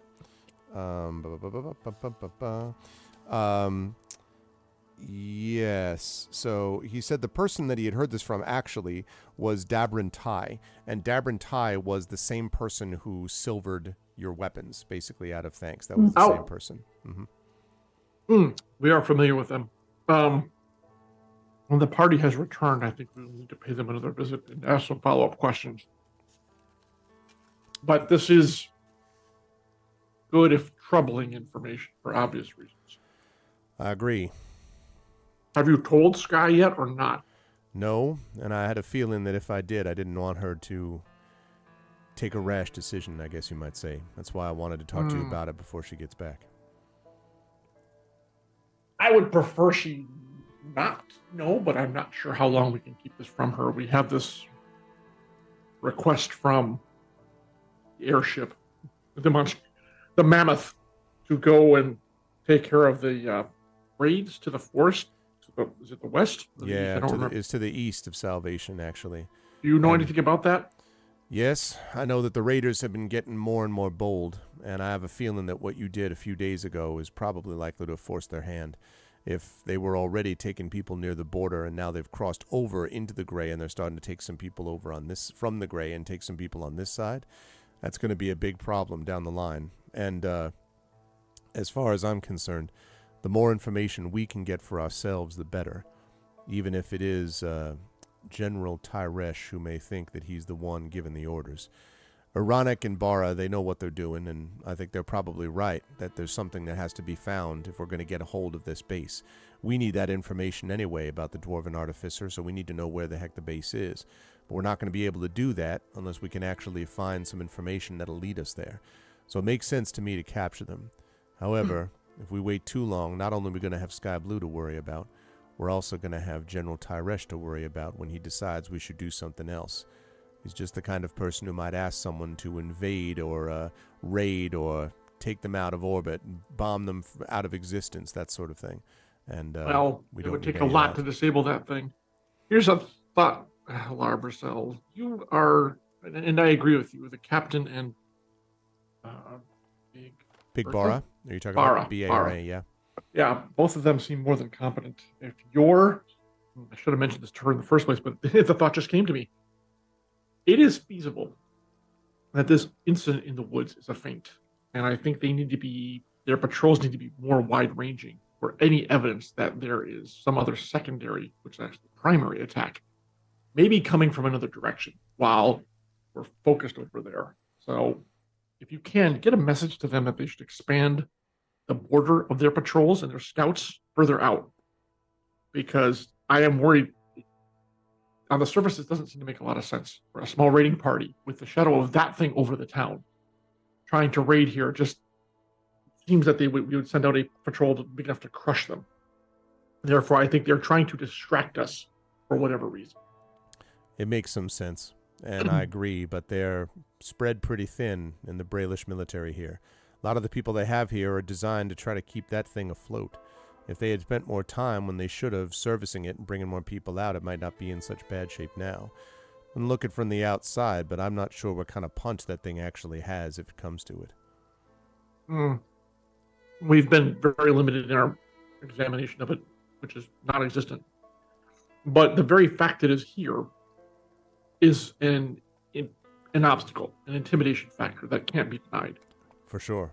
It may be a paper machine, but it is formidable looking all the same. And right now, until word were to get out that it's not wholly operational, this Battlestar will be completely operational. No. For now, its very presence should be enough to prevent any kind of concerted major attack. My only concern, if the Lord of Blades does have forces here in the vicinity that they feel are strong enough, it would be a massive invasion and pretty much leveling the town, which would be caught between them. But we haven't seen any evidence of that yet. Not yet, but I agree. Yet being the operative phrase, exactly. You and I, once again, are thinking alike. And the Gray is a powerful has a powerful ability to conceal things within it. Yes, or enhance. And Valerian briefly tells about the various abilities we got while in the Gray last time. And so it was most unusual. Yeah, and Hilar kind of listens with his arms folded, and that doesn't surprise me either. The Gray is strange, and it seems, if anything, that it's gotten more intense, people going in it and out of it. Might be just exposure. The longer you're in there, the more effect it has on you, but it also could be there's something else going on. But there's some weird feelings in the Gray for sure.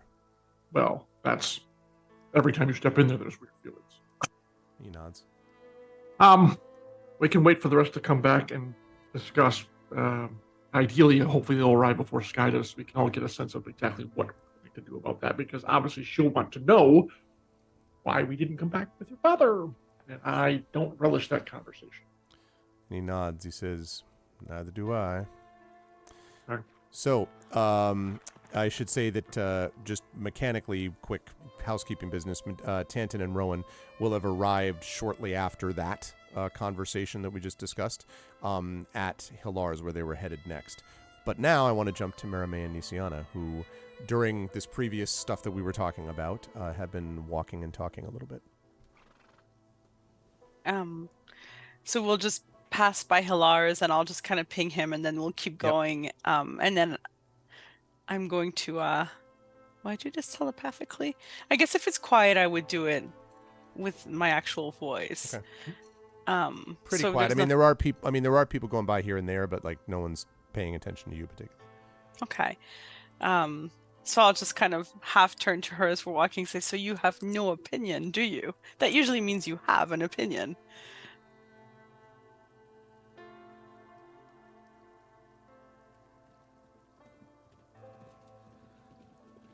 We're being pulled in too many ways, and I think that Lord Bucket, or whatever his name was. You know, I worked the triage wards in the war. You mentioned them in passing, but you've never really talked about them. I have seen the wreckage that men in power who have no regard about men and money leave in their wake to make a mark. And that is what this person is. And I think they are going to be an obstacle in actually solving the problem that we need to do. They will sacrifice salvation, consider it collateral damage. And I have a problem with this.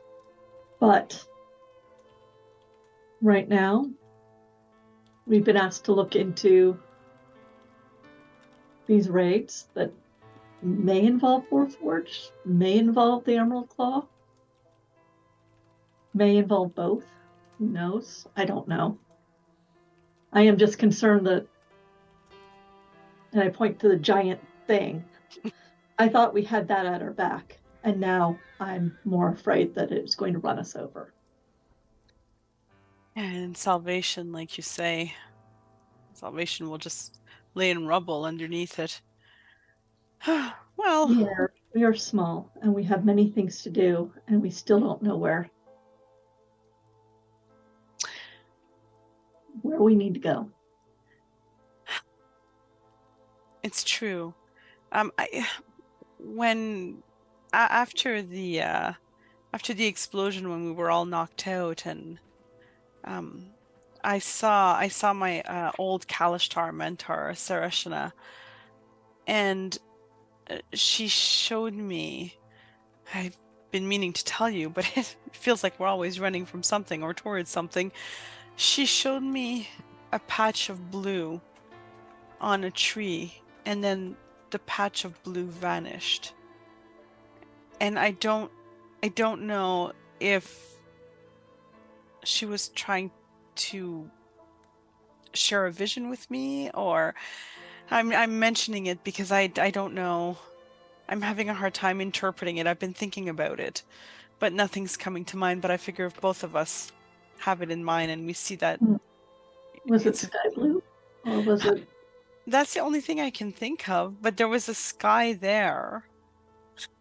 I feel like she might have used the sky, but perhaps not. I mean, Kalishtar are not the best at communication. Present company accepted. I think that's a battle for another time. I agree. I don't disagree at all. But I think that there are a lot of things vying for our attention, like General Bucket. And I don't know. I guess the more we know, maybe the safer we'll be. I guess these raiders are the next things we're going to have to deal with now. But you're right, it does feel like we're being pulled into different directions, and that salvation seems to be on no one's list of things to save. Well, we concern ourselves with the details, and that's what we're good at. I suspect we need to at least look into these raids while we figure out what the next step is. In the meantime, hope our allies don't become our enemies. Well, if it's any consolation, it looks like the Brelish army is pretty spread thin here, so That's not a whole lot of consolation. That does not help. There's very little to find consolation in here, I fear. It's all I have. Oh, wait. You always have me. I did prepare you this as well. And I took some tricolored ribbons, 3 different colors. There's purple, green, and some white that I've gold, sorry, that I've woven together into a little bracelet for you.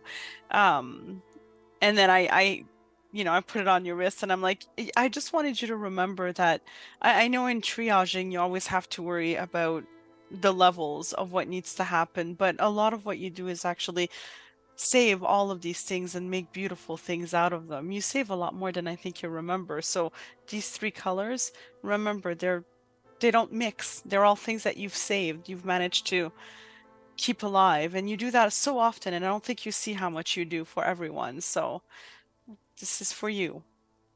Well, thank you. I made it out of ribbon. I like the ribbon.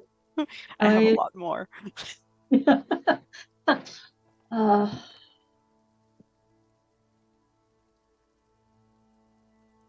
I just fear that things are going to get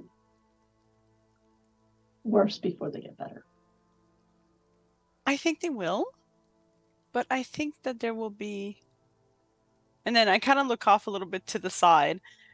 I think that there will be some beauty afterwards too, some light. I think we still have a lot more than we want to see. I think so.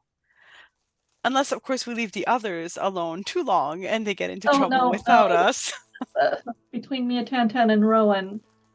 I know. Ilarion can only keep them out of trouble so much. I don't know. I actually rather like Rowan. I didn't know if I would, but I like it. He stepped up And He I did. appreciate. He did. Hopefully he'll join the King's Citadel and then he gets to be part of our crew. How did Tanton do with you guys on the ship? He did well. He stayed. And he helped where it was needed. That's not what I'm asking, and you know what I'm asking. I know what you're asking. And I think that we're about to head after some raiders in a forest. And I think maybe we should focus on that for now. But you know the concerns. So my concerns Tanton were had. correct. Yes, of course. But he also did not push, and he backed away quickly. Well, we'll see where this leads. We will. I'm sorry we couldn't see Whoosh again. I'm sorry that we lost the elementals too, but Well, if we do, I have remembered that with a little bit of forethought, I could send him back to the plane of air. oh, I've learned. I remember that. Sometimes I'm so focused on just healing, I forget the other things that I can do. that shows your good heart. Not if it's at the expense of. I literally could have sent him home. Maybe he has more things to do here. We never know.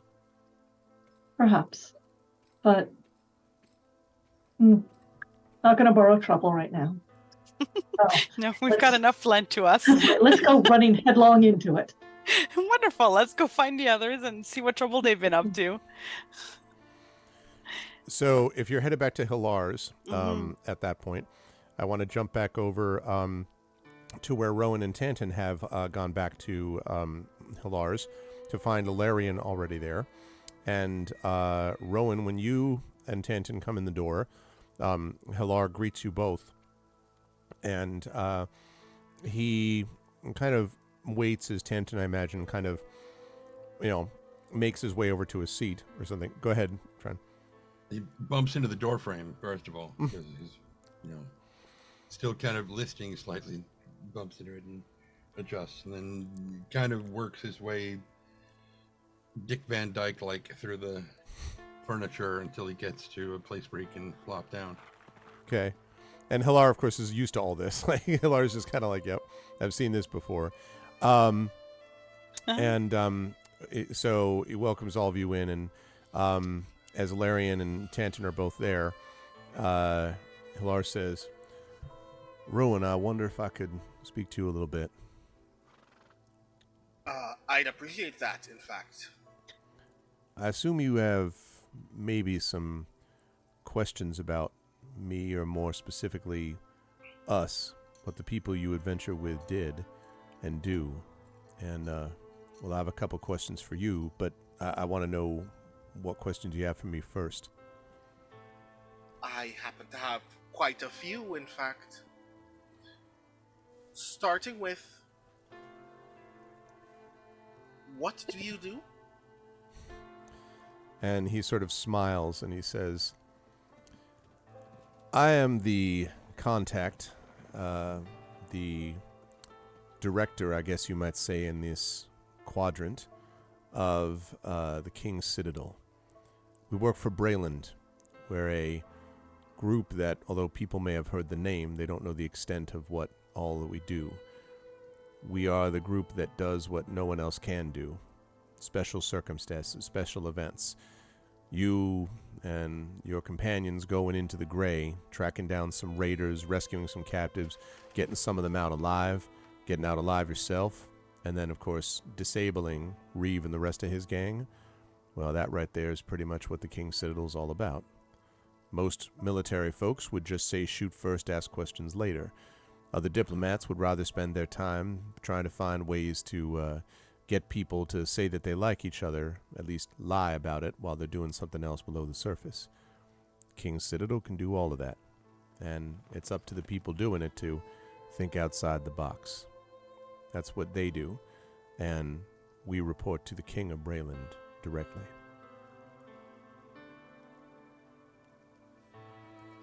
Report to the King of Brayland directly.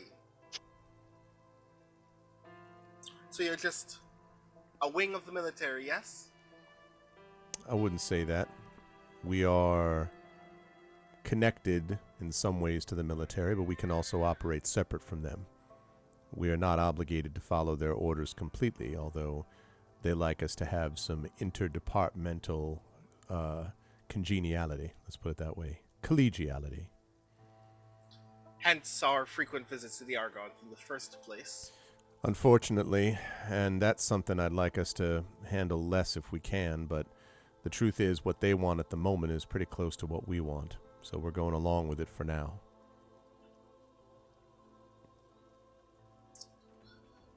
Quite curiously, where does Salvation fall in this grand play of which you are all, I assume, very major players? If I had to guess, I'd say this is the anvil. This is where the hammer's going to fall when the next war starts. We, at least the Argonth, came here originally because of worry about what was going to happen between other nations, other people that were involved. And I suppose the thought was if Thrain and Brayland fell to blows, and it was certainly possible it could happen, or if Karnath suddenly was, in some way, was brought into this mix, they were implicated in the business with the Emerald Claw, well, we were going to end up they were going to have to do something about it. That's why they brought the Argonth along. That's why they turned this town into more of a military outpost now than the little sleepy backwater it used to be. But now we've also got the Lord of Blades to worry about. It's all keying around here. I think initially, because of luck and proximity to Thrain. Now, I think something else. I think there's something about us, or more specifically, you and the group of you, that's causing this to happen. And there's the device we carry itself. I think you've heard, Rowan, someone has told you about the Oracle at this point, at some point, someone has, or no? I don't think so. Yeah, I don't Okay. think. I think. No, we've kept that a very Yeah. tightly held secret. That's what I thought. Okay, so that's why he's referring to it that way. So he's just No like, offense, sir, but yeah. So he hasn't said anything about the Oracle yet either, other than to say some other things we may have discovered. But anyway, it seems to be attracting attention. Salvation was almost destroyed until the Citadel was able to save it, and my guess is that this is where the blow will land again next. So, if I'm putting these pieces back together right, you serve the commander, you serve the chief commander of the largest military in any direction of Salvation, with the deliberate intention of coming here and making grand physical interventions into the lives of ordinary people who would like to be left out of this war, under the presumption that this is the place where the war is going to happen. And it didn't occur to anyone, perhaps, maybe, that this is a place where the hammer is going to fall because all of the nails keep gathering here. He kind of gives you a wry smile and he says, "That's quite insightful there, Rowan. I think you may be on to something. And if you asked before if we were a branch of the military, I think you may have your answer. It's not the way that I would have handled things, no. But Brayland chose to go a different path. My job is to try to do what I can to keep everything falling into open warfare, and to do what I can for the nation of Brayland. But if it were up to me, no, I wouldn't have been bringing everything here, asking people to bring the attack right to the place where, as you say, the nails are gathering. Not my call, though."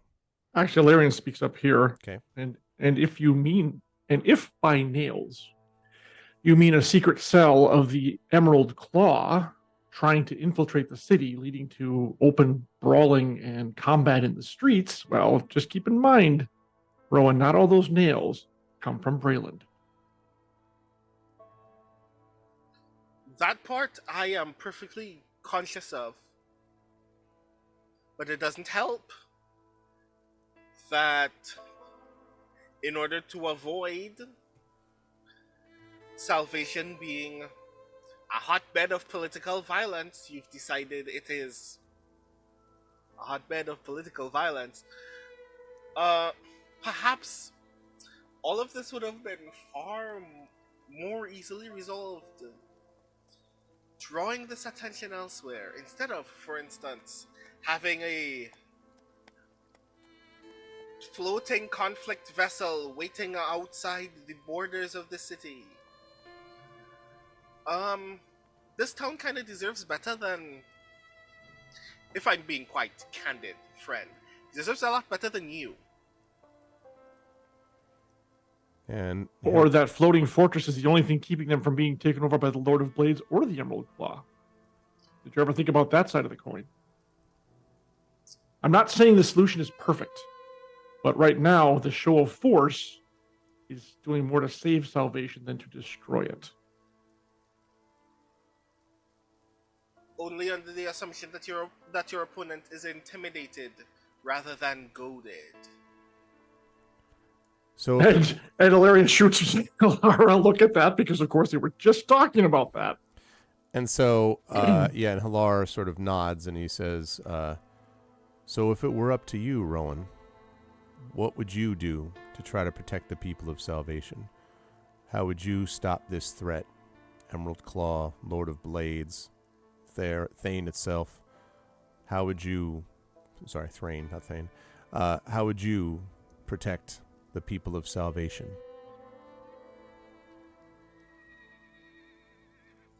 I have no problem candidly admitting that I do not know the answer. But I do not know the answer because Salvation's constant threat has been coming from these directions for ages. It's like asking the chicken how they would want the fox out of their henhouse. I don't know. That, he says, is where you all come in. It's because we don't know. It's because we need someone who can both gather the information we need and do something about it. It's because there are times when a hammer is not going to do what a stiletto could do better. And there are times when talking over a table would do better than any weapon at all. The only ones who have the judgment to do that are the people in this room and Nisiana and Merime, who are going to be here soon. That group is the group that I coordinate, Rowan, and that group has been the only group that stood up for the people of Salvation over the last few months that didn't have a separate agenda. Without them, Salvation would have been razed to the ground. And so whilst I appreciate your thought process here, and I agree with you that just sending a flying fortress isn't going to do the job by itself, in fact, might even attract more attention. Regardless of that situation, one, we are where we are, and two, the fact that where we are isn't dead, or with all these villagers caught and captured, is directly due to the intervention of the Citadel. And, he kind of pauses, you. I'm curious, Rowan. It's true that you are thinking separately, that that Salvation needs something better than us. Our job is to make ourselves obsolete. I would like nothing more than to get to the point where we didn't need a citadel, and where these people could live the lives they wanted to without anyone else. But the only way we do that is when we get the right people to make the right judgments. Question to you is, do you think you can make those judgments? If you were to be a part of this group, would your conscience lead the way?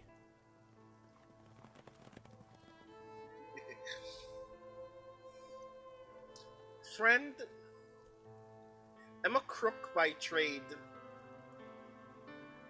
I'm professionally required to not have a conscience. Mm-hmm. And he says, I've heard that. I also heard tell that you've got people all over town putting up some flyers. I don't know what they say, but according to at least one of the people I heard, seems you gave a little bit of a speech about paying tribute to the dead. That strikes me as very odd behavior for a crook with no conscience. Unless you're setting this up for a larger play. Maybe you're putting this up so people will get to trust you and then you con them out of all their coin. Or maybe there's something below the surface that you're not admitting. I don't know, but when I talk to the people of the Citadel, my people, they seem to think you were doing a hell of a lot to protect others. And, I'm not saying you don't know your own business. I am wondering if there's something that is the foundation of your soul that you're maybe not so willing to admit in public.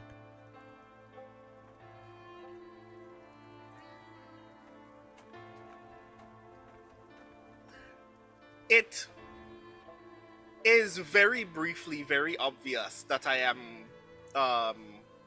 mildly touched by his words, but then I immediately reply, well, you can neither con the dead nor the destitute, so sometimes hope is required. And he nods. He says, that's fair enough. So what if I say this? Say that you worked with the Citadel. Say you became a member as a freelancer. You know, benefits, veteran's purse, loaned equipment. And then he grins and he says, I'm kidding. That's what the Brailish military offers. What I offer you is a chance to figure out more about yourself with the finest group of people on Eberron. If they say that you need to be added to that mix, and you want to do it so you can make some better marks for your cons later, that ain't my business so long as you're doing what we need you to do right now, and that is to help people in the now. Don't talk to me about it. You can blame them.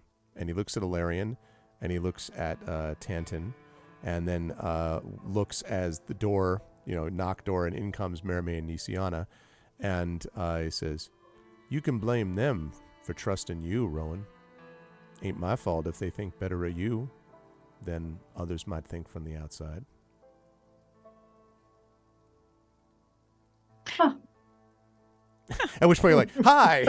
Yeah, I see it's going well as expected. The hell did we walk Well, into? I'm sure. I'm going to grab a drink and sit down and enjoy the show.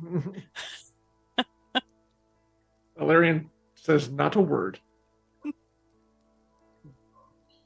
So the last thing Here's- that we came, I'm sorry, I wanted to repeat it. The last thing that he said when we came in.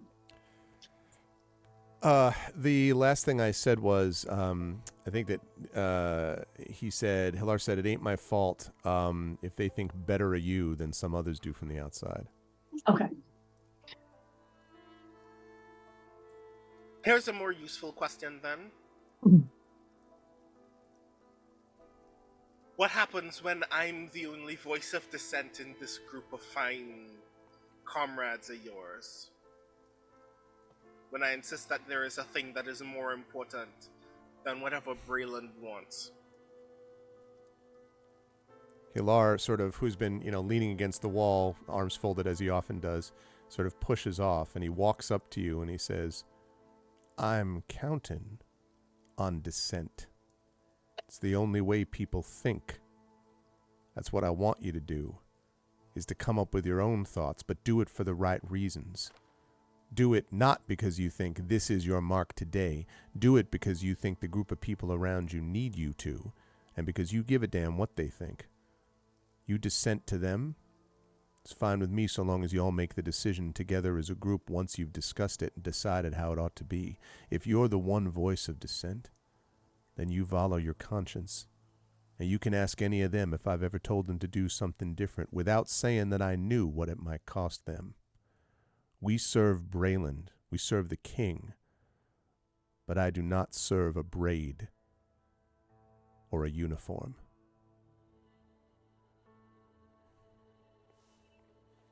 And he kind of steps back and says, I'd like to bring you on, Rowan. I'd like to bring you on and pay you well. and I'd like you to join this group of people because they trust you. But if you decide that that's something you can't do, I understand.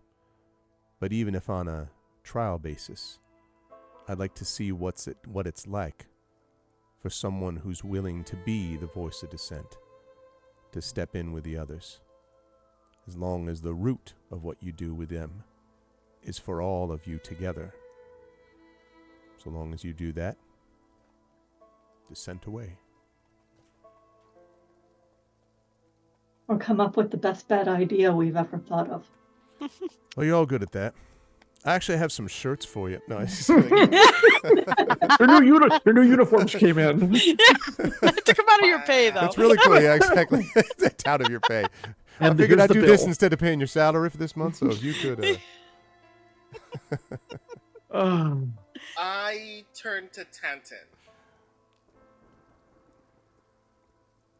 Who amazingly has got his work up in front of him, like he's working on something, but he's not working on it. He's just staring directly at everybody, and as soon as he feels your eyes, he just looks directly at you. Why are you here? Because I'm a liar.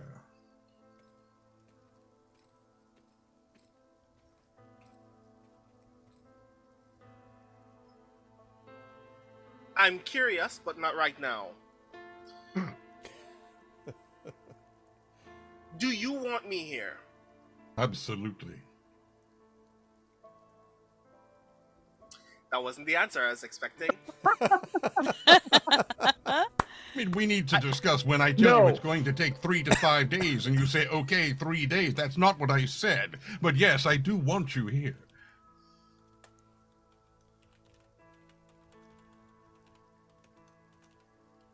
Fair enough. How paid is well paid? And Tanton looks over at what's his name? Alar. Thank you, that guy, and says, I want a breastplate. and Halar's like, what kind of breastplate we talking about? Oh, high five. Yep. High five. Um, High five you. There you go. Right, sorry. Something that's a little more durable than studded leather. I think we can provide that, especially since the armorers are conveniently all come to town. That's why I asked. Well, I didn't ask. We can provide that. An upgrade in Good. armor is something you all deserve, I think. Not a question about deserving. It's a question about trying to stay alive. Well, that's the important thing for me, too. Hmm. Awfully hard to find another King's Citadel group, you know. Well, especially when you can't really tell anyone about it. Yes, I'm frequently reminded. By whom? Who have you been talking to? You reveal your... No, This is the part where I guess I obviously I obviously point out, if you haven't already learned, that several hours ago you nearly lost your last King's Citadel. I know. And Early being the operative phrase, but thanks to the work of the entire team, and yes, I'm absolutely including Rowan in that, we did not I lose. lit something on fire. That's all I did. That is not true. Hmm. And Nisiana's just like, oh no, you listened when I told you to get him out, and you didn't stop. You did it without thought. Get out. Get out! He was trapped with those 12 other Warforged because he got the thing. You got the door open for him. You What was I didn't going to do? just Leave him there? Possibly. Yeah, some would. Someone without a conscience probably would have, Mhm. and And you considered it stayed- acceptable losses. And you stayed with the captives and helped them get out too. And then you grieved for the ones who didn't make it. It's a hell of a con you're playing if this is part of your con. I'm glad to know that you're all overthinking it. All I did was swap a couple of signs. But Actually, Rowan, I think it's very possible in this instance that you might be the one who's overthinking it. Perhaps. Well, if I'm going to be a freelance member of this strange crew of yours, I guess perhaps there are some other things I need to know. All right. Indeed. We have Pizza mentioned Friday the every device. other Friday. Casual Fridays Casual as well. Fridays, yeah. Once a month is Hawaiian shirt day. It's a little crazy. So, you mentioned that there was another part of this? A device of some sort? Here's Oh, the long con. Aha! And so Hilar kind of looks at all of you as if I like figure he's probably sitting on the box. Yeah, exactly. You heard there was a yeah, right. Third protocol activated. God Yeah. damn Oh, it! God, no! Bam! Actually, Protocol Protocol activated. activated. that's actually what Nisiana says. She just sort of whispers, "Third protocol activated." And I nod back to Hilar. I burst out laughing. and Hilara sort of waits and then like sees from Hilarion and then like confirms like Merame, Nisiana, Tantan like that you're all nodding like sort of essentially like yeah, it's all right to mention it. And so I'm gonna trust him. With a flourish, he whips off the cover. yeah, Hilar yeah, basically Ta-da! kind of Hilar turns around and he goes back to the corner where there's this some chairs clustered and there's covering over something and reveals this item to you as he lifts up the cover, which I may or may not have images from, he said. Clear top table, and inside is Eddie from the Rocky Horror Picture Show. We've been eating him this whole time. Oh no. Let's see. I think I might have it here. Yes. Okay. All right. So he opens this up to reveal. There we go. To reveal this device, which is all, of course, extremely well known to all of you, but not necessarily to Rowan. This strange-looking chest, almost, with a horn in the side of it, a speaking trumpet. These mysterious holes. There's a hatch with no handles. There's a parchment spool and drawers. It looks like a ridiculously overwrought device that, people that are like to spend money on things that don't have any value because they can afford to do that, do.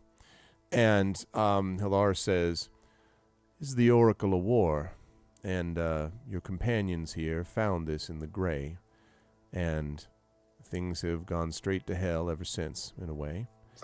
I think that they might be able to tell you exactly what this thing is, at least exactly what it's been for them, and why it matters."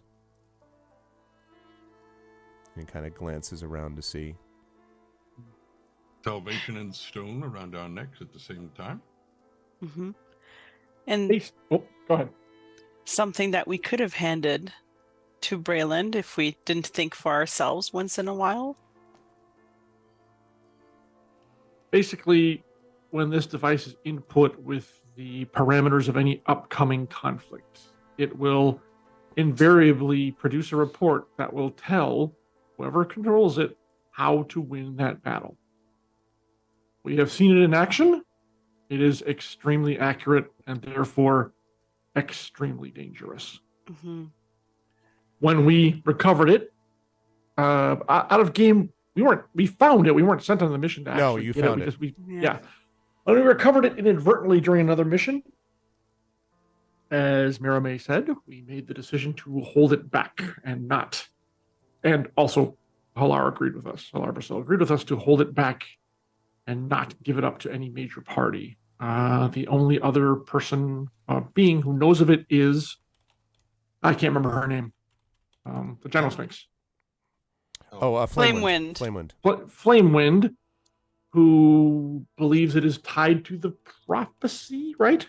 Draconic prophecy. Mm-hmm. Yeah, it's tied into the Draconic prophecy and has been working to unravel or translate that and figure out how it all factors together. But yes, pretty much you're in a room with a group that now holds what is probably one of the most powerful artifacts on the entire continent. And everyone, if they were to know about it, would want to have it.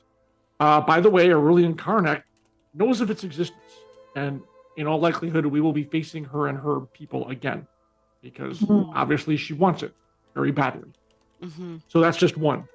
And if word gets out, as you said, everyone will descend upon here to She also works obtain with it. the Emerald Claw. Correct. Questions? And we tried destroying it. We can't destroy it. Yet. Yeah, yet. Tantin's working on it.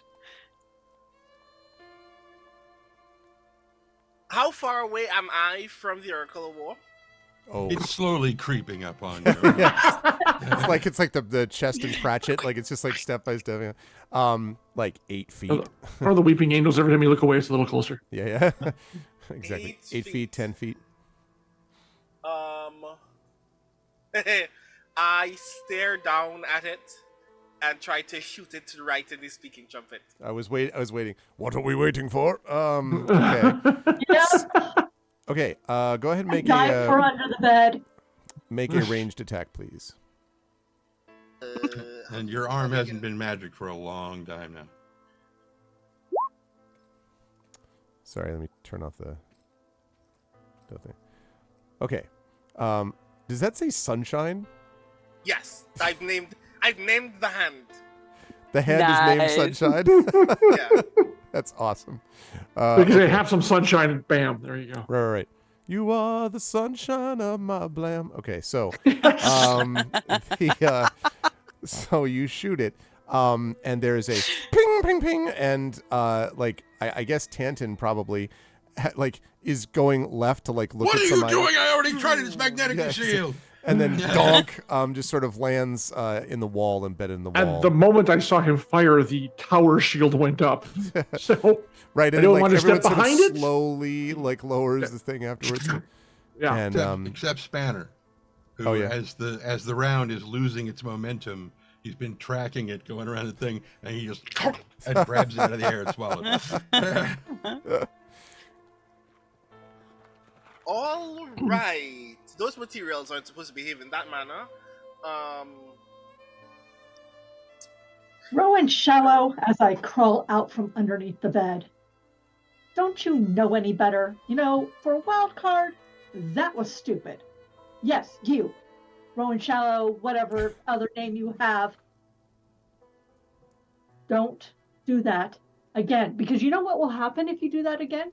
You may set it off and it will start talking to us and will not stop for 3 weeks.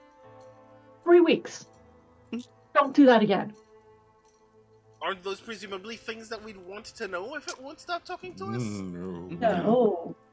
All it said at varying levels was third protocol activated and a beacon to the bad guys telling it where it was went out. Don't do that again. The magic signature on this thing when it works is intense.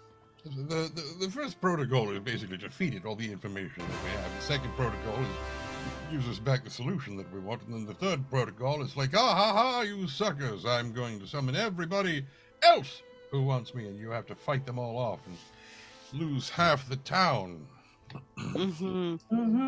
Thank you, Prince Justin, for the donation. Thank you. We're up to 44.70 now. Thank you, Prince Justin. All right, I need to go. Either you all are the most gullible people I've ever met on the face of the earth, or you believe I am. Why not both? I was like, so the girl kicks open the door, does the meme. Why not both? And then leaves. Again. Gullible in what context? So, putting more pieces of this puzzle together, you are a private paramilitary in service of, I presume, based on Halar's confident statements, some genuine sense of true justice that is guided by the defense of and the consistent hiding of this cursed talking box.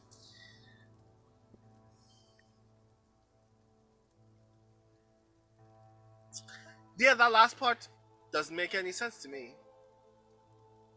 Imagine giving every powerful weapon you have ever heard of, ever known, to the person who hates you most, and letting them do with it as they will when you can do nothing to stop it. Imagine giving Captain Reeve the ability to win any battle he entered. Even worse, imagine giving that ability to the Lord of Blades. Or Lord Bucket. A lot of things. Imagine Yeah. Didn't even think of that. I point at Nisiana and I go, that's actually the worst of them. it is the worst of them. If what you're saying is true, the part that frightens me isn't giving powerful people the opportunity to win any war. It's actually giving idiots. What I've discovered very often is the thing that triggers most conflict is merely the idea that one can win it, whether that fact is true or not. But the actual ability to do so makes it so much more worse. This thing will tell you step by step how to get out of an impossible situation. Imagine if you fed it everything that you wanted to, that you knew, and said, give me the step by step to destroy these. And it gave you the answers, the steps to follow. Dance steps of doom. I turn to Halar. 2 more stupid questions from the dumbest person in this room. No, I don't have any questions. I glare I glare at Anton and then I turn back to Halar. Has anyone tried the obvious thing of asking this Oracle of War how to destroy itself? That is not... First of all, no, but that is not its purpose. We tried. We'd asked. Did we ask? I don't remember doing that. We did. It didn't answer us. Yeah. My guess is the people who designed the Oracle assumed that someone might come to that decision and figured a way to keep it from doing that thing. But, I don't know. There's got to be ways to destroy it that we haven't found yet.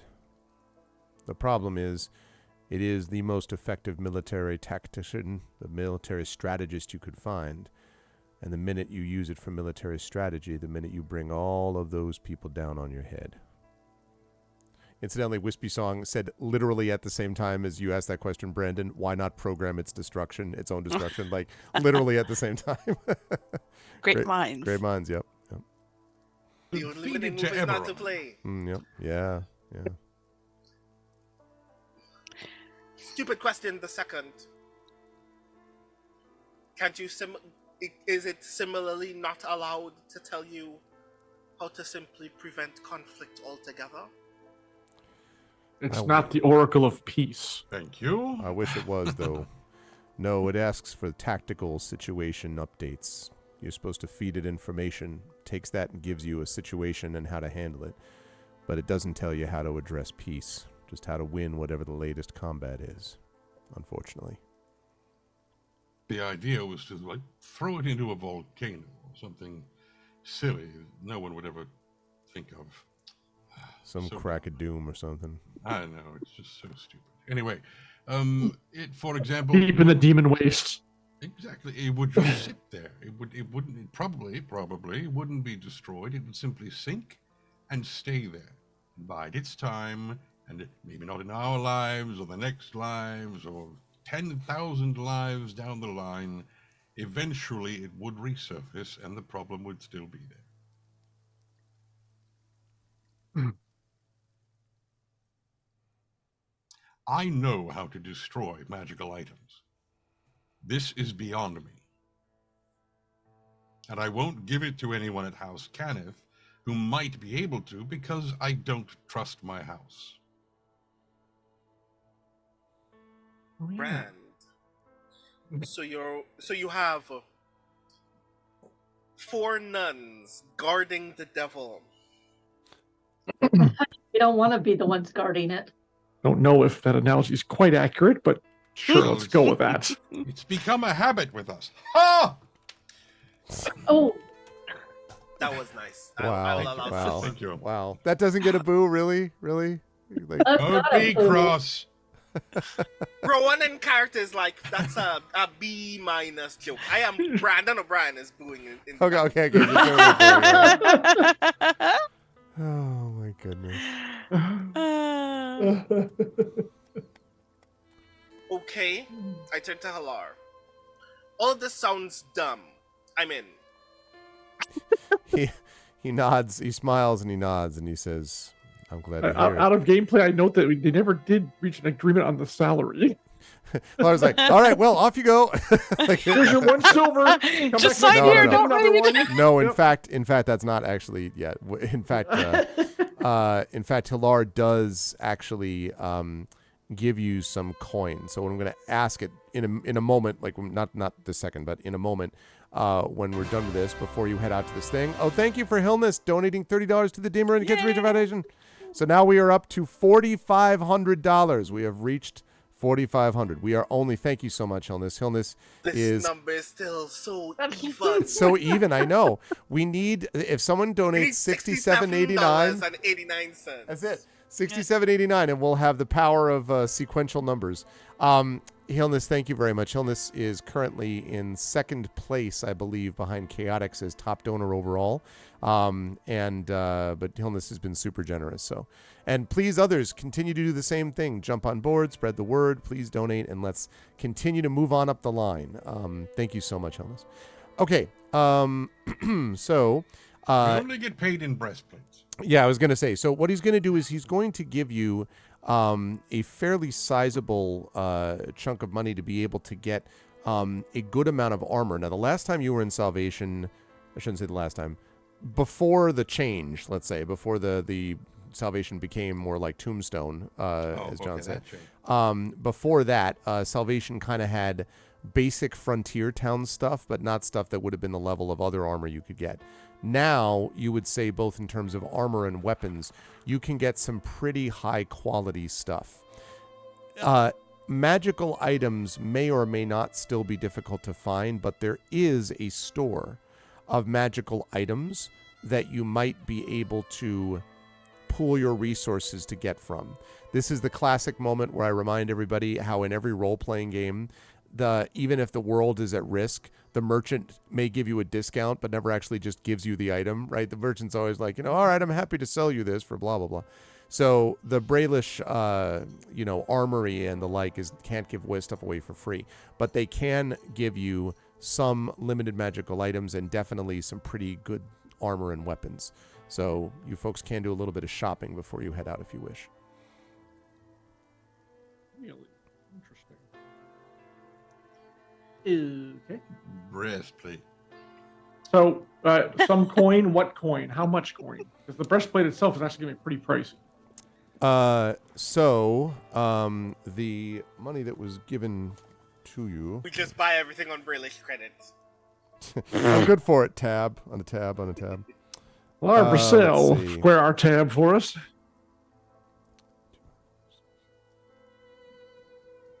Oh my God. Okay, so you have been given from the coffers a total of the coffers. A total of 200 gold pieces, not 200 each, but a total of 200 gold pieces. Gonna get me crap. I mean, great, thanks. And then there may be some additional resources available / discounts. We'll see. I can help negotiate. that's good because we're gonna need it. Gonna need to, because I think that breastplate's gonna run us like 150 alone. Yeah, I'm happy to. I'm okay right now. I've got my Radiant Rapier, which does a lot of damage and is silvered, and I've got my armor class is currently 18. So I need to get something magical at this point, which would be super expensive. So I'm happy to support breastplating Tenton. Indeed. I can't remember. In this game, can clerics wear any sort of armor? Oh yeah. Oh yeah. Yeah, you have some armor on. I mean, it helps to be proficient with it, but yes. Clerics can wear all kinds of With all armor. Yeah, heavy armor all the way up. Yeah. I don't You think lose. You have disadvantage on stealth checks, but yeah, you can wear heavy armor if you want. Oh wait, And I do shields. have proficiency in. Really? Yeah. Yeah, clerics get the whole shebang. Mm-hmm. Medium, light, and heavy. Yep. Mhm. Yeah. Ah. Keep in mind, plate is costly. Oh no, I don't loud. want that. I mean, I was thinking like light armor. I would just knowing that we're probably going after the Emerald Claw, and they specifically go after the frickin' healers, and we're not subtle. Maybe I should probably get a little bit of. Don't disagree. Probably don't- wouldn't hurt. Yep. You don't have any armor at all? No, I have no armor. Oh, gee, what's your armor All class? of my AC has come from the fact that I'm nimble. Oh, armor. Yeah, would you be got to great. balance this off, because if you're proficient in it, you won't. Armor will give you light armor. You won't really have a dex negative, and then even mediums will be relatively minimal. You won't be as stealthy, but as you've all pointed out. Although, I mean, in fairness, you did just spend a good portion of the last adventure invisible, so it's not like you can't have any stuff. I am wrong. I actually do have studded leather armor. Okay, I was going to say, I There thought that you was go. unlikely. Yeah, no, you all can upgrade at this point. Mm-hmm. I don't have an armor proficiency, so I don't Could think have I it. can Probably light, yeah, I would think.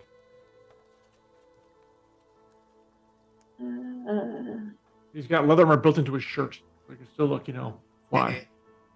So, that would not surprise me at all. Alarian, well, there's what Alarian would like was far too expensive, so that's not even going to be an option. So everyone else can do what I think is needed. The breastplate actually is a good idea for Trend. Also, the breastplate for you is going to be half that cost, Tanton. It's going to be 200, not 400. Now I know that's still a lot, but it's Jesus. So breastplate 400? Oh my god! I thought it was.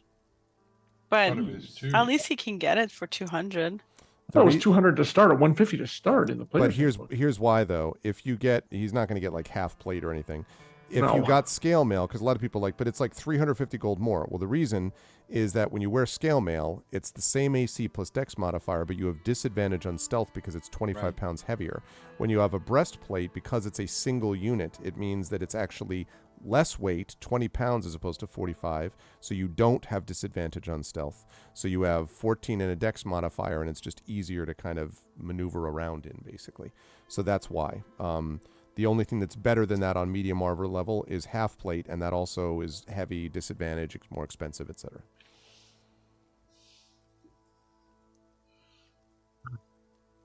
Well, the breastplate will take it, unless there's something else. Unless someone else I think can prove a bigger need for the money. But right now, I think that's the way to go. Mm-hmm. Because that would. AC works again. It's 10 plus. Your dex modifier. And the armor modifies that a little bit. So like when you have scale mail, you're not going to wear this, but like say you were wearing a chain shirt, that would be 13 would be the base AC plus your dex modifier, but only to a max of 2. So super dexterous characters usually stick to light armor because that way they can get certain AC bonuses plus their dex, because the dex is like you say, how nimble you are, how you dodge combat. In heavier armor, you get a better base protection, but you have a limit in terms of how much you're allowed to use your dex modifier. Nimble. Yep, I will just stick with my studded leather armor and an AC at 7. How much is your dex modifier? Me? Yeah. 3. I'm trying to figure out how I got to AC 17 since I didn't type it in there. You have a shield? I do have a shield. That would be the 17. And actually, we need to, if you wear it on your back, it would be 15. If you're holding it out in front of you, it's 17. Interesting. Okay.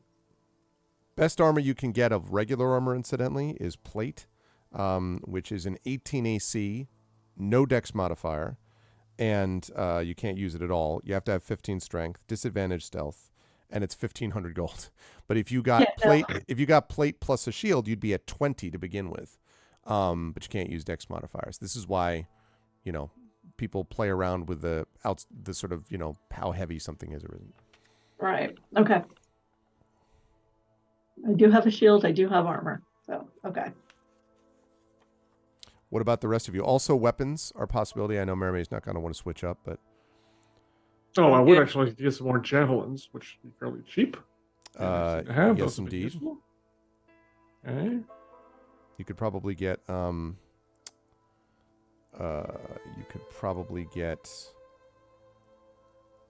five javelins for, I think, 3 gold, if I'm looking at that properly. No, I'll even pay for that out of my own pocket. Because why not? Because all the 200 is probably going to go for the breastplate unless Maramay can use her haggling skills to get that down a bit. If it's already down from 400, I'm not sure how much Greg would let me haggle, but I'm happy to try to haggle.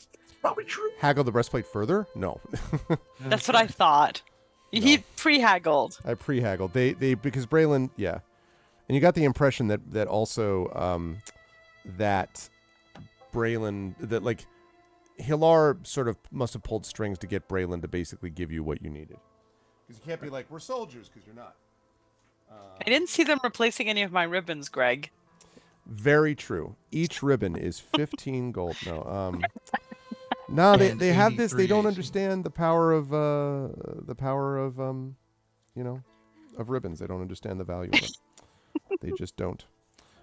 Each ribbon is +4 to AC because it's distracting. It's like putting tinsel in a tree to get rid of birds because they think it's funny. And what else is cool is the fact that we have 120 raiders who just joined us from GOGCOM. Yay! Yay! Thank you again to my sister channel, which has helped out multiple times with raids today. Hello to Mortara. Hello to... Where else? Hello to some other people. Hello to who else has come in. Hello to Mystery One. Hello to all of the raiders as they jump on board. I think Darksaber was doing the Warhammer release, if I'm not mistaken, so I hope that he appropriately showed no mercy and obliterated all in his way. Thank you so much, Raiders. It's good to see you, and welcome to more of ArvCon. Saber was part of this last night. The GOG team is still the top earning team, although we still have a few hours to go for a couple hours left before this story is written here for D&D with IMB. But please do consider donating to the Charity Research Foundation that we support, Damon Runyon, with !ArvCon. There are multiple giveaways that we're doing and multiple other incentives, including reaching different milestones, another $100. We have another giveaway. We have Tuckerizations that are available to you from both Jennifer Brozek and from Brandon O'Brien and a whole bunch of other cool stuff. So please join us. Welcome, Infinity Simplex. I know Infinity.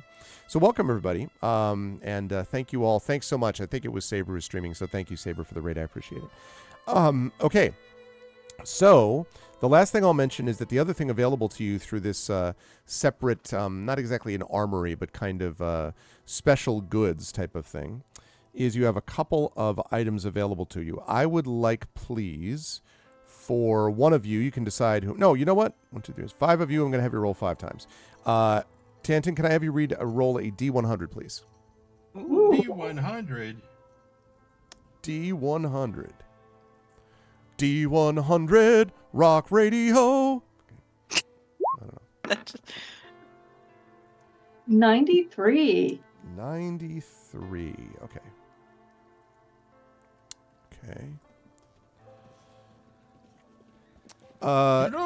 Ronan, if you want, you can have my armor, my studded leather armor. I won't be wearing it anymore.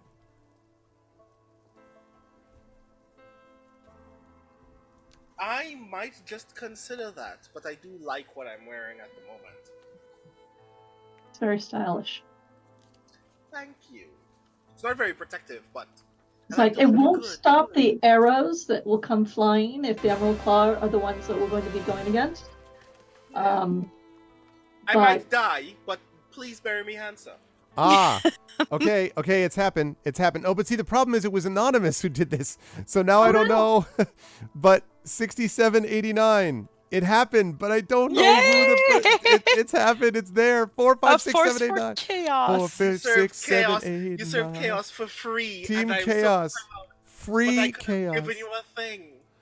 Oh man! You know what that means, Brandon? Is one of your NPCs is going to be have to be called Anonymous. Anonymous, like yes, that. exactly. Or not a moose or something. Well, the conditions were that it would be a giveaway for everyone who donated during this stream with an odd number. So anybody else who was available who did during today only, who did donate an odd number, is eligible for that giveaway. The only other thing that sucks as a result is I'm pretty sure that was the only one. No, somebody. That would- Oh, yeah. No. There were some other. Oh, well, there were plenty of other donations, but not odd ones. Is that what you mean? Like, Yeah. Let me see. Wait a second. Let me find out. No, that's not true. Well, no. Do you count $5.56 as being? No, that's an even number. That's even. No, they're all even. The last odd one was nonstop over 20 hours ago. Yeah. Grrr. Anonymous just gave us the thing. Well, free. maybe just do it where like the next Wait. person who donates an odd amount, that's the person. Now that you've hit this number, right? That Yeah. You know, that would work. That would yeah. work. So Yeah, the that's next good. person That's who good. donates an odd amount that's above, like There say you go. $5, any amount above $5 that's an odd amount, we will provide this Tuckerization that we mentioned for the game. Mhm. So we'll do it that way. Wait a minute. Do it now. And a Tuckerization means you can give a name and characteristics to a NPC. That's, Mm-hmm. that- I mean, that's let's bask If it's in for you, the. it could be a gift for a friend. Wait, what, Tren? a bad idea. Why? If somebody donates an odd number now, it's going to turn even. Well, order out of chaos. Well, okay, this is very ordered chaos because it is successive numbers. So I'm not. Brandon's claim for chaos is like, well, wait a minute, this is pretty orderly. 33 is odd and would start the next giveaway. Well, I mean, you want to specify the number.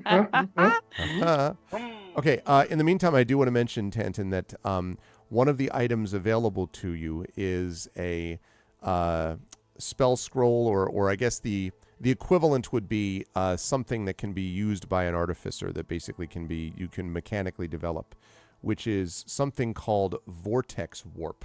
I don't know if you've ever heard of this, but it is pretty useful. Vortex Warp is a second level spell, and what it is you magically twist space around another creature you can see within range. The target has to succeed on a Constitution saving throw. The target can choose to fail. Or the target is teleported to an unoccupied space of your choice that you can see within range, and the range is 90 feet. The chosen space does have to be a surface or over a liquid, so you can't like teleport them over a like deadfall, right? You can't do that. Technically, But lava 90 feet is out in a liquid. lake. Yes, However. technically a liquid. That's right. But if you were to do it into a lake, you could certainly do that. And theoretically, theoretically you could actually probably do it over lava. Yeah, you could. So Or that's a called huge Vortex Warp. Pool of acid. Yep. And Would love more of a suspension. And this is a second level slot scroll that you could use to infuse. And that's actually a pretty cool spell. Nice. And its cost is a low what? So hold, please. Would be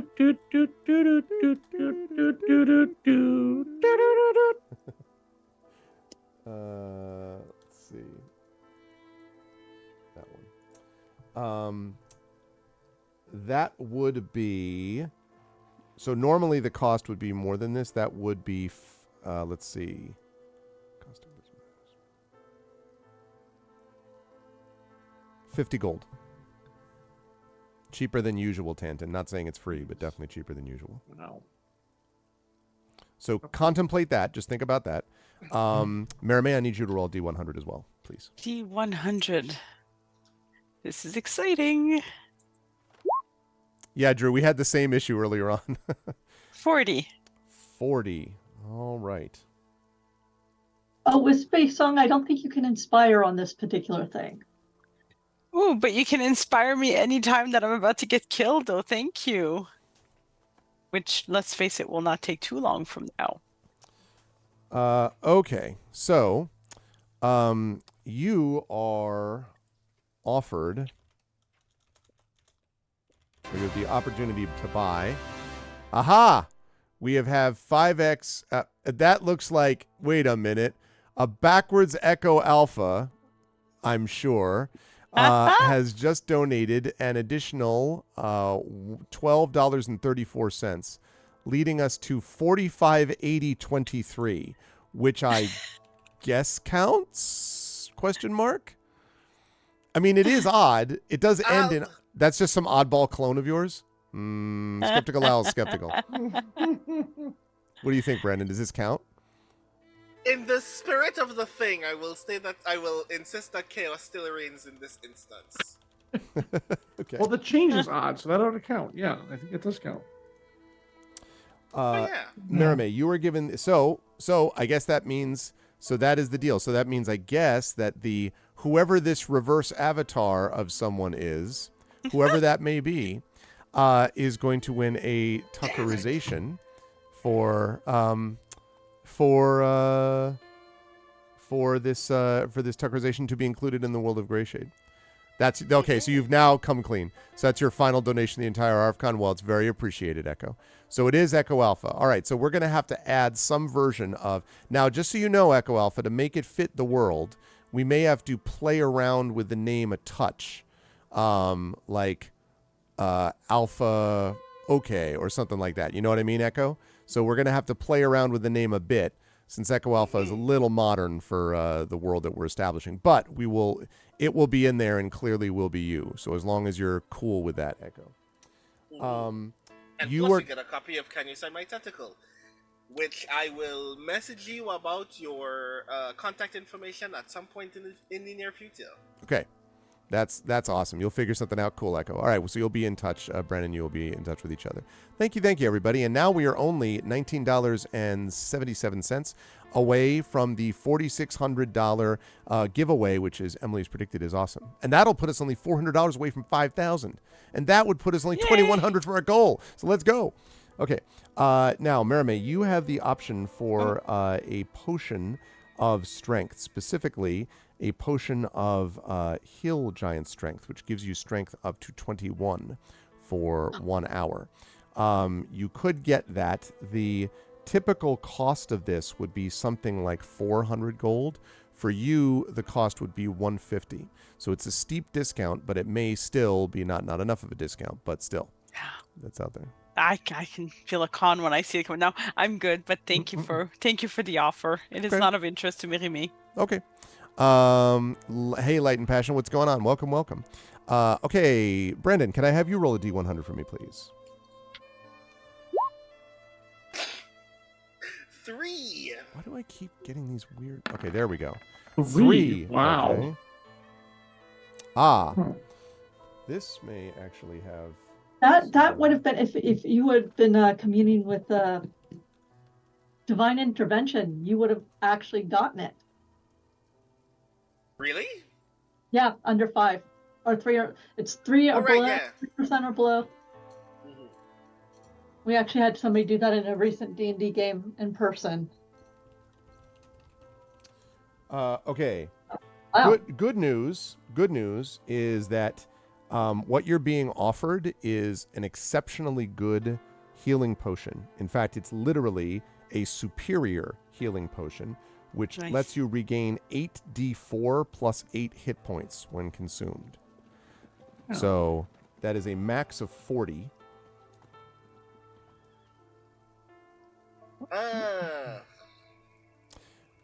So that's the good news. The not as good news is the somewhat also good news is that is at a steep discount. The bad news is that's still 125 gold. Normally this costs like 475.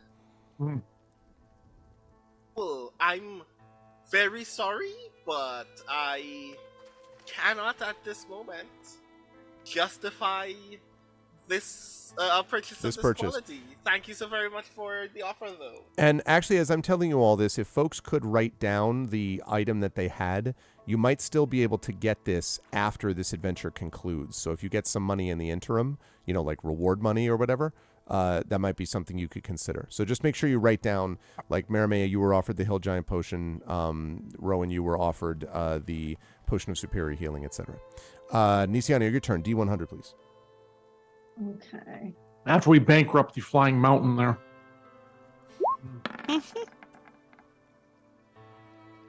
49. 49.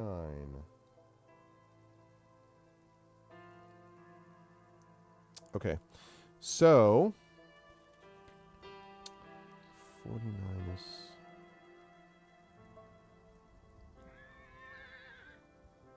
okay, that's interesting. Marame, what you are, I mean, not Marame, Nisiana, what you are, you two look exactly alike. I mean, you know, sisters, it's obvious. Yeah. Okay. What you were offered is a potion of growth, Nisiana. What this means is that when you drink the potion, you get the enlarge effect for up to 4 hours. And basically what it means is that the target size doubles in all dimensions and its weight is multiplied by 8. So basically, you increase in size. Also, you have advantage on strength checks and strength saving throws. Also, your weapons grow to match the new size, and while the weapons are enlarged, the target's attacks with them deal 1d4 extra damage. That's funny. And you can't take any potions, can you? No. Yeah, exactly, Orlando. But you could find out what it's like to be a human for a day. Why would I want to do that? Yeah. That's a big and ungainly.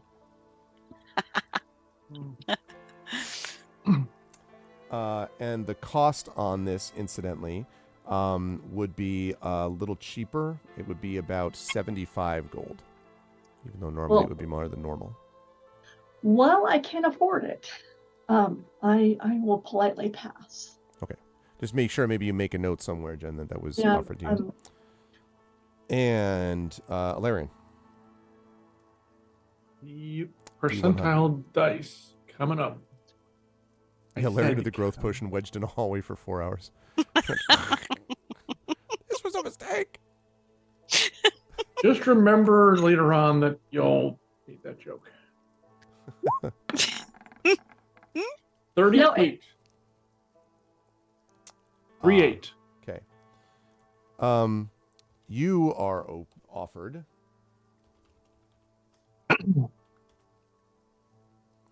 You are often offered a potion of Storm Giant Strength. Alarian, for Storm Giant Strength is a thing that would change your strength to 29 for 1 hour. If only I had the means to ingest it. Oh, that's right. Actually, I'm sorry.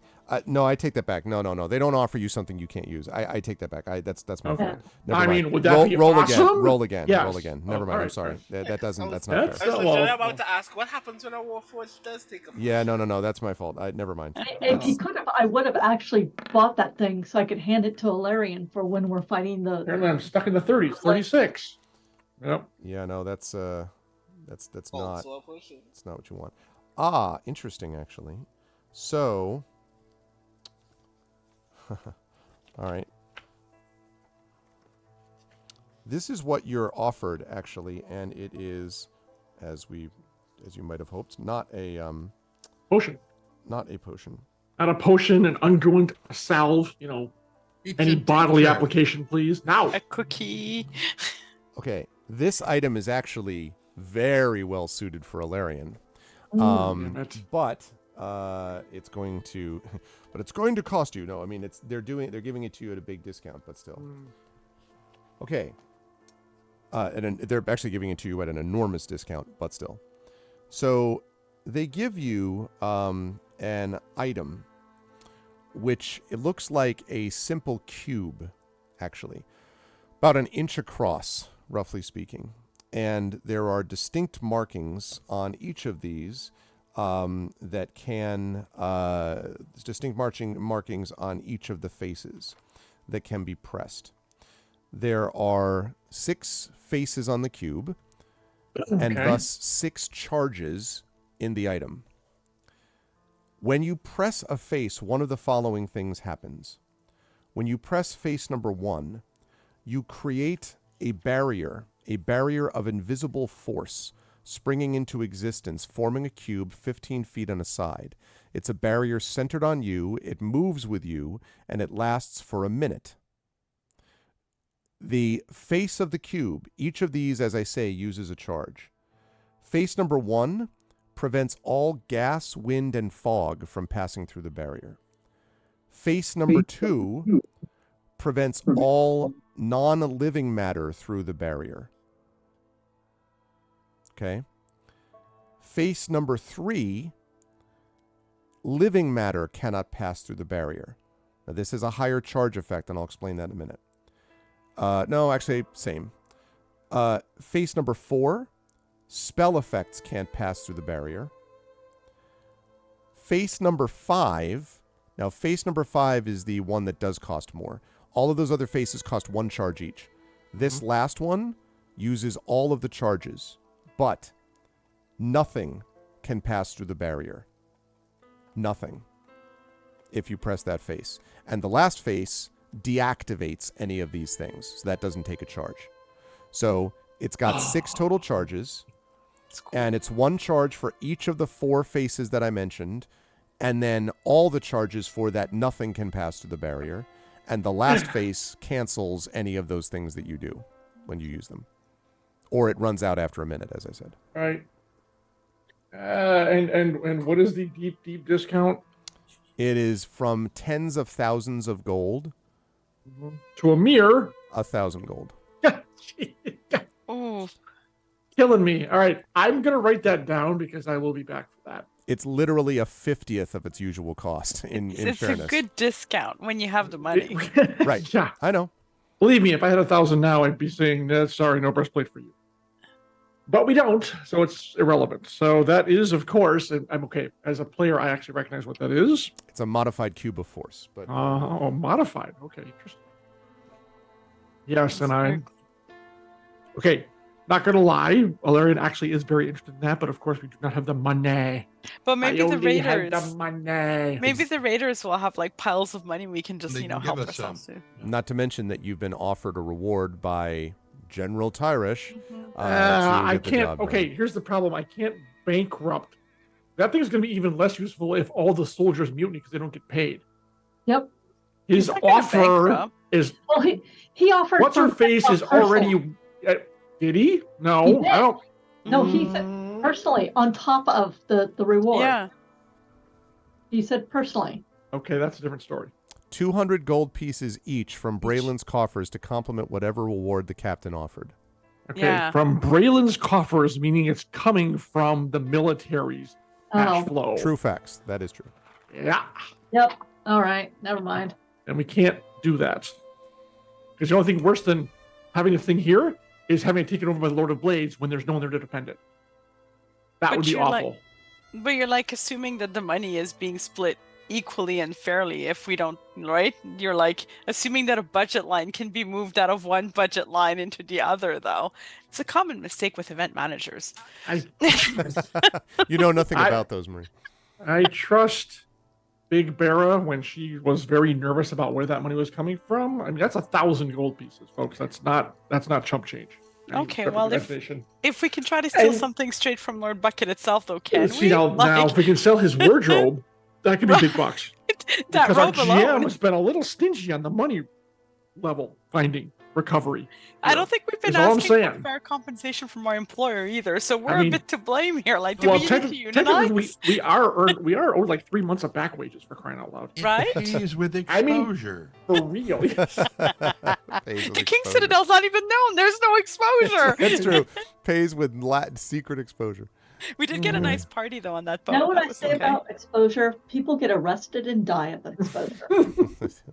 Just Good point. coupon for Facebook post. What? I don't understand.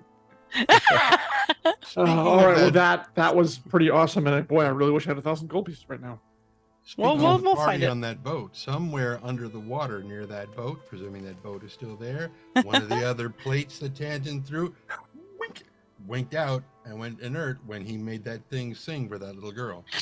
Okay. Oh, that's cool. All right, I have- Someone's like, Yeah, I have written that down. So yes, There's I- 3 more glowing plates down there. God. If Ugh. they had already been, gathered by someone and sold. Oh my God. Anyways, sorry. Yeah. So anyway, that's the shopping stuff that's available to you, and again, that's in addition to any like basic item. Like, so you got you all got armor if you wanted to improve it or weaponry or whatever.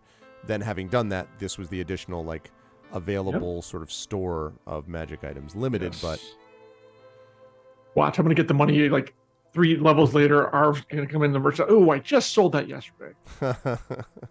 And then they find come out back that to find the merchants burned to the ground. well, I find out that Alarion can actually rage.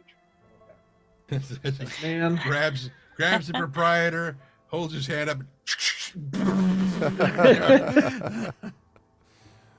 I'm not spiked anyone in the head yet. Okay, yeah, that's yeah. All right, so you got your breastplate, right, Trend? Yes. So what does your armor adjust to now? I think it's 16, maybe. What was it before? 14. Okay, 2 points. I was hoping at least a 2-point jump, so that's good. It's 16 now. And Cerberus wants to know if he has to keep re-upping for the Yeah, raffle. it's the same. You just have to enter for whatever the new word is, which the new giveaway word. It's a different keyword for each raffle, yeah. So that means you have to pay attention. Oh, God, no. Well, someone needs to donate $19.77. All right. Right. To bring us up to that 4,600. Correct. What happens then? Then we get a new giveaway. The new word hasn't been put out yet. We need another 7. No, it's not quite. Oh. $19.77, yeah. 20 will do it. 1977, fine year. Okay.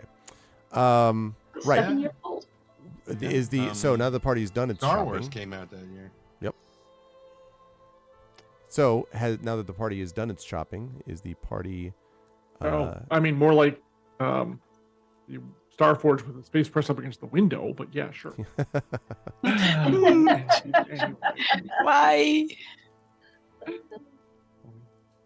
I said, okay. Oh, that's the difference. Got it. Okay. Right. Okay. Anyways, yeah, that's.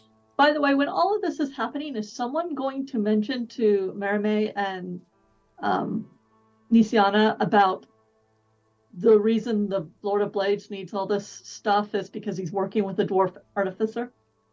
Oh yeah, we would have filled you. Okay.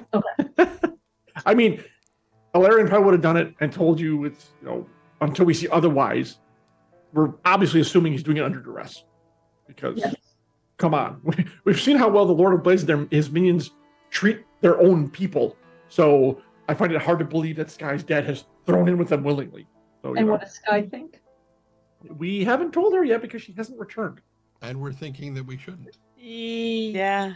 I don't know if that is the smartest thing to do.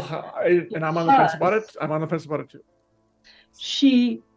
We had to earn her trust, and by lying to her over this one thing, we'll immediately lose it. And any hope of her assisting us with retrieving her father will be gone.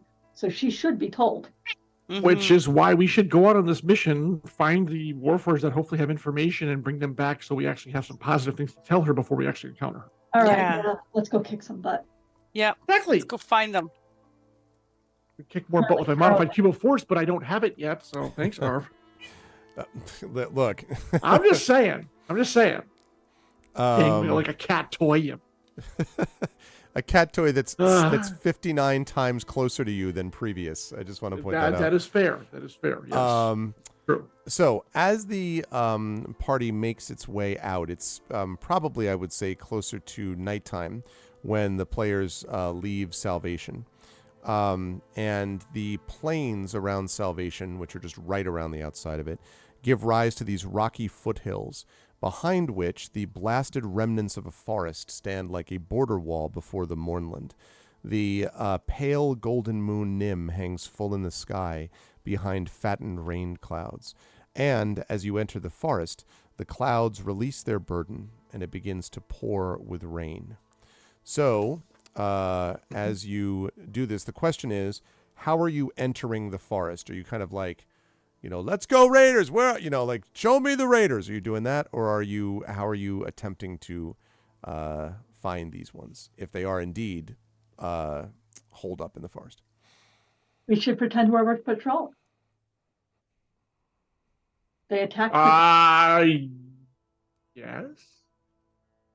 I'm not sure if triggering. I'd prefer to ambush the ambushers myself, but don't really have an effective way to do that. So Unless we can pick up tracks, but we don't. I don't know that any one of us is. well, first of all, it's raining, so any tracks should be washed out like any minute now. True. Secondly, it's raining. So Oh, and that's yeah, true. He none of did us just say it's raining, isn't it? Well, it was all like clouds unburdening their downpour. bladders or something. I don't know. It was very poetic. I was Apparently- still working it through in my Apparently that distracted Marie. So yeah. Just like- Still thinking about clouds releasing their burden, and I was like, I don't know, Yeah. Like what's a cloud's burden? I don't know. I mean, it's kind of refreshing at the same time. It's a big pain in the ass. So yeah. I mean, I'm open to the idea of kind of tromping around like a patrol, which my patrol will be patrolling the rain is a little bit of a mystery, but who cares? And you don't trump. So. Good point. And it does give us the ability to pull hoods up so they can't actually see us. Because again, we're not exactly subtle. And then Larry looks down at themselves like, I think that will help. He looks Well, down and pulls this half cloak, pulls the hood up, and of course the rest of his 7-foot body is completely, yeah, or their I was gonna 7-foot say. body is completely visible the hood is up. with light motes floating around him. Done. Yeah, okay. You have a good point. Again, we're not subtle. I can be We've subtle. never been, well, except I for- have excellent stealth. I think it's time for one of Rowan's bad ideas. Actually, I was thinking the subtle one might be able to scout ahead more effectively. I have invisibility. I have stealth. Like I'm just saying. Idly, very curiously, because I have observant, I want to make sure that there isn't anything else that we're missing. Okay. Can you specify like what that might look like? Like, I mean, I guess. Hardtack. Wait, like what in particular are you looking? Like, what sorts of things are you looking for that might be missing? I just want to make sure that there isn't information available that would help us be able to identify where these salvages might be. Okay. Well, go ahead. Yeah. Actually, I second that because the Warforged aren't typically all that subtle either. Yeah, because So- if you're relying on passive perception, my passive perception is 17. Okay. And but I'm actually actively looking for signs of passage, like I don't know, big broken branches by heavy things tromping through the brush and crap like that. Gotcha. You know, Okay. tracks may be gone, but so- other signs of their passage would be around. So all of you are going, but Rowan and Ilarion are in the front, basically. That are doing that, right? Unless we wanted to put out the Marimay goes and scouts ahead, Because I can stealthy, like because she is pretty damn stealthy. Yeah. When she wants to be. and do I that can too? do up to 90 feet, and I can still ping you telepathically. Right. Like So if we'd I be stay in within contact the- with her all the time in case she got into trouble. Within 90 feet, I cast invisibility on myself, gives Okay. me advantage on stealth, and then I'm stay within 90 feet, so at least we're still in contact with each other. And if you get attacked because I missed something, then I can go and attack them on their back. Or I can follow along if they, whatever the plan is, if they capture you, if you want to let yourselves be captured or whatever. Let me have you make a stealth check then, Marimay, at advantage. Perfect. You knew I was going to ask. God, you know me so well. Okay, well. With my stealth song. Oh my god! Oh, Well, What?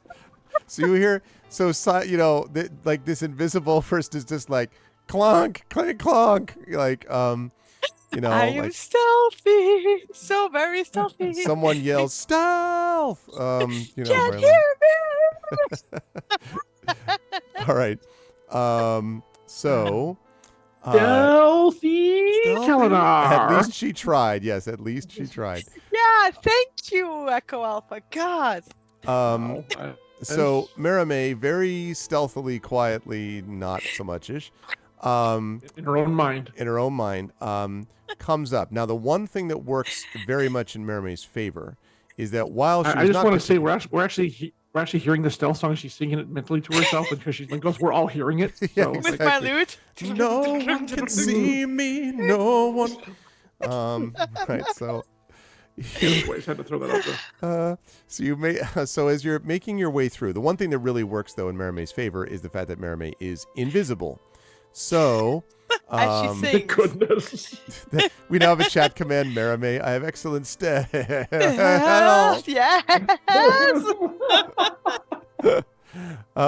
So you as you make your way through this slick terrain with the rain pouring down, you can see that things may not have worked the way exactly you intended them to, but you may still have some benefits here. So because of the scouting, I'm going to bring us all to a new map. Dun, dun, dun. Okay. Everyone has off days. Okay. Wow. Okay. Passersby were amazed at the massive amounts of blood. Let's Tree bring. roots, but okay. Oh, folks over that we trees. can see Okay. as well. That's not blood. It's not blood. You see buckets Some of very blood. stringy blood. Yeah. When it was Super stringy T-Rex, blood. that's exactly what it looked like. Yeah. All right. Okay. All right. So it's a new map. Yes, it is. Yay. All right. Now let me actually zoom out here. So at the bottom of this map, and sorry, I gotta fix the map on the screen. Like that, and then this, and then I can move this over this way. Okay, good. All right. So on this map, Merame, you are at the bottom left here. In fact, I'll just bring the whole crew over for the moment, but the rest of you are sort of trailing behind. You know where I I am. would say we're probably, yes. We're probably like 45 to 50 feet behind her. I don't think we need to be at the maximum 90-foot range. That seems a lot, especially if it was like something she's been set by 4 Warforged. That seems like excessive. I'm fine. I'm invisible. I'm stealthy. Okay, Nobody well, knows yeah, I'm not here. there. Until she sneezes. Yeah, exactly. If it wasn't raining with the clouds and their existential burden, my feet wouldn't be schlocking into the mud. Right. You were just depressed by the clouds, and you were like, really? I gotta teach you how I'm to thinking float. about Then you'll that be, still. Then you'll be perfect. There you go. See? I'm too distracted by the clouds' burden. It just It doesn't weigh upon you. Poor clouds. it does. Were the clouds existential? I would be. Okay. Okay. So now I have provided tokens to everyone here, I believe. Like tokens? Tokens. Okay, can people control theirs? I just want to make sure that everyone... Yes. Ooh, and, At least mine, yeah. No. You can't control yours? No. Okay. I hold on can a control mine. Yeah, I can. Control got- Valerians. Try now, Tanton. Don't touch me. I can control Canton, but not what's his name? Spanner. Spanner? Try now. That would be him. I'm Bestest boy? really, really sleepy. Now you can try Spanner. Can you try Spanner now? Okay. Can everyone else move theirs? Okay. Yeah, all good. All right. Now everyone get to the edge of the map, except for Merame. So Merame, when you come up here... Blorp. To be fair, you did not specify which edge. Right. That's why I went all the way to the front. Okay. Bucks fall, Danton dies. And always between your legs, you trip and fall down the cliff. You no. That does not occur. Oh, good. So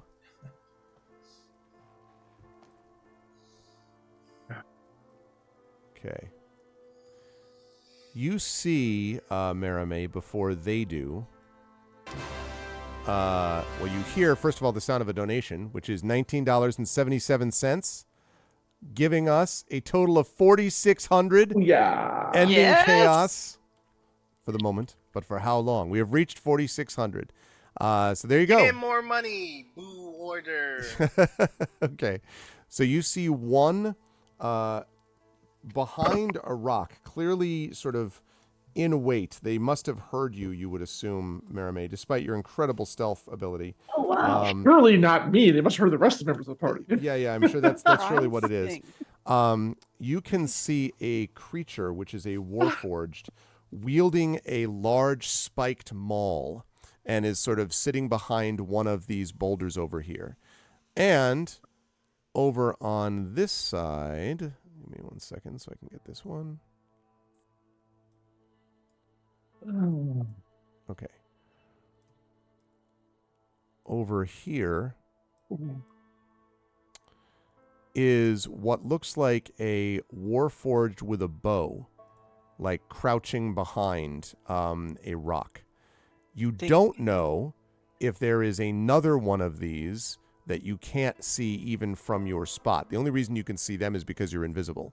And they obviously did not sort of duck out of the way upon seeing someone arriving. So, but this is what you actually see in front of you. They are clearly lying in wait. Okay, so I'll kind of shout back to the others mentally, stop. I see them. I wish you would shout it back in reality. They're here! Guys! Oh shit, telepathically. Stop. I see them. They're lying, wait, obviously ready to attack around the band. And then I describe kind of what I see and their location. And I feel very good about my stealth roll. Okay.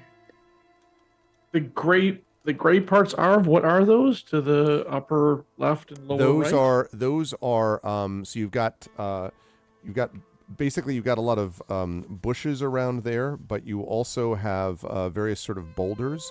But on the sides you've got sort of this rock sliding down from, oh, somebody else added something, $1.23 to provide more chaos, leading us to 460123.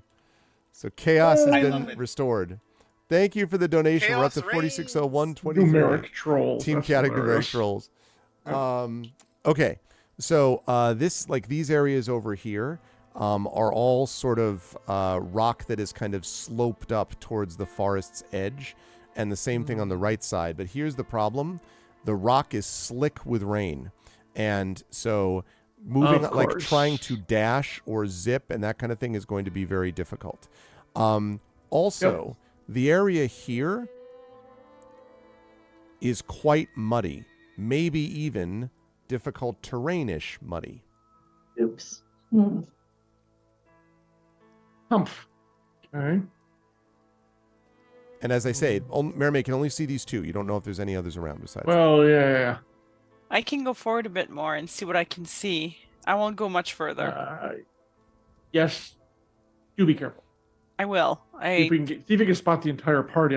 There has to be more than two of them, I'm sure. Stay here. I will not be far. So I will move cautiously ahead. Okay. To see, like, and I'll keep an eye out, like I'm looking at like the muddy area, and I want to see if I can spot a few more of the party. I'm gonna kind of go around the edge of this on this side here. Okay. I'm guessing there's somebody else up here that I can't see, but you don't see anyone that way so far. Okay. I'm gonna just kind of. Okay, so I don't know that I want to go much further here. Can I see anybody? You don't see anybody else, but it's quite possible that there could be someone hiding behind here. There could theoretically be someone hiding, like, crouched over there. You know, like, pretty confident there's no one else under here unless they're exceedingly well hidden. But you can't get you'd have to actually literally go pretty much here to see if there's anyone hiding that low behind here. And that's putting yourself at some, it's exposing yourself a bit. That's paying yourself an exposure, let's say. So I don't want to do that. So refresh my memory. My invisibility will only drop if I cast a spell or attack someone, right? Right. So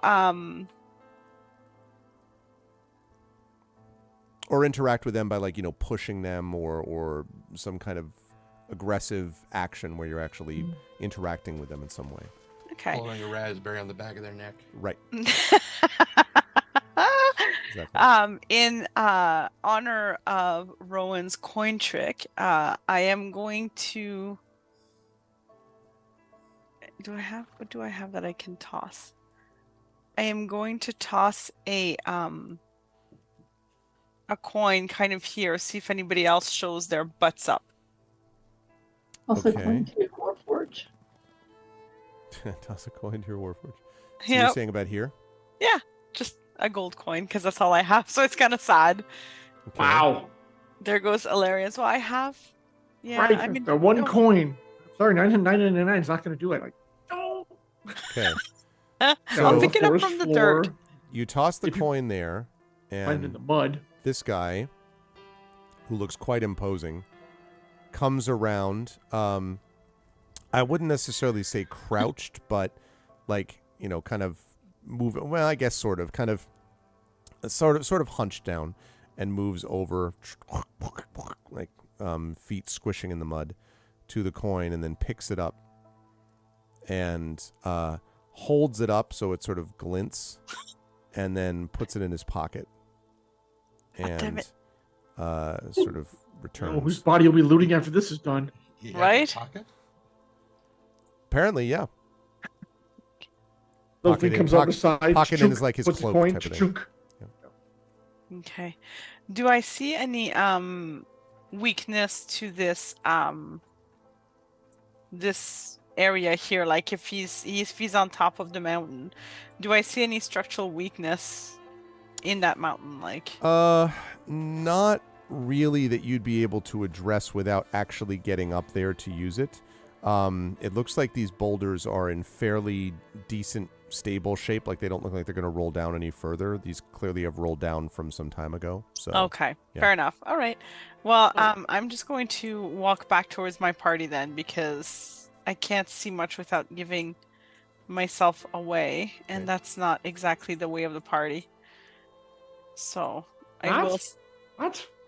Well, not till we're ready. So I'll stay invisible, but I'll stay telepathic. I'll come back in range and say I couldn't see anybody else, but there's a few spots more people could be hiding.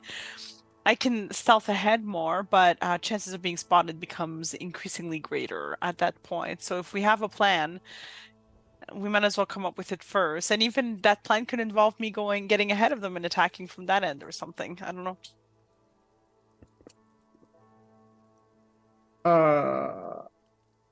That sloping up on both sides, how high does it look like that goes?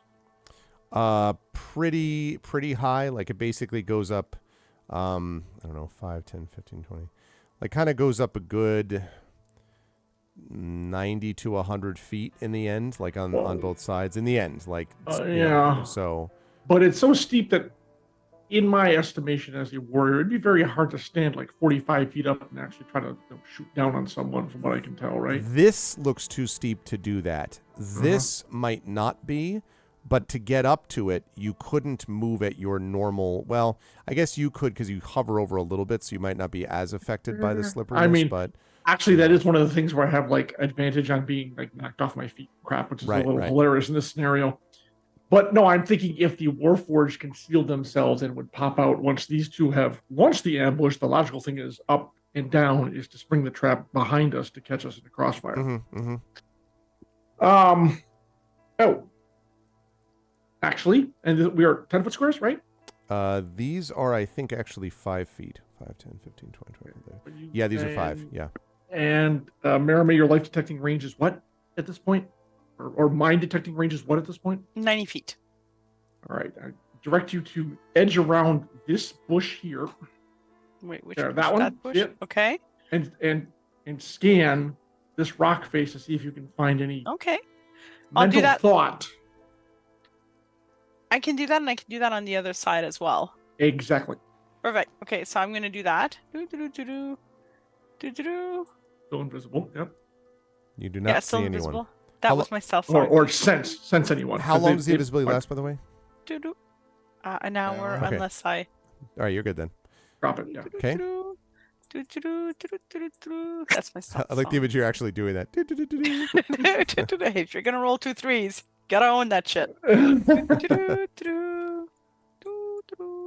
33 is pretty good. All right. Nothing down there either. Yeah, I'm gonna kind of go here. Now I'm still in range, I think so. Yeah, no, it's still pretty vacant up there. Yep. So she's not come up with anything, basically. Not so far. Do you want me to go a bit further? I can. Only if you're comfortable doing it. I'm not uncomfortable doing it. Okay. I'm gonna stop singing my stealth song though. Okay, now where did you say that mud was? Because I have to get around this bush. You're in it. Struck. All I feel right. like that's a giveaway. No, I my mean- Yep, boots. and that's I was gonna say that. Yep. So I actually need a stealth check here, please. Me at advantage? You gonna don't get wait. advantage this time. This is canceled out by the disadvantage of the mud. So You you just cancel- have a normal check. Hey, you know what? I got 2 3s at advantage yesterday, so I'm okay with yesterday earlier. Wow. Gotta be better than that. Stealth. Claimed. Yeah. Oh Lord! Stagger. Whoop whoop. Splash splash splash. Guys, I have a new verse of my stealth song. At which point, a arrow comes twanging your direction. Pew! Now they are still, because you are invisible, cannot be seen. So there's still a disadvantage to hit you, but we will see. Okay, now hold on a second. Who said? I believe, Arv, you said that people were rolling like gangbusters for Yeah. previous sessions during the. They were, the, and now we've seen the other side of that coin. Like I now, guess. now, I am now the other side of all the karma has sucked come. up all the good rolls. Yeah, I see what happened. I see it. Okay. Found them all. Fair. Yeah, yeah. I'm no, it's fun. not exactly. Why would you give me the shit rolls? I'm great. Exactly. Crazy talk. Let's you. see.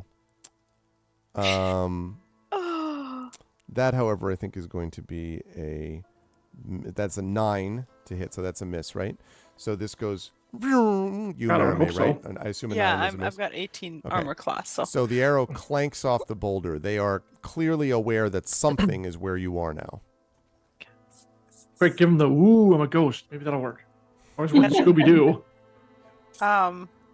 I'll just ping back, hey, I've been spotted, but they missed. I'm just gonna kind of move out of the way at least so that they don't know exactly where I am. I assume, maybe. Alarian replies. Have either of them moved from their position yet? Nope, just got an arrow shot my way, but they missed, Okay. so I'm very How, Arv, how big is the rock I just pinged there? That's about that's a little bit of it's like a medium size, so that's like 6 or 7 feet around and maybe another 4 or 5 feet high. These big ones are very big. The small ones here are probably 2.5 or 3 feet or so. So this is like a medium one that I would say is about 5 by 5-ish, something like that. Hey, Brandon, check the chat in Zoom. This might be a good opportunity for that. If you're willing, I know it's a high level spell. Oh man, he has a destroy boulder ambusher spell. Almost, yes. Oh no! Let me- No. Mm-hmm. Let me check a thing again. Yeah. Why don't you refamiliarize yourself? Wait, with the, is this an animate thing? Yeah. Oh, you can make the rocks attack him. Rocks friend. I thought you said anime thing, and I'm like, oh man, this could be. He gets really big eyes. Over And, his 9,000 hair starts. boulders? Wait, is that the starts moving on its basketball own. anime with Yeah, the Celtic exactly. Quintillion? I'm just very confused. now. from way downtown. Bouncing boulder along the ground. That's okay, Jen. I like the movie. Okay, so the answer to the question is yes. The range is 120 feet. And well, the creature has to be within 500 feet of me, so I could just Oh my make god, one that's at the crazy. furthest possible distance and just kind of wait to see what happens. I mean, yeah. Can I move? Is it my turn? We can. Well, we haven't been in combat. We We, haven't entered right. initiative yet. Yeah, we can move whenever we want if we choose. The only person who's been spotted, I'm just going to let you know because we all know this. The only person who's been spotted, who's still invisible though, is Merame. Right. None of us have been spotted yet, but this actually could be worth getting spotted for, to be quite honest. If we're gonna spring this, we might as well spring it now. We know at least where 2 of them are. I'm gonna like creep all the way over here. Okay. Are we trying to stealth it up here? Right, so I need 12 squares. 1, 2, 3, 4, 5, 6, 7, 8. Right. I am 80 to 90 feet away from this pile of rocks. Yes. 15, 20, 20. 5 foot squares though. So this actually is you're probably Oh, closer this to is- like 40 You're feet. even closer. Yeah, Yeah. exactly. Oh, these are. Oh, okay, cool. How big How big are these boulders? These are like 5. So this one's like 5, 10, 15. This is like about that big one over there is probably like almost 10 by 10. It's a very big. This one here is probably more like 5 by 5, you would say, and the small little one is more like 2.5 or 3 by 3, basically. Aha. So, you would, for the purposes of animate objects, you would consider this a large boulder? Yes, I The would. size of a small boulder. The large boulder, the size of a small boulder. Yep. Yeah, I'm gonna cast animate objects on this boulder. Okay, so when you cast animate object, which is a meow. Okay. I know Isis is here. I don't know what she wants. It wants me. Attention. Pets. Yes. Cuddles. She's 15 and a half years old, and she's deaf, and she's senile, and She seems to be liking the petting quite a bit, so I think you're on the right track. yes. Okay. So you have That's created a lucky help. construct with 50 hit points, 10 AC, plus 6 to hit, bunch of damage, and stuff like that. So Large target count is 4. What is the within range by okay, here's the thing, Rowan, I want you to be aware of. That only takes up 4 of your 10 slots. You have 6 slots left to create. You can create more than 1. Yeah, I know. Okay, all right, just check it. Just check it. In case you want to do more. But okay. It's all good. I mean, that's huge. I like the idea that this rock you've animated In has a fact- charisma of 1, by the way. I'm very Did you read where it flies? Wait, what? And since it has no limbs, it now floats, and he moves it as he wishes. It moves under his command to Oh attack. It will my If the objects lack legs or other appendages, it can use for locomotion. It instead has a flying speed of 30 feet and can hover. And just That's lifted just rocks off the amazing. ground. Are you going to actually lift the rock off the ground? Oh hell yeah! I am, and since I have been reminded, I am going to. Okay, if this is a large boulder, one can presume that this boulder here is a medium boulder. Yes. Mm-hmm. And this boulder over here is also a medium boulder. Agree, yes. Medium is how many? Medium is 2 targets, 2 objects. That would take up 8 of your 10. 5, Yeah. 6, 7, 8. Right. I'm gonna animate both of those as well. Awesome. Okay. So to Nice. be clear, So let's see cool. if I can make so wait, hold on a second. So what we're gonna do is we're gonna go Charismatic rock ever. Yes. Yes, it is. okay, so let's see. Go like that. Talk about Rockstar. Okay. And then let's see. Then we have another one like this. No. Problem, Jason. You're never serious about the craft. You have to get inside its head. What is its motivation? Here we go like this. Rock Smash. Dun da da da da da. Dun da. Oops. Dun da da. Nope. I like how to answer the question of how we animate these large rocks, Greg decided to just put more rocks on the map. Well, yeah. I'm just like, look. I think this is appropriate. Just got to size that properly. There you go. That's more like it. Yes. All right. And now this. Turn Warforged to is- jelly. I love it. I All right. love it.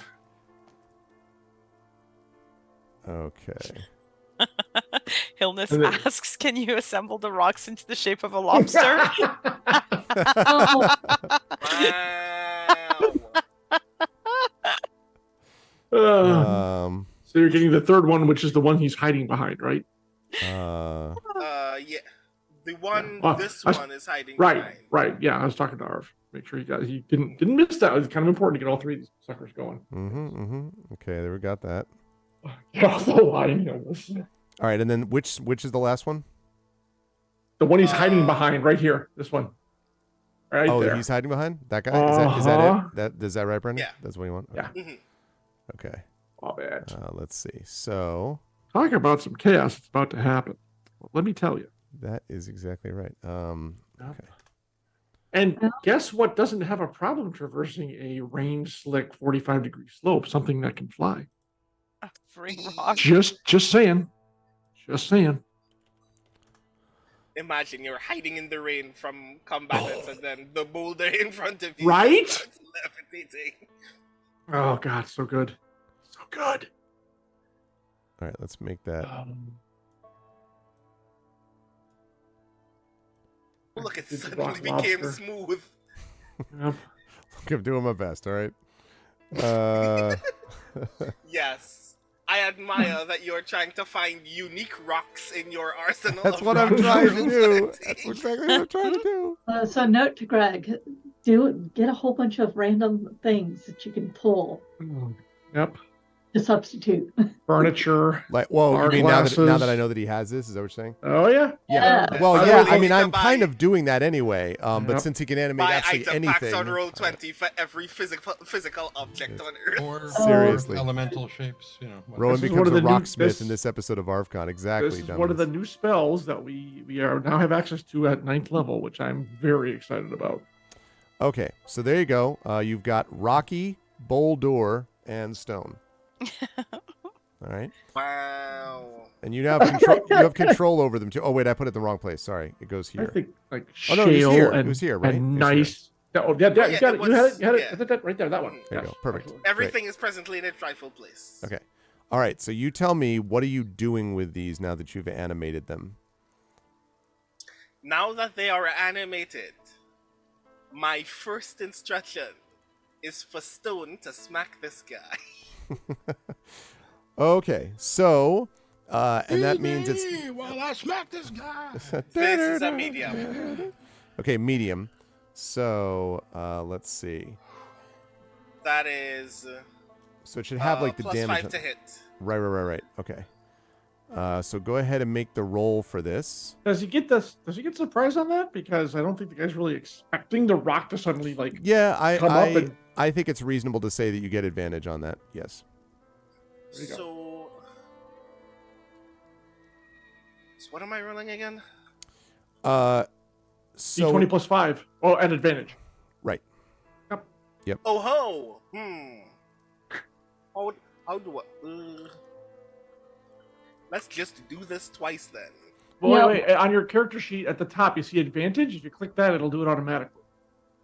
Although you Oh. you need the D20 though. Yeah, maybe you should just roll 2D20. That's probably the best. Okay. 20. We have to start putting like stone or small, medium, or large object in there probably. Exactly. In your, in your weapons. You did really good rolls. Wow. Yeah. 24 How'd you do and that? 19. That will hit. The 24 will Oh. hit. Damn. And now you roll damage, which is however much that medium thing would be. Medium is 2d6 plus 1. Okay.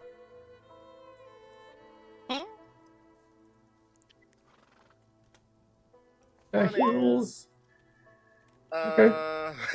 5.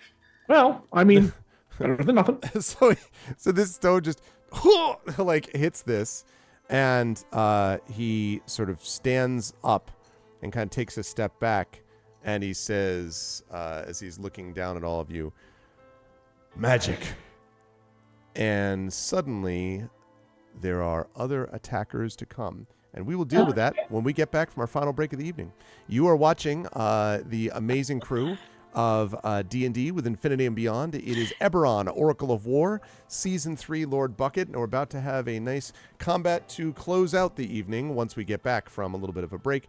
Although I apologize, players, but we might want to make this just like a 10-minute one as opposed to what I said was 20, if that's okay. Just because that way we'll have enough time, hopefully, to get this combat done, especially with people throwing rocks around. Yeah, I'm We're good with allowed the to eat on stream. Yeah, that's fine. I've been doing it ever since we started, so Totally you know. can do that. And chat, don't forget, this is to benefit the Damon Runyon Cancer Research Foundation. We are at 460123. Would love to get to 5,000 before we get to the end of the night. Would love to get to that 5K. So now's the time. ! Donate. Remember, you have Tuckerizations that are coming to you from, well, we've given away the one from Brandon, but we have the Tuckerizations still, haven't we? And we have the Tuckerization Yes. due from Jen. And you also have the giveaways. We're going to do the third trilogy giveaway during this break, which is hardcover, limited edition, leather bound from either Mike Stackpole or Robert Thurston. I believe. Thurston, that's correct. So you can do all of that. And otherwise, we will be back in just a minute, and then we'll have some combat music running to wrap up the night. Please donate and hang tight.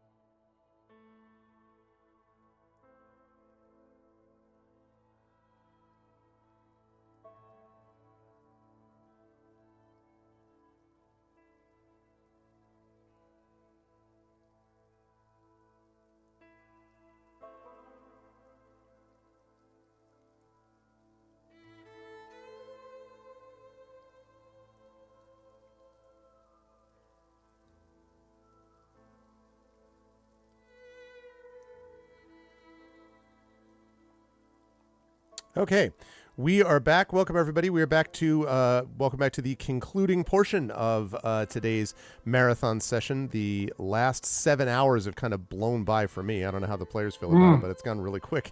Absurdly fast, yeah. And we are close to the end, but I do want to thank Mrs. Dunsel for having contributed while we were gone. So we're now up to 4610, and we are very close, folks. If we can get another $390, the players could get inspirations if they need it. I mean, I don't know why they would. I mean, I don't see any particular reason that they're facing any serious issue that might be there. Now they have a bunch of Boulder, familiars. So I think it'll be fine. I can't imagine why there'd be any kind of problem at all. And since these people have been just hit in the face, we will ask the players to roll initiative, please. I have put the turn order up. Make sure to, as Trent always says, touch your token first before actually rolling the initiative. While I'm doing that, sorry, say again. That's not what I say. What? Yeah, you do. I say make sure to touch yourself. Okay, so make sure to do A lot something more like crude that. about it than you are. Yeah, exactly. I'm just trying to keep some class here in this stuff. I mean, And while that's happening, could one of the mods let me know who's done the most so far during this particular stream? Yes, so that we can have that. And while we're on the subject, donating, ! Donate, would be awesome if people would do that, please. So we can get to that number before we get to the end of the session tonight, which will be about another hour. So please jump on board now. Let's make it happen. The Dragon Spear makes a good point. We can be nice to him since he still has 2 inspirations to use before the month is out. Fair enough. Yes. Inspire the rocks. Everyone inspire the rocks. Okay. This is gonna be so much fun. Let's see. So we're gonna put this here, that there, that there. Okay, great. So the numbers I see on the order are indeed everyone's points. I believe that is everyone's order.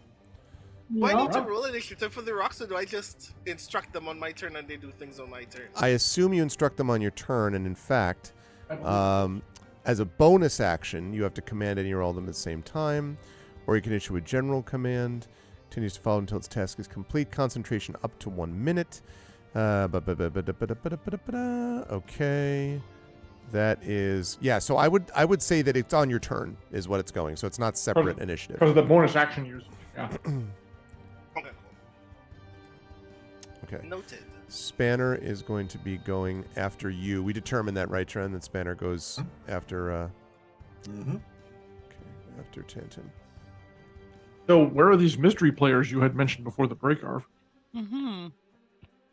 Well, you're gonna find out. Oh dear.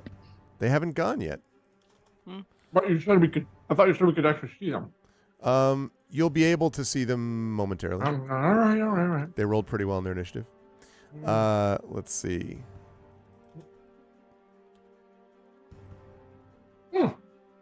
Congrats on winning the raffle, Echo. Congrats, Echo. That's fun. good. Echo was really excited about those books too, so I'm glad. Good.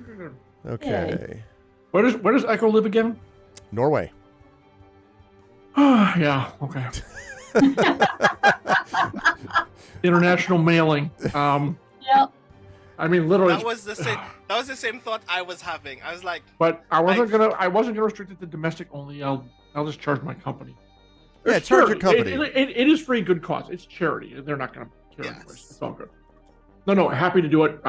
Echo's given so much for us and been such a presence on the chat. It's my pleasure. It seems like damn international shipping has gotten so much more insane over the past few years. And Dragonspear has Seriously. inspired Maramé, by the way. So Yay. okay. So first ones to act Fire are the rocks. the people that you mentioned, and the ones that you were like, where are they? And I can tell you now. The archers. So Knew it. these ones. Archers. Okay. Oh, look. It's one behind the stone you couldn't get to. Let's see. 1, 2, 3. Yes. Okay, so let's see what the distance is over there, right? Let's see. Right. Okay. So this archer ducks out from behind the boulder and sights down, pulls out a quite impressive-looking longbow, aims at you, apparently, Rowan,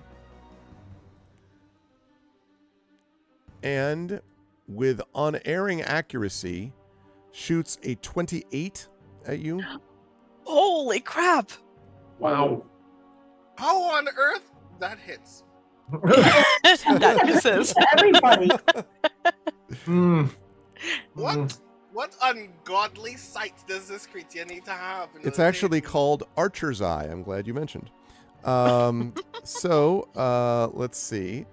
That is going to be... The first one strikes you for only a pitiful 5 points of damage, piercing damage, which maybe makes you feel like, it could have been worse. And then he fires the second time. Oh, shit. And misses, and misses, and misses. And totally misses. Let's see whether or not they are going to miss. What was that? I'll bring you back to life. 17 to hit. Hold on. Wait a minute. What? As he reconsiders the leather I was armor. just looking at my AC and then my brain froze. Yeah, that hits. Okay. That would have hit me too. Cool, fun. Okay. So that is going to be... Yeah, that's how you roll that damage. 13 points of damage on that one, Rowan. Jesus Christ. And then zips back, whoop, behind here. This one... Oh, and also, 2 things. One, I needed a wild magic surge check from you first. We forgot about that. Let's do that first. And then I'm going to need a concentration check to see if you can hold on to it, because the animate object is concentration.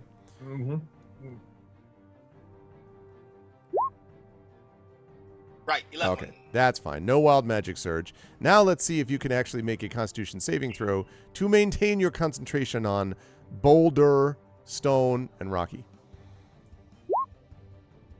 21. 21, yeah. You're like, but you maintain it. Okay, so... but you've been hit twice. Well, I got to have a second constitution saving throw check, I'm afraid. 1 for each hit. Sorry. Oh, wow. Nice. You're just like, no, I will not. I will resist. Shrug off those arrows, I guess. Yeah, absolutely. Nice. Good stuff. Okay. Damn. So Just both of me those are in hit. pain, winching behind this rock. Oh! Okay. Second guy jumps out here about 10 feet or so and again fires at you, Rowan. They seem to have focused on you specifically. Now, I want to point out that you don't, it's not like they would have necessarily known one way or the other. But there's another person in your party who's been aware of being specifically targeted in the past for things. Just saying. Okay. So familiar. Yep. Let's see. That is a 25 to hit. Shit. These guys are strong. Have I mentioned? Oh, Well, that spell is super crazy. It's like it gives you a +10. Yep. So it's kind of nuts. They can't use it all the time, but 5 damage on that one, Rowan. All right. And then he's going to fire a second time. And miss, and miss, and Not miss. unless a 24 is going to miss. And is going to use his Archer's Eye this time to increase the damage. Oh my gosh. Okay. So that's 18 damage on that hit. Oh, Greg, we've been nice to you all day. I know. It's not me. I'm just the messenger. These guys are strong. And then, again, ducks back behind the boulder. Good news, there only seem to be Just to 2 be of them. sure. That's the good news.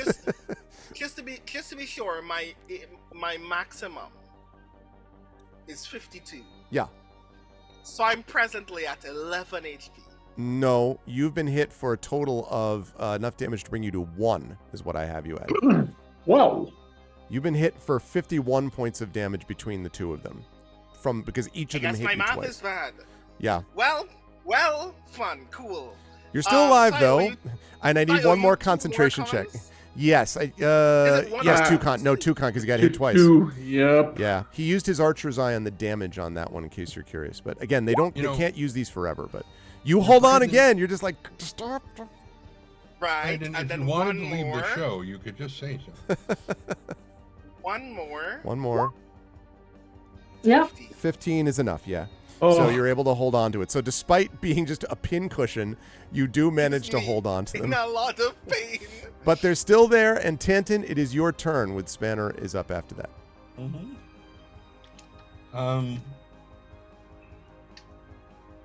Let's see. How far am I away from these guys? You are. Let's see. Where are you, Tantin? Over to the side there. Where are you? Oh, you're way back there. Okay, 5, 10. Yeah. You said put yourself at the edge of the screen. So that's where I put myself. Yeah.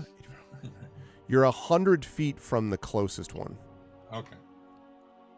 And how much cover do they have? At the moment, this one is in full cover. Mm-hmm. This one probably is full cover as well because they duck back behind Is it there. full cover if the cover is literally an enemy? Yeah, because you haven't moved them yet. I would say that's still cover. Once you move them, that would be the case. This guy is not in cover at the moment because he's basically come out from behind the boulder and is kind of staggered back after being hit in the face with it. So this dude is not covered at all. But I would say full cover for this and for this. And yeah. All right. So I'm going to send Spanner in that direction. He's going to move his full 40 feet. So I'll probably put him about here. And I'm going to attack and shoot at these guys. Well, that guy, the dude who is not in cover. Okay. With my my magical crossbow. All right. You're shooting from that spot at this guy? Mm-hmm. I'm trying to see. Can Tantin slide over 5, 10, 15? Can you slide over like here? Sure. Because and technically that's not quite to the mud yet. Once you get up to where Rowan is standing, that's basically mud, the lighter colored earth. So I think that's just enough you can like shoot past the rock. You should be able to do that. Okay. So yeah. We proceed to attack. Yes, I do. Ugh. 12. Sadly, blows by its shoulder. It misses. Second attack.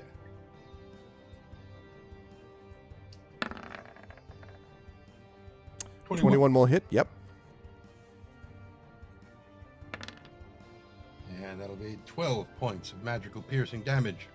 Okay, 12 points of magical piercing damage. Will definitely hit it. Does not like that at all. Not meant to. Okay. All right. And you have a little bit of movement left, Tantin, if you want to like duck behind Alarian, I guess. Yeah, all right. Okay. All right. And then Spanner. What are you having Spanner do? He just moved. Oh, you moved him first. I'm sorry. Right. That's Yeah. going to lead us to Rowan is up next. Rowan, last 10 seconds of your life could have been a little better. Yeah. Rowan is going to bleed to death. Rowan, now the human pincushion. He's still got 1 hit point left, a healing potion, and me. Yeah. Chip in a Oh. chair, as they say in the poker game. Chip in a chair. That's all you need. A little So, more than that right now. first things first, I just want to be absolutely positively sure.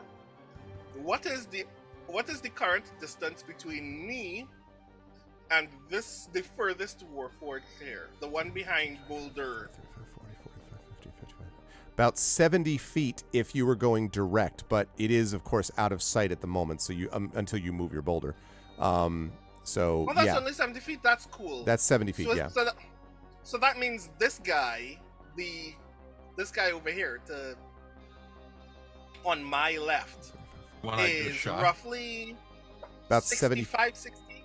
No, little. I would actually say a little further. He's probably about 5 feet further.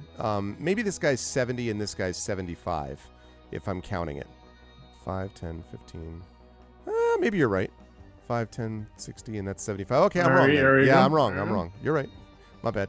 65 to Okay, him and 75 to him. Yeah. That would put him I would put both of them just shy of ordinary distance for Sunshine. But I'm gonna... In fact, no. What am I gonna do?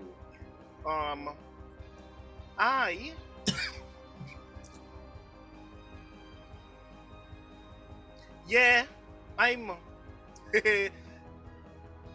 gonna fireball. When you absolutely Hey. positively need to kill everything in the room. Hey, All right. the rocks can take it. Yeah, Well, listen, I mean, they're going to be Yeah. hurt. They're going to be hurt because they do have AC now or hit points now. the but fine so print what? is like, if they are hurt by you, they will turn on their creator, attacking. Oh No, god. they No. won't. Fireball, yeah, listen, let's sign it up. Yeah, I'm Light gonna it up. fireball the guy on my left. Next to Isn't it- Stone.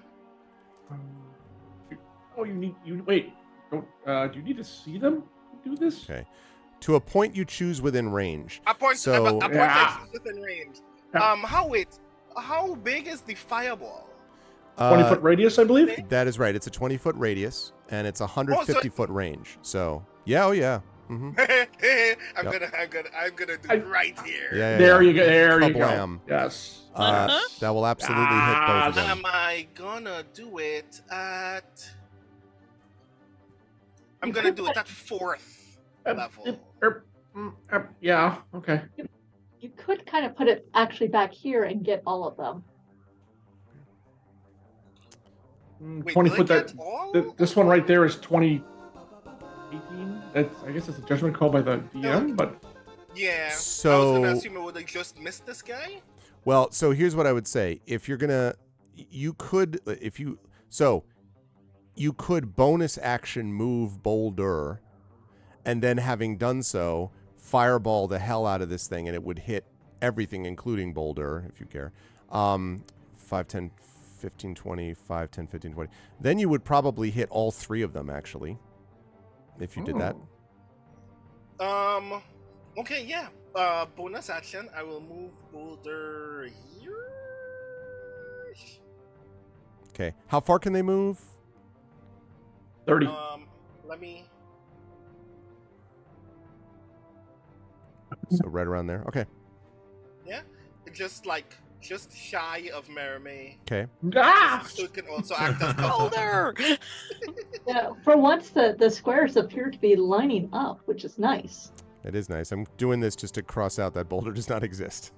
Yes, there is nothing here. There's nothing there. Um, Okay, which by the way surprises that. So the guy's like, and then the Boulder moves out of the way, and he's like, you know, as the Boulder moves. And technically, when you do a bonus action to move them, I think you need to move one or all of them at the same time. So you should also move the others. Then you can do your fireball thingy. So if you want to move Stone and Rocky, that's up to you. I do want to move Stone, but not in the same direction. I'm going to move Stone about here. Okay. And Rocky can stay. Okay. All right. Fireball away. So I have to make, those three characters have to make dexterity saving throws. They have to fail the dexterity saving throw. I'll take damage. Well, either let's way, yeah, so they I have to think it's all try good. dexterity saving throws. Do you? By the way, is there a is this coming out of Sunshine? Like, is there a special? Because since that's the spell focus, I was just curious. 'Cause Right, we've never seen yeah, a fireball because- yet. Because I imagine every time that I cast a spell, I am actually firing a bullet in order to do so. Mhm. So I fire as normal, but when the bullet leaves the chamber, it creates a spark, and the spark just grows and keeps going forward. Nice. Okay. Very nice. That is Very awesome. cool. Very So let's see. We have 9 for this guy, 9 for this guy, and 23 for this guy. So that means that this guy makes his save, I believe, but the other two do not. So if you would be so good, please, as to roll 8d6. All right, yes. So we have 35 damage. Okay. So let's see. Wow. 35 damage. All right. So, okay, this guy up here who's just been getting walloped by boulders and stones and fireballs and everything and stuff. It's been quite a bit. Okay, and also by crossbow bolts. All right, this guy is not going to make it either, so he's going to take Okay. Right. And the other one is going to take half that.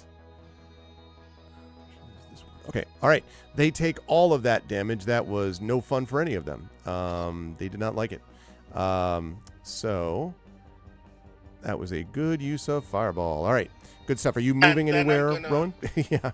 I'm going to retreat heavily to the back. Good plan.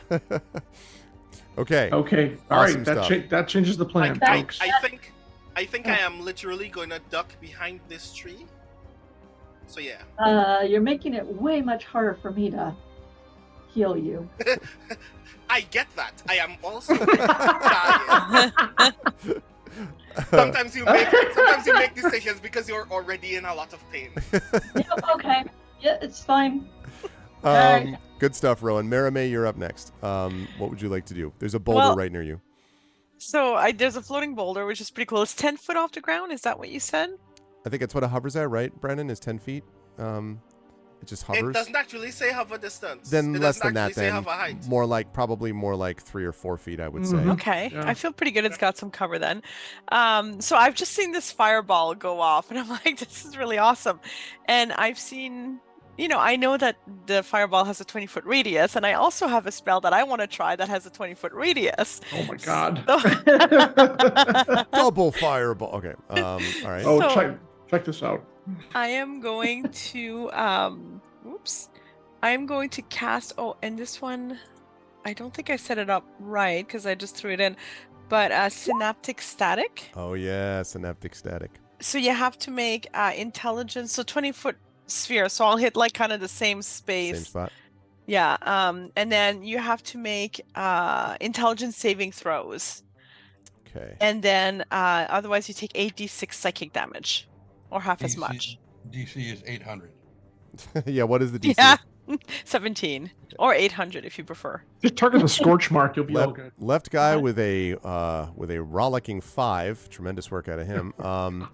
The middle one is going to get a super impressive 11. Nice, keep it up. You're doing great. And the one on the right is apparently the survivor. Oh. The one on the right has got a 19. Okay, I do feel compelled to remind people we need to take at least one of them alive. Yep. we It was do. I was waiting to see if anyone was going to notice. Why you're just like, kablam, like, kablam, oh, wait. kablam. You can, I would have said something on my turn. I would Well, have. the survivor's going to be the one we're taking alive at this phase. I'm waiting for like someone to walk up to the smoking corpse of one of them and be like, surrender, like yelling down at the guy that's already like, Although, if you take stabbing the him in the head. Yeah. if you take the other two out now and there's only one left, then that changes my plans even more. Look at all the ones I managed to roll. Yeah. 27? Is that 27, and then the two who failed, they have to roll for the next minute a d6 and subtract it from attack rolls and ability checks, as well as Constitution saving throws, if that matters. okay? We will come back to that in a minute. All right, so this guy is not loving life. My invisibility has dropped as well. just Half as much damage. Yeah, yes, unquestionably. Okay, let's see. So that was 27. I'm just gonna go behind the rock. There's a rock here. There we go. Right, and then this other guy, who is okay. That was very satisfying. Yeah, I can well imagine. Chad, if you if you were also found it very satisfying to watch these creatures being fireballed and synaptic static, perhaps a donation to Damon Runyon would be a good way to celebrate your good feeling. ! Donate, please, as we can get this. Yeah, exactly, Div. Surrender. I said surrender as he stabs them in the neck. Like, why won't you give up? All right. Greg, can I keep my inspiration from Dragon Spear for whenever I'm ready to utilize it? As long as it's happening this month, In which this- means sometime this session. Yeah, perfect. I just couldn't use it for this, right? So. Yeah. No, that's fine. I want to inspire my spell. Yeah, when I stab the guy in the neck. That's what I'll That's what I want to inspire it. Okay, Alarian is up. So what all do I three do of them there? are still up. Yeah, they're all 3 up. Yeah. They cannot be looking good. No, okay. definitely not. Shoot. Well, actually, that still works. All right. Well, what I'm going to do, this boulder is still in place. It's just floating like 3 or 4 feet above the ground, right? Right. That's right. Yeah, hold on. All right, let me get the arrow back up. That's about 50 feet away. This one right here. Yep. And that would give me at least partial cover? I would say partial cover, yeah. Okay, partial cover's good. I will dash to that one. Yoink. Can't dash through rough terrain. This is difficult terrain. Remember, it's mud. You can't be. I don't walk. I float. Oh, that's right. That's right. Never mind. Yeah. That's Yep. right. I keep forgetting. You don't have this problem. Sorry, floating actually- hovercraft guy. Well, it is the one time it actually worked in my favor in 9 levels. Seriously. So I'll take it. I'll take it. Yep. Okay. Thank you, creators of the Star Forge, for giving me that ability. Okay. And then I'm gonna do the same thing they did. Duck out. I'm gonna wing this dude right here. This guy with 2 javelins. Okay. Boop. Out. Fire. Fire. Well, launch. Actually. Launch. So javelin number 1. And that is a 25. That will hit. 8 points of damage. Okay. Javelin number 2. It's 2 attacks around. And not so much as 11. Okay, manages to dodge out of that way. Okay. Then I would. Oh, actually, am I stuck out there because I can't duck back in because I did a dash and my full movements? I might be trapped. Yeah. Just fine. It's all right. I got my shield out. Let's bring it on. Okay. That's going to lead us to Nisiana. This guy rolled very And poorly, more- which is why and he's more mixed hit up all points. that. Okay. All right. So I know a couple of things. One, these guys are really, really dangerous. 2, both my sister and Alarian are out in the open. 3, the person I was going to heal has run in the wrong direction. So he's on his own for the moment. He's got a healing potion and he'll have to deal with it. So I am actually going to move up to the boulder and Okay. use it as partial cover. Okay. And then I am going to pop. Nobody's been damaged except for the one. So I'm gonna pop life or vitality. I am going to pop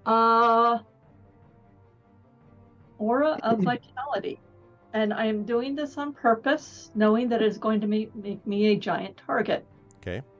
Also, should put my sister. Oh, she's not quite in it, but she'll be able to see the aura. Mm-hmm. Yep. But Alarian Mm-hmm. in. Okay. So I am going to do aura of, I'm popping my aura of vitality.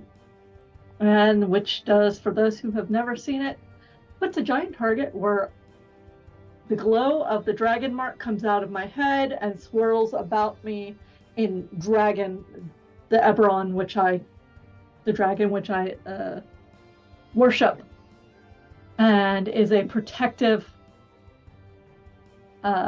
ability for me to heal people as a bonus action starting next round. Okay. Good stuff, Nisiana. And that will finally, this poor guy who has been waiting and has taken a ridiculous amount of damage in the meantime, is going to be staggering forward. Now, let me see. No one feels bad for him, just no, to I be know. clear. No, I'm exactly. fully aware. Let's see. All right. So.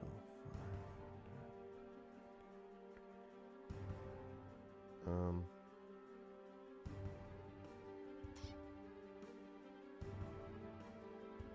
25, 30. It's probably as close as he Ooh, can yes. Come closer to me. get.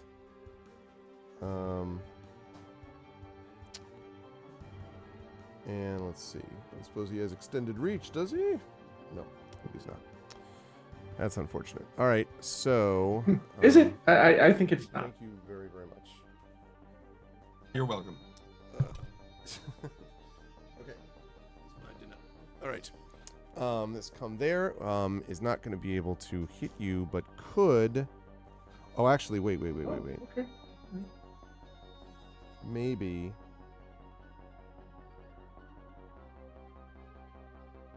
Yeah, actually,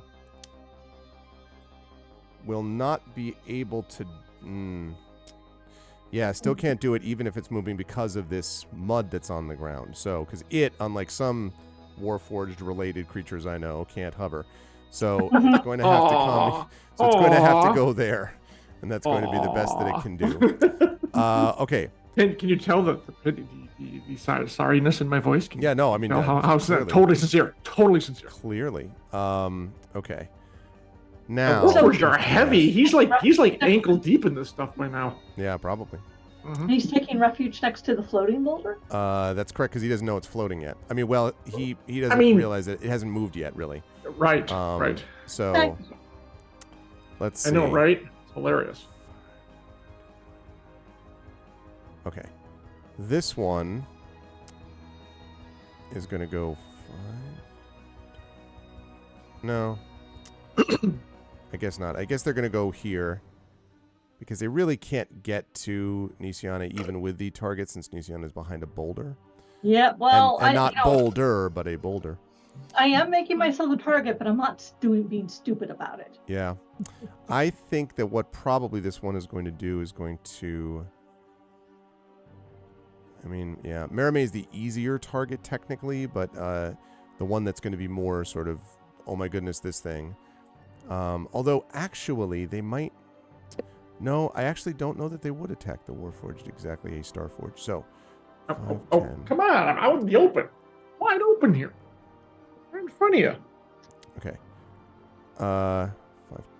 Because this is beyond. This is not the mud. So if it goes out 15. That's enough, I think, to be able to get to Merame, which they can see. They're going to fire at Merame. Reaction to give her +4 armor class. Within 20 feet or something? Within 20 feet. Yeah, you want to check? You might guess. Yep. So within, I think it's 30 feet actually. Oh, okay, that's fine then. Yep. All right. Thank you. Okay. I mean, it might not help that much because you guys are such jerks with it, but we'll give it a try. I appreciate it. I've got good hit points, so. Okay, I think the first one's going to miss anyway. It's going to be a 15. Yeah, that misses. Watch it wasted. Well, next one's not going to hit because the power of critical hit compels you. Oh. Okay. I tried, Merame. I tried. You did. I appreciate it. Thank you. Okay, that is going to be a total of 20 points of piercing damage. Barely felt it. What a scratch. Don't say that. You're right. What am I doing? Okay, and then is let me see. Well, where does it go to? I guess it's going to go back to behind the non-existent boulder because otherwise it goes towards the moving one, which doesn't make much sense. So it's going to go back here. Right. Okay, and then the other one is really the issue. For this one, I think it's going to move this way and attack the target that it can see. That's going to be Alarian. So it's going to fire away. You know what? Mm-hmm. Since I think I have to do this before you actually hit, I'm going to. So one of the things that I got reaching 9th level is my Spirit Aegis dice have changed from a D6 to a D8. Okay. And I wish to. So, okay, the problem is you have to tell me whether you hit or not, and then I can decide whether to shield myself with one of the dice. So I guess roll your attacks. Let me know. Okay, well, he's going to use this Archer's Eye thing. Total was going to be a 23. Oh, okay. I was going to use a die anyway, so I need to roll a 5 or better. Let's see if I can do that. Well, no, a 6 or better. I have to exceed it. Well, you know, let's take the shot. All right, using the Spirit dice. 6? Yeah, exactly. D8. Oh, D8 now. Yep. You can do it! Oh, so close. But... 5. Sadly, no. Okay. Okay, so... And that is going to do... Let's see. It's going to do I also have plenty of hit points. 11 points of damage. So how much do you want to go where? 6 to the armor and 5 to... 6 to the armor. Yeah, there we go. 32 at the armor and... 73 hit points, right? Yes. Yes, that's right. 73. Right. Oh, wait. No, I'm sorry. Because it was 10 total. So you said 6 to the armor, so it would be 74. Oh, you said 11. You said 11 points? I heard 11 the first time. It is 11, yeah, that's right. So yes. We're all good. My bad. So 73. Okay. Right. And then is, let me see.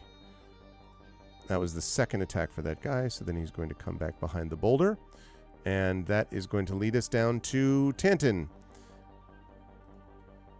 Tantin is going to utilize his sharpshooter ability.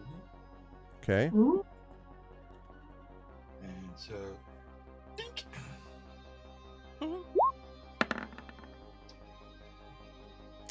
Okay. Is that a 21 plus a negative 5? 21 plus or minus 5. So whatever 21 minus 5 is. 16. Okay, that's what he rolled. 16. And on whom?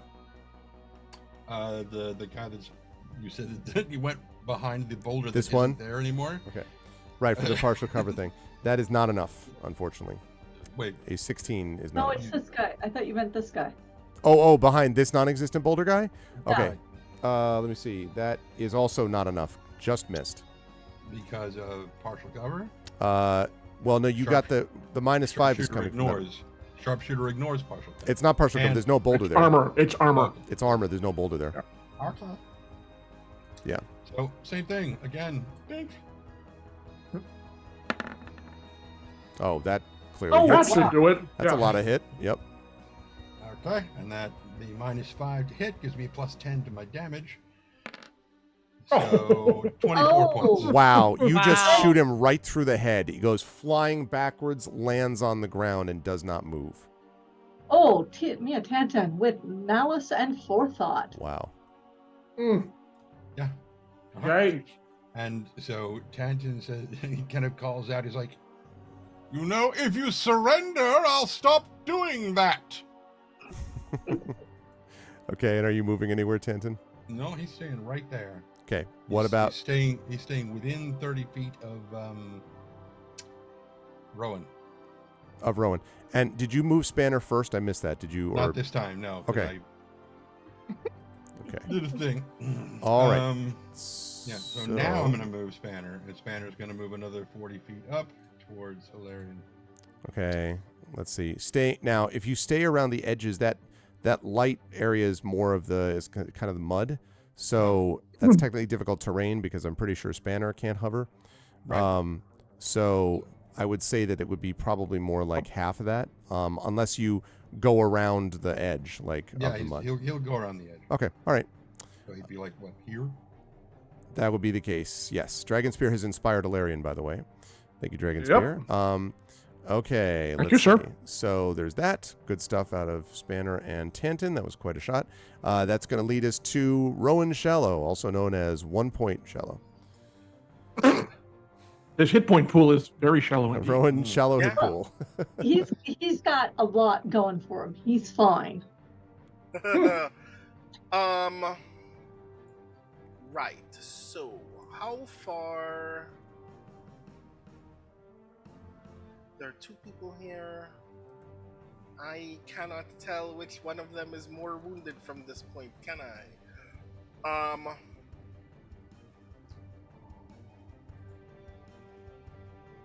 The GM, I would like the GM to clarify a thing for me Okay. because animate objects only specifies that I can command any creature that I've made with animate objects to do anything that I wish, but doesn't give any mechanical ground for the thing that I want to do, which is that I want Rocky to grapple this guy. To grrr. Tested strength rolls. Yeah, I don't. As a medium, his strength is 10. Let's You not know think what? about I'm how just- you would Would you just like land on him? Like what would the grappling of a boulder look Pretty like? much. But yeah, I'm gonna attack him instead when I realize that his strength is only 10. That would not be very useful. I'm just gonna attack. It would be fun to have him grapple, but yeah, He's got no arms, Yeah, sir. that's And there's a plus whole 5. scene in Everything Everywhere All at Once about Rock doing things. Don't worry about it. grappling. Yeah. Hit. Yeah. Nope. I don't know how a rock misses from this distance, but I'll take it. Yeah, I missed. That attack missed. What about stone up there or boulder? Yeah, because you're moving all stone- three of them at the same time. I know. So I'm just gonna have all of them focus on this guy then. There you go. Exactly. It's just surround the dude. Ah! That's the grapple. Pretty much. Yeah. 3 rocks. I think you're grappled by 3 rocks. All right. So go ahead and make. Oh my gosh. All right. Go ahead and slam with both of them. Right. So one of those is another D20 plus 5, which is That will hit. 24 to hit. Rock his world. Yes, Arudnell. Exactly. Which is 2d6 plus 1. Oh, come on, good roll. Stone. I mean, we don't want it to be too good. 9. I know. Yeah, well, You it's- crush his side, but he is not dead yet. Can anyone tell whether he's dying? He's. I could. I mean, I'm probably close enough, yes. Because the next attack is coming from a large creature. God. Well, I mean, you've already declared it, so. Okay. Yeah. 1d20 plus 6. Slam, slam, slam, slam, slam. Unless I use one of my inspirations to inspire the Warforged, then. I feel bad for you. Aren't you? No, it's not that. We does need a 19 prisoner. Is what. A 19 will indeed hit. But I was. Because this is now 2d10 plus 2. You just command him to do non-lethal damage. You just Right? abrades him. You know. I mean, yes. I'm just gonna but create let's- Well, let's- I mean, just sit on him, maybe. Oh my God. 15. As non-lethally as possible. So you Crush just him like, gently. yeah, he's just like, and then, and you're pretty sure that means expires. Oh, Okay, we have to take the last one alive. Oh, sorry, that was the wrong thing. Okay. Never mind. Control Z. Right. This guy. So just to be sure, all of that is But a well bonus done. action. Right. Yeah. Now it's your turn. Right. Boy, Let animate me- objects is a good spell. Oh, Let dude, me make sure of a thing. the craziness What is that's the going to happen now is distance? ridiculous. He Right, literally didn't how even get off an far- attack. It's so sad. Right. Despite them I all. am It's going- sad for you. Sad for you. I am going to move. Okay. Wait. Right, Let's get there. actually measure distance. How far is this? Right. This is 30 feet. mm-hmm. Then from here to here is 80-ish feet. Yeah, I'm gonna move my 30 feet. Okay. When I do this instead of keep measuring stuff. Mm-mm. At which point I do not have range for that thing.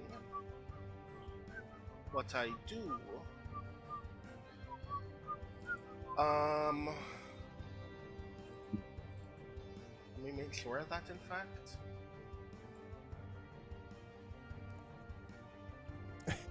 I love that this is just like, do not, like just building up whatever it is that's being planned. I can do this, but maybe add this. Right, As yeah. long as he doesn't kill this last guy. I am not in range to do anything that wouldn't kill him, and in range to do things that would probably kill him instantly. We got this. We got this. There's one left. We can take him. It just, I'm gonna try to like. You all had your fun. I'm gonna try to intimidate him into surrendering. We have You do- advantage on You You Warforged. do have advantage of that, yeah. Plus, I have +9 to intimidation. My sparkles are frightening. Do it. Do it. Am I? Yeah, I am going to because I don't want to waste a magical action in this moment. I'm just gonna dash with with enough movement to get behind this rock, and end my turn. That's good. Okay. Now, Dash. I think that because you haven't. I think you can before you get into the mud. You're avoiding the light. As long as you go around the edge. Yes, that's fine. Okay. Good stuff. Thank you for the crushing rock blows. Amazing stuff. Okay. Up next is Merime with Alarian on deck. Merime, what would you like to do? Okay, I am going to I'm going to speak. I'm going to try to intimidate him. Ah. Yes.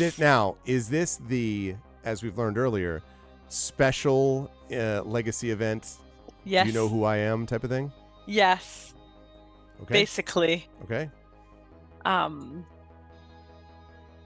If you don't know who we are yet, then you should know that we took down Captain Reeve and his entire establishment. Do you really think we won't shy away from killing you too? Surrender now and we will spare your life. Continue and you'll end up in pieces like your friends. I like that. Can I attempt to give her? I could either give her inspiration or to assist her by holding up one of the restraining bolts and just kind of waggling it in the air like,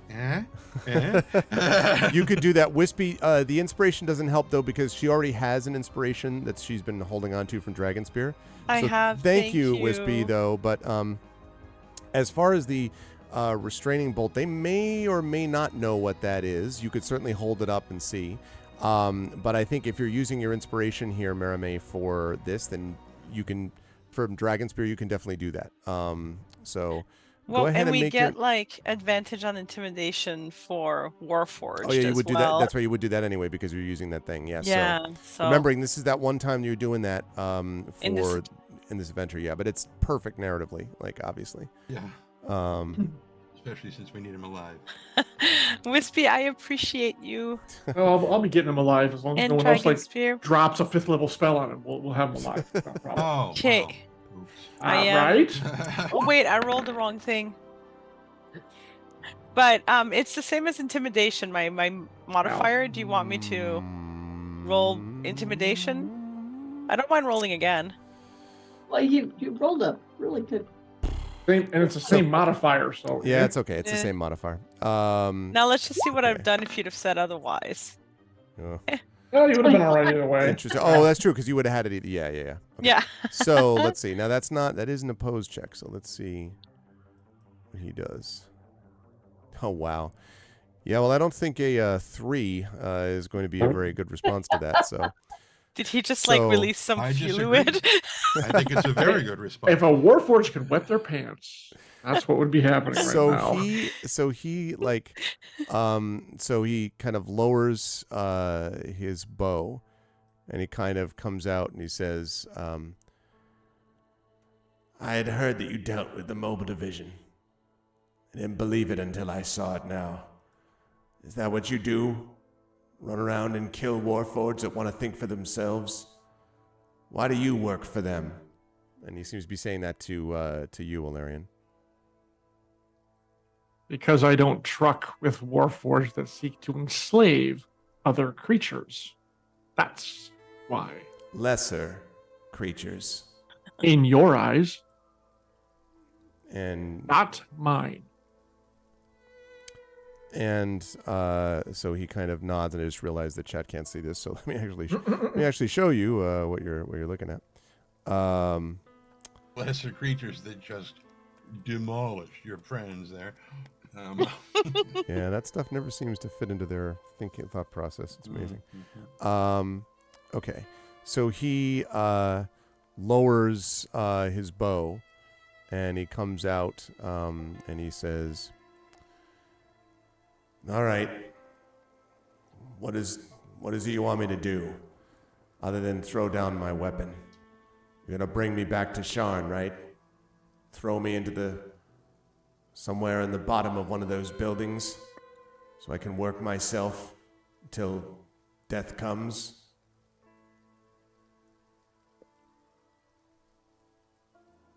Actually, how much are we going for this? That wasn't really part of the plan per se, but we can't have him hanging around either. No, we needed. Although we can test those new cells that Whist has been building. Yeah, but right now we need information. So, but are we taking him back to salvation? Is the question. I'm gonna link the whole group together.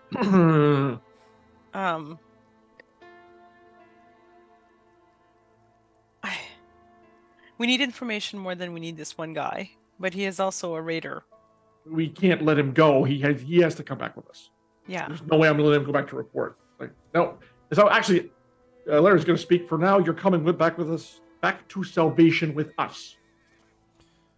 And and he becomes the DM. Okay. Whoa! Hey! Whoa! I am a warlord. DM forged. Okay. So he kind of chuckles. Oh, you can take me with you if you like. That's fine. Because all of you are already dead. Or haven't you noticed? And he points over, and you can see there is a, for the first time you can hear a kind of No, not coming again. from this one between the 3 rocks that you crushed. Ah! Run. Run. Okay. Or glide as fast. Glide as fast as I can. I want to dash towards the guy And that actually tell her run. Very quickly, very stupid request. Yeah. Can I just banish that Warforged? Can you banish him? And the banish Warforged an that is object. apparently about to detonate. Oh, can you ban? I don't. Can You can banish an object. Hold It up. just goes into a demiplane for a minute. Banishment says send a creature that you see, though. Oh, Does Well, it it say was a object? creature. It was a creature. It was. Never said Now anything it's a about whether it was it's a alive or body. dead. I can just have Spanner run over there and do a quick repair. He'll be a creature again, and then you can just banish him. If you think you can do this within the next 5 seconds, I mean, like, it's. I love the banishment idea, but not on a corpse. I don't think that's how this actually works. Ilarion, before you would have dashed the other way, I would have pointed like we can go after that Warforge while the others go that way. Well, it's a little too late. I made the first You already move back dashed. because of the last time this thing kind of effed me up. So I really don't want to be Wait experiencing a it minute. again. Yeah. The obvious, stupid secondary request is it is presently surrounded by boulders. Exactly. That's true. Mm-hmm. I just asked them. I just order all of those boulders to come closer together. Okay. Also, Mary, the problem is it's probably going to be taken out in the blast too, which sucks. So it falls on the grenade, basically. Pretty much. The stones do. Okay. I'm gonna. Can I try something really crazy? It's got to be fast, Mermaid. This is like all Okay, within a I'm few gonna seconds. cast Kinetic Jaunt, which is a bonus action, so Yeah. I can move fast. I'm gonna run, so then I can reach this guy, and then Okay. Dimension Door. I'm gonna Dimension Door here. 5, 10, 15, 25. How long does Dimension Door take to go off? It's just one action. Is it too long? Too slow? Well, the problem is I'm thinking kinetic. You have to cast Kinetic Jaunt as a bonus action. Then Kinetic Jaunt, you can run how fast? 40 feet. 40 feet and 6 seconds. It's too long. By the time you get and do but the all rough that, terrain. yeah, like, well, no, It it's not so much that. protects me from rough terrain. Yeah, no, the Oh, Kinetic Jaunt, yeah. that part's fine. I think you can get to him before it explodes. I don't think you can Dimension Door before it explodes. You. But can she do it just in time? Yeah, Well- just bring the explosion with us and have us. We could spend that hero point to do it. The hero point. I have Hero Point and I have Inspiration. Right, but for what purpose though? I'm thinking about whether it's possible to do it. I don't think you can do hero points to reverse physics. Just to get the spell off. It just not reversing. Like just that. bending. to just, yeah, exactly. but a hero point Yeah. is not just It's like a the whatever I mild want curve. point. Yeah. I was just seeing if the GM would be, Go ahead, Jen. Does that thing go off before I get to go? Wait. I mean, if you can do something in 5 to 6 seconds. Marimay, what is the range of Dimension Door? Can't you cast it from there? I think it has to be with me. I thought it was 120 feet. Or am I wrong? While you're figuring that out, Jen, what do You you don't have to move. Feliciana, what do you want to say? Since I've heard that line before. As a bonus action, I'm going to heal Rowan 2d6 plus 5. And then I'm going to go ahead and pop Aura of Life again. Okay. 'Cause- This could be and- the new boss of the party. They're going to run towards explosions and then just aura of life themselves back. That's all. well, and then yell at Marimay to get to me. So let me roll my 2d6 plus 5. So you It want to has- have kinetic jaunt the other way, is what saying Tamara May basically. Okay, so you have an extra 8 points. 8. Oh no, Murray, you can't do it because his No. weight exceeds what you can carry, and he's definitely not going to be willing. That's There's true. no Never mind. way. No, So that's I'm not going to kinetic jaunt my way away then. good. Okay. Good idea, but too much So It would have been complication. cool. Oh, it would have been awesome. so And there's then- this Great. whole like Stone, poor Boulder, and Rocky are all Oh. obliterated. Stone Saved their rocky lives for us. That's right. They fly everywhere in a shower of stone and metal. And this guy actually ducks behind the rock. Oh, he's still alive. Yeah, Yes. he doesn't get destroyed by it, but he does continue to laugh. And as you look, you can see Oh, crap. rising from the destroyed, rock and metal that was there. There is a small sound of a click, and rising from the metal is a small device the size of a large walnut that rises above the creature. It looks like a mechanical fly, maybe like a dragonfly, and it hovers above the pile of rock and metal for a split second before whizzing Can I take off I can't take to a the shot. southeast too fast into the Mornlands mist. And the other creature behind the boulder says, "Better run, because that's on its way to the Lord of Blades to tell him exactly where you are and what you look like." And as you look at this creature buzzing away, we're going to bring this session to a close. I will note, by the way, that you can chase it. So it's not so fast that you can't go after it, but you'll have Okay, to good. decide if you want to chase it next turn or not. Yes. Well, yeah, we Oh, we No, can't go I- back to Salvation. Yeah. we have our orders. Get this dude who's alive and bring him back. That's what we're supposed to do. But we can't go back to Salvation if he knows We who we are. will. We will discuss this after the game. Game is Yeah. over now. Can't Game's go over now. hiding off into the gray after a tiny little freaking thing we cannot catch. Yes, we can. Yes, we can. No. No. Is this the kind of, I guess, I can. and I guess this is the, and yes, Emily, if you could do that, that would be great. Thank you. I guess that's the question. Should, technically, this will affect things, I guess, one way or the other. So do you want to decide this now, or do you want to decide No, we'll decide it next session. next session? Okay. Mm-hmm. All right. Well, in that case, we are going to bring this session to a close. The lead is still the D&D with GOG team in terms of Echo and answer to your question. And it looks to me like if I look over here and see who contributed the most over the session, I would say that goes to... Hold on, let me just count it up.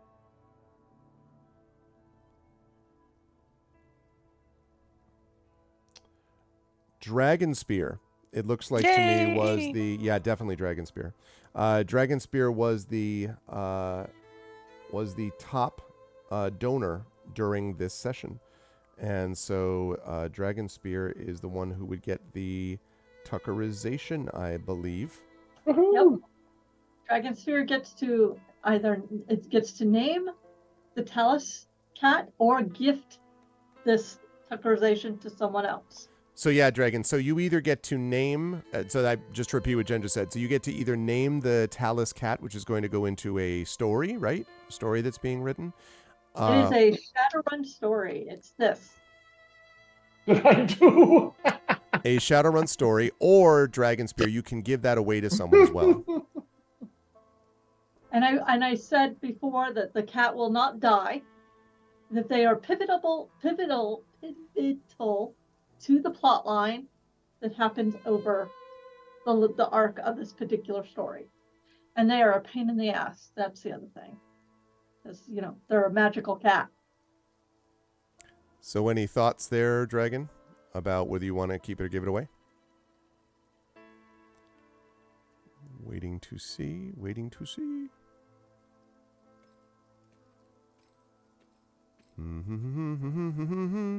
Dragonspear is waiting to see what Dragonspear says. Okay, well, while we're... Yeah.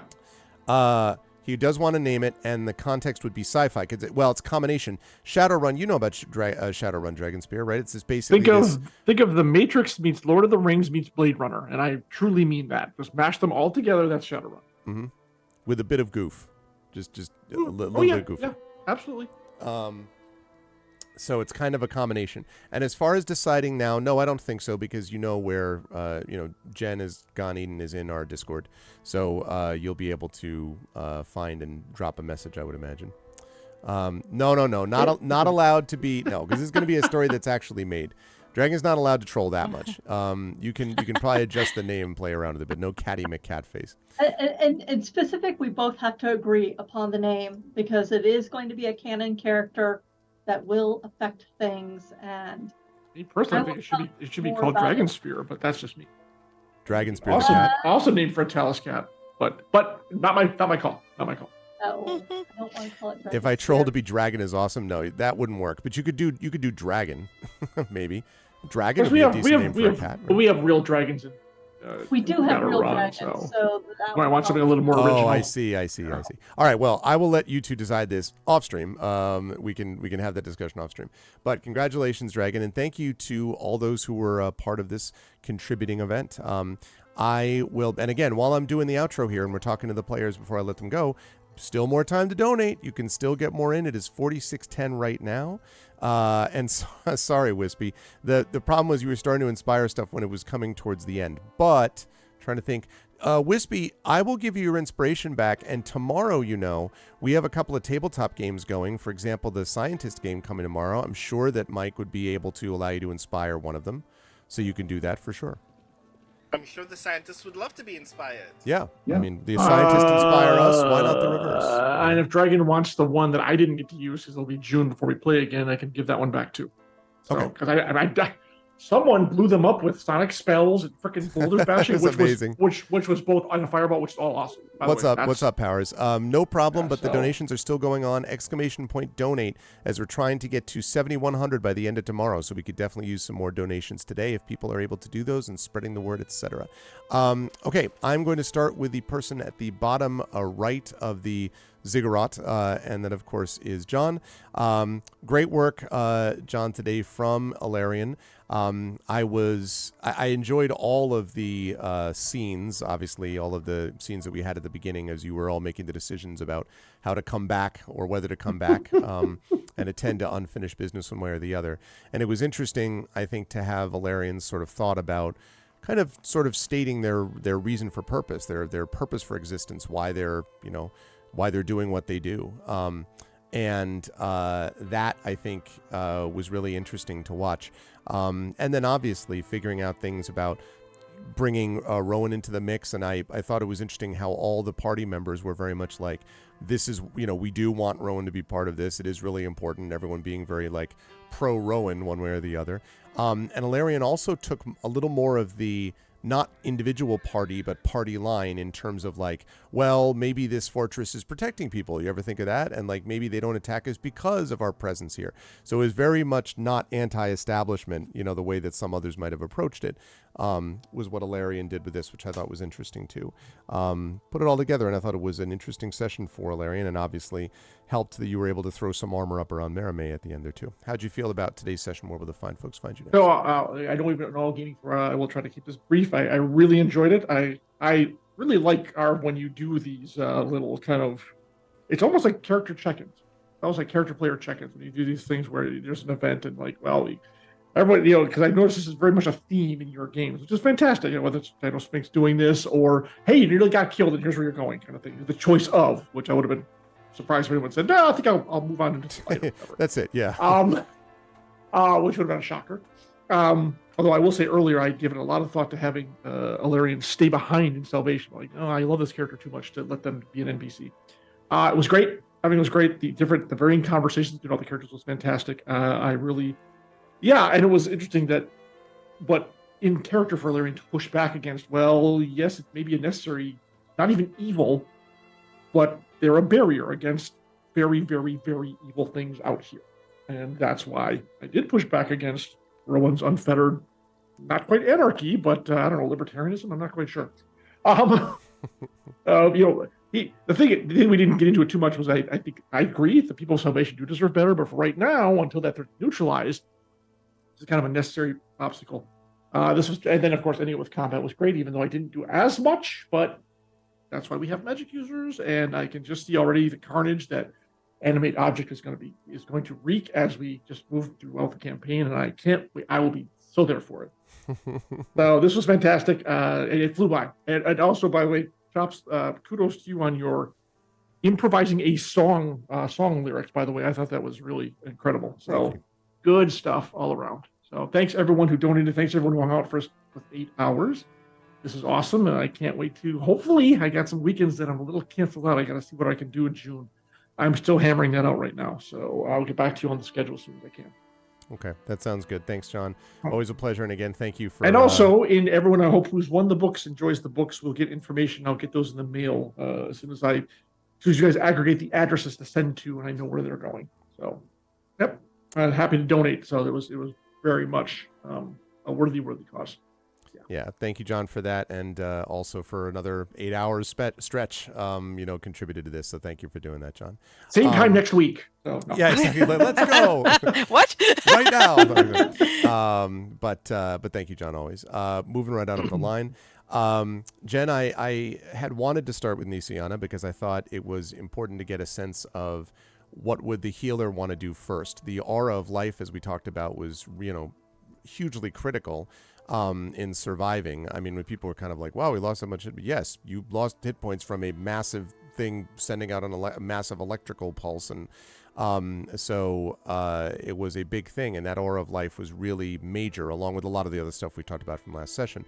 So it was interesting to me to get a chance to see what would happen when you had a chance to meet up with something rather important, which I hope was clear as to what it was we were talking about there. Oh, yeah. And so I was interested to see how you would handle that, and I think you did a really nice job in setting the tone for the way that, even though each of them were very different, everyone was going to have decisions that they were going to make one way or the other. And then, of course, you spoke up, I thought, in interesting ways, for example, for Rowan, and you've already talked about how Nisiana is impressed with, Rowan and all that, and sort of stood up, for Rowan being given, no, Rowan needs to come with us, this is important, and this works, and it obviously makes sense, and blah, blah, blah, blah. And then, obviously, the healing. And were the situation different, you might have put a target on you. It helped that you had a bunch of animated boulders and rocks flying around, and that your companions decided to shoot Fireball followed by Synaptic Static, which was just like, bow, which is mega attack, nuke it from orbit just to be sure stuff. But it was fun to see all of that, and just a little bit of a hint of that, when you were talking to Merime, how did Tanton handle it type of thing, and just like, okay, so you're going to have to come back. That obviously is still a pending convo that's going to happen here down the line.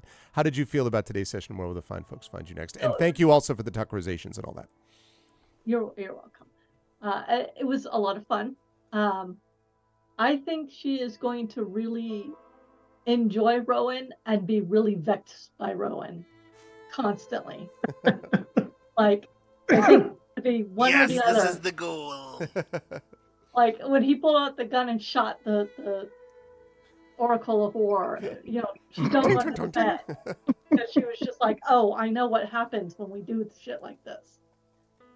And then she used his full name. Rowan Shallow, don't do that.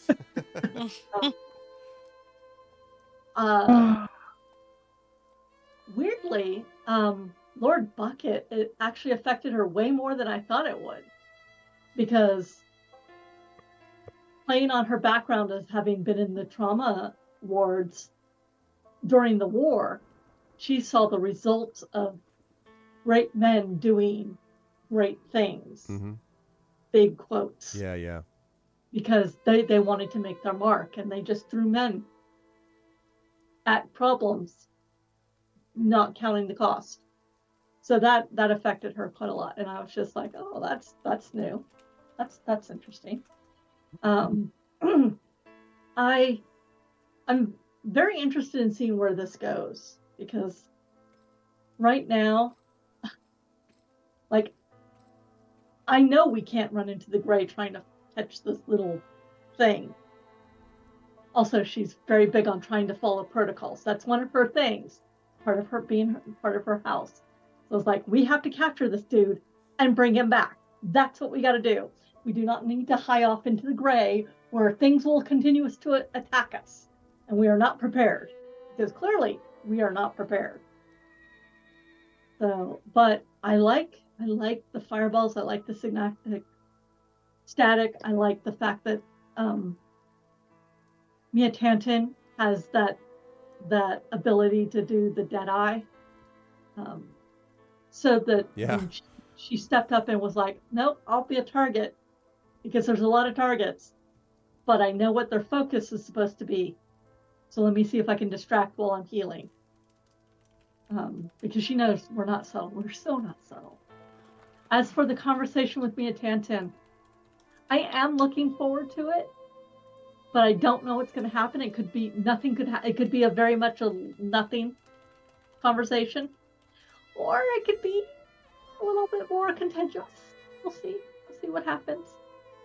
But I really like the fact that Mary May tried to kind of avoid actually answering that, but they're sisters. They know each other way too well. And it's like, yeah, you're not answering me.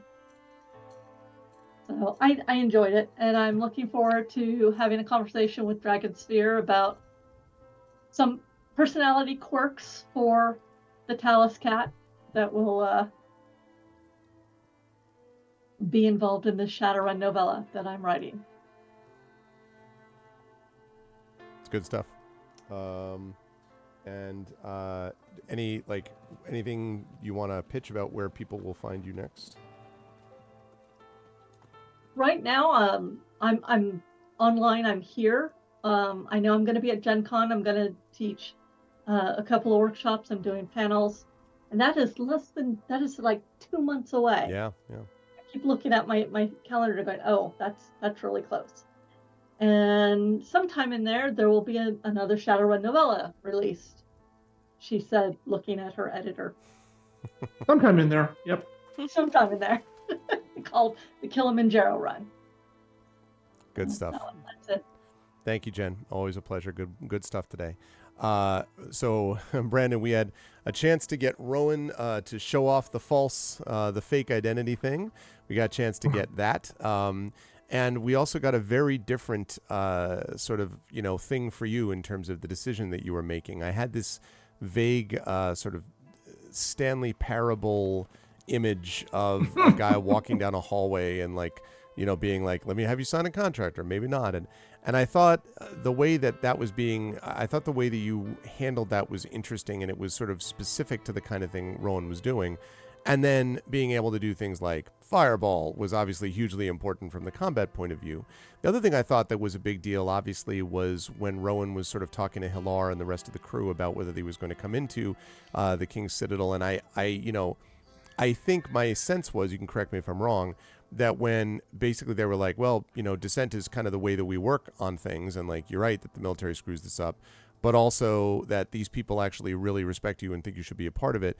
It felt to me almost like Rowan was kind of like, well, fine, but there was almost a little bit of yeah, okay, so you're being nice, but whatever, and of course we still don't know. It could be that this is a long con, but it also could be that all this stuff with the making the flyers and putting them around town, and as somebody said, I think it might have been Maramé, I can't remember, I think it was Maramé who just said, this is a hell of a con, this is a very long play if this is the way you're setting things up. And I think a lot of the crew had a sort of similar feeling about it, and so navigating that is going to continue to be interesting for Rowan, again, as we keep saying, as this wild card about where he's going to go. And obviously the importance of having Rowan to do things like fireballs and stuff like that and animate objects is hugely important. So there was a lot, I think, for Rowan in this session. How'd you feel about today? Where will the fine folks find you next? I really liked this session. I am still operating purely on caffeine. my blood has turned green, everyone. I like the curious thing as I'm thinking back about this session is we were joking earlier in the green room before we started. You were telling me about a thing that had happened in a basketball game. I do not watch basketball, but I noted idly to Greg that it reminded me of an anime called Kuroko's Basketball, because everything that he had described was literally the protagonist operating at his full capacity in that anime. I'm like, okay, that's weird, and I think that that's funny. And it's actually very inspiring for this session to know that silly things like that can happen in the real world. And now that I'm thinking back about the game itself, weirdly, other things happened in this session that also remind me about anime. Because that dragonfly now fleeing into the gray that we now have to chase reminds me of the latest episodes of Demon Slayer, where they discover that there's this demon that they now must hunt.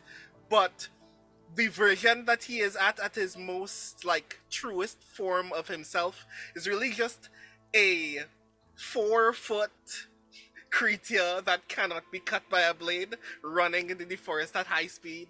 I'm like, cool, that's funny.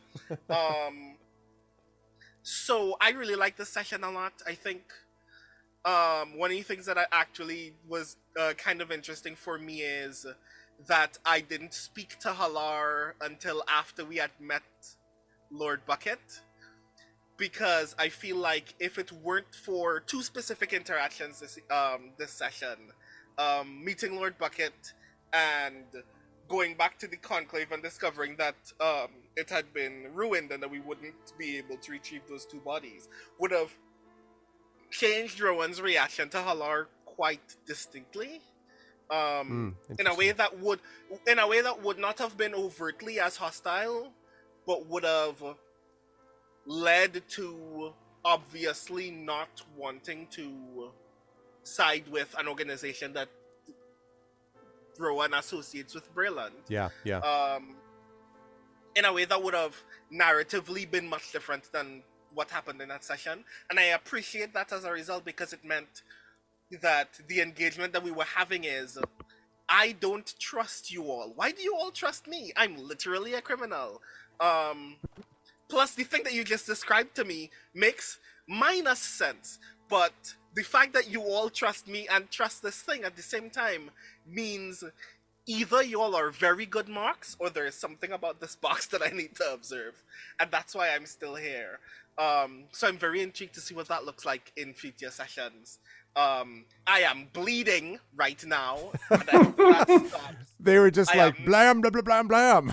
Can I just note that I still have 10 rounds of 2d6 plus 5 healing that I can do. Hey, you'll be fine. It'll be fine. Yes, which I appreciate. I just think that it's hilarious that I poke out of a rock to make 3 giant rocks, and then 2 archers go, hey, look, it's that one. And I just get shot 4 times, like I'm in a John Woo film. It really was. It really was. A couple of Bedraggle doves fly by. Yeah. It's all good. All yeah. good. Oh, man. So I am very much looking forward to seeing how we resolve this problem. I'm very much interested in seeing whether after we resolve it, this one Warforged is not going to take whatever the Warforged version of a cyanide pill is. So yeah, this is going to be particularly interesting. I am doing a lot of things. Of note, obviously, to remind everyone in chat, I am working on the Grey Shade RPG alongside Greg. Let's go. Exclamation point Grey Shade if you want more information about the thing.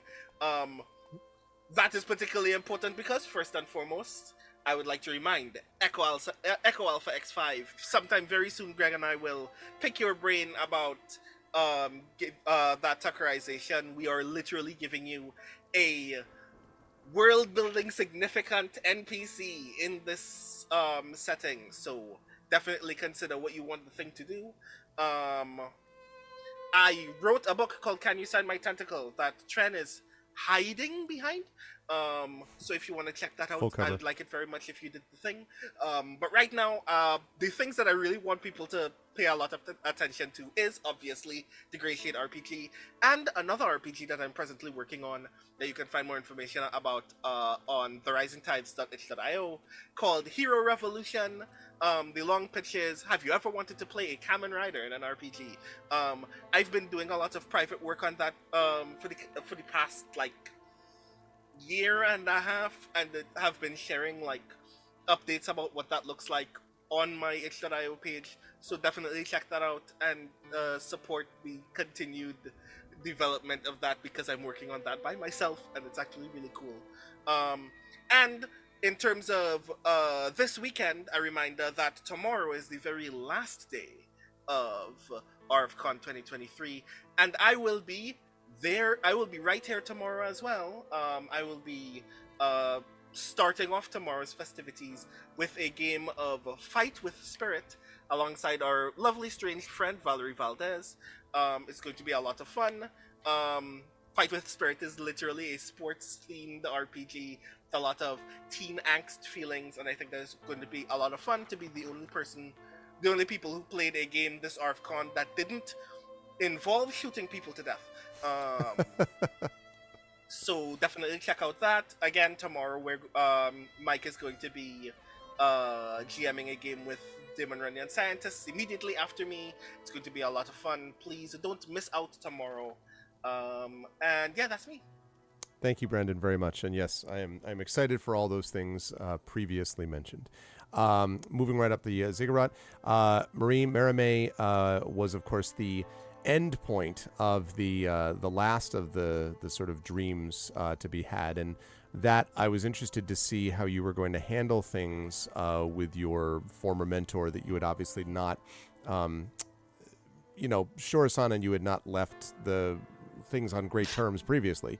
And here you had an opportunity, and of all of the ones, everyone was having this kind of gray modified dream sequence, but you were the only one that probably are like, this could actually be happening because you're a Kalashtar who are used to having these dream sequences. And I think it's interesting because there has been a great deal of this. What about the present day? What about the reality? And getting pushback about but that's not reality. Reality is this. And so navigating these prophecies and trying to be able to interpret them in a certain way, but also having a real inclination to help people right now, not just read tea leaves in a shack with a bunch of smoke, but actually go save the world, in a way. And I think it's been interesting, and especially Nisiana grounds on, I think, Merime too, to a certain level as well. So I thought it was really interesting to see how that kind of got played out. And then obviously in a combat sense, there were a bunch of things that you did today which were highly effective, including this synaptic static that we talked about, which turned out to be hugely important. And then lastly, of course, the conversation with Nisiana and a little bit of your own speaking up for, kind of disagreeing with Rowan's own self-assessment slightly, at least about whether Rowan would fit a group like this or not. So there was a lot of mixed stuff, I think, going on combat and non-combat wise for Merime, which was fun for me to watch. How did you feel about today's session? Where will the fine people find you next? I really loved today's session, and I really loved how it began with each player getting their little RP moment kind of at the end there when they get knocked out. It was very very fun to watch. It was really fun to watch everyone. And I think when Merime got into it, she was stressed. Her sister got really scared in the last battle, and she couldn't reach her. There was a lot happening. So then suddenly she wakes up in this, and she knows she has some understanding of what's happened. I figured, just because she is a Kalashtar, she's more familiar with the dream realm. So she has some understanding something's gone wrong, or for some reason she got knocked out, but she's not sure if her sister as well. And here's this person telling her, don't worry about earthly things. And she sort not of the snapped. time. No, this is not the time, you hippie. You old hag, I think is what we got. You old hag. You old hag, Yeah. Yeah, well, she had issues. I mean, there's a reason that Merime does not hang out with Kalashtar. So there's a lot of backstory, but with everything that was done and happened in that sequence, it's making Merime think differently about a lot of things too. And I was just like, why now? But that's okay. She'll get to that when she's ready. Right. So that was a lot of fun, and the everything was fun. Honestly, the whole the whole game was the RP was excellent. I loved having the chat with Nisiana when I'm like, you're not okay. You have no opinion. That's not normal. I know this. I loved watching everybody else play it out too. Like that was great. And the last combat was kind of a nice little way to bring it home to, you know, just long enough to be fun and challenging and also quick enough that we're not finishing at 10 o'clock. Yeah. So I really enjoyed myself. Thank you for all of that. Yeah, always a pleasure. And anything you want to talk to people about, stuff of yours they need to go look for? Yes, I keep forgetting to mention, but it is, you know, relevant to the stream particularly. I've been doing some module writing for Arc Villain Games. They're a Patreon-based mini company. So they create minis and they have modules that back them. So I've written a couple of modules, 5th edition. Cool. They're based in D&D, so it's very relevant to this. The last one that came out was actually in April. This is how long it took for me to think about it. Wow, yeah. It's called Bloodbringers Hordes of Wrath. And if you want like and you get like all the little minis, you have to be a subscriber on their Patreon. I'll put the link in, but you know, totally your call. But if you want like a really, you know, if you want to not see the glitter side of Marie and just see the like blood, death, Blood for the blood god. bones, that this is me right there. This is very a dark little module that I wrote, which was a lot of fun.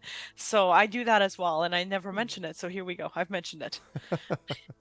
Now you've mentioned it. Always a pleasure, Marie. That's and, interesting to hear. And Well, thank you. yes, I am. Yeah, that's fun. It reminds me a little bit of the critical crafting that we do some pair up work with here on the channel. So good stuff, Marie. Thank you, and good stuff from Marame today.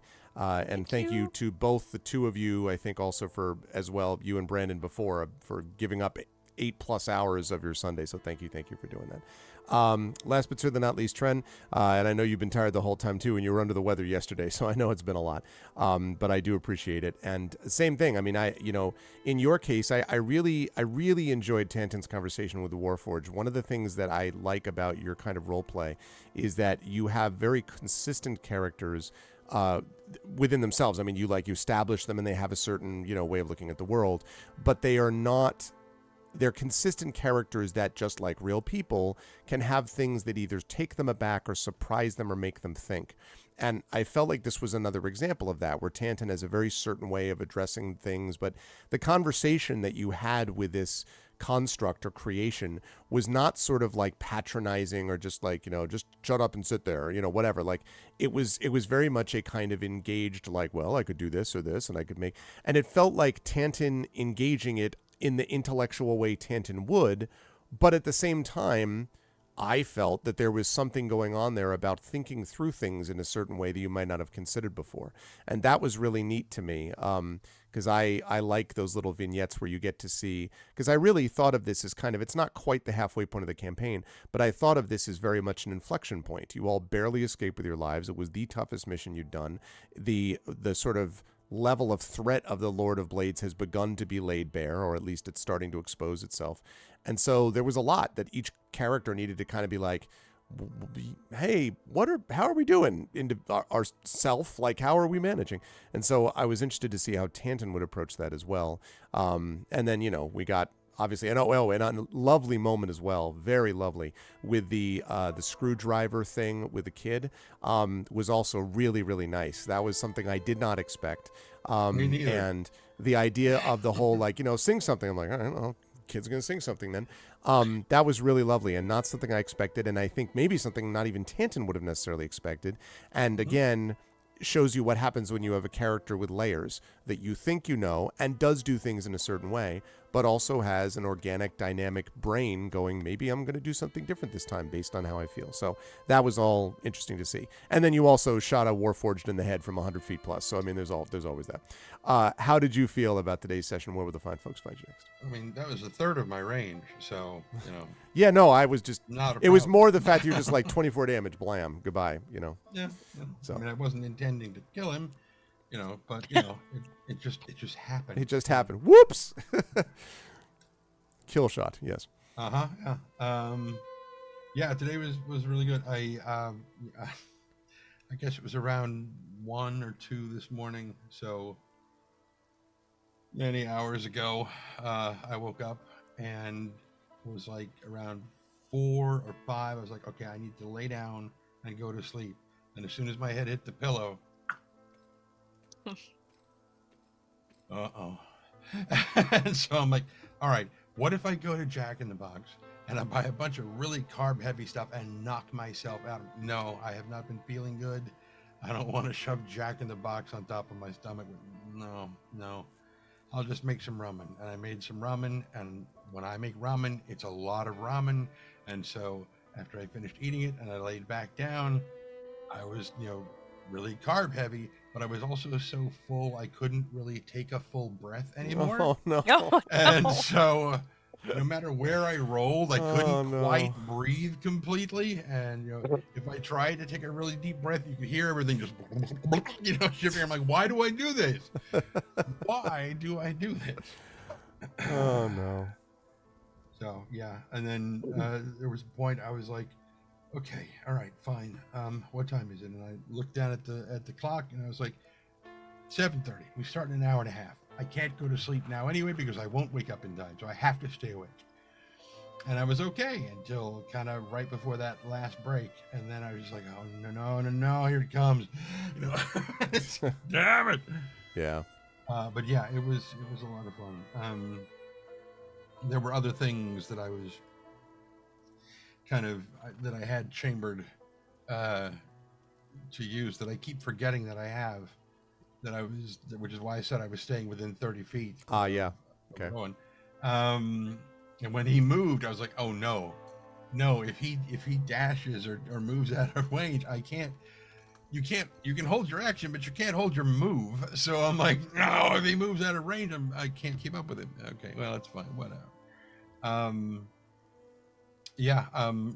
There's so many elements that I'm really looking forward to, and I'm really glad Fifely is not a part of this crew.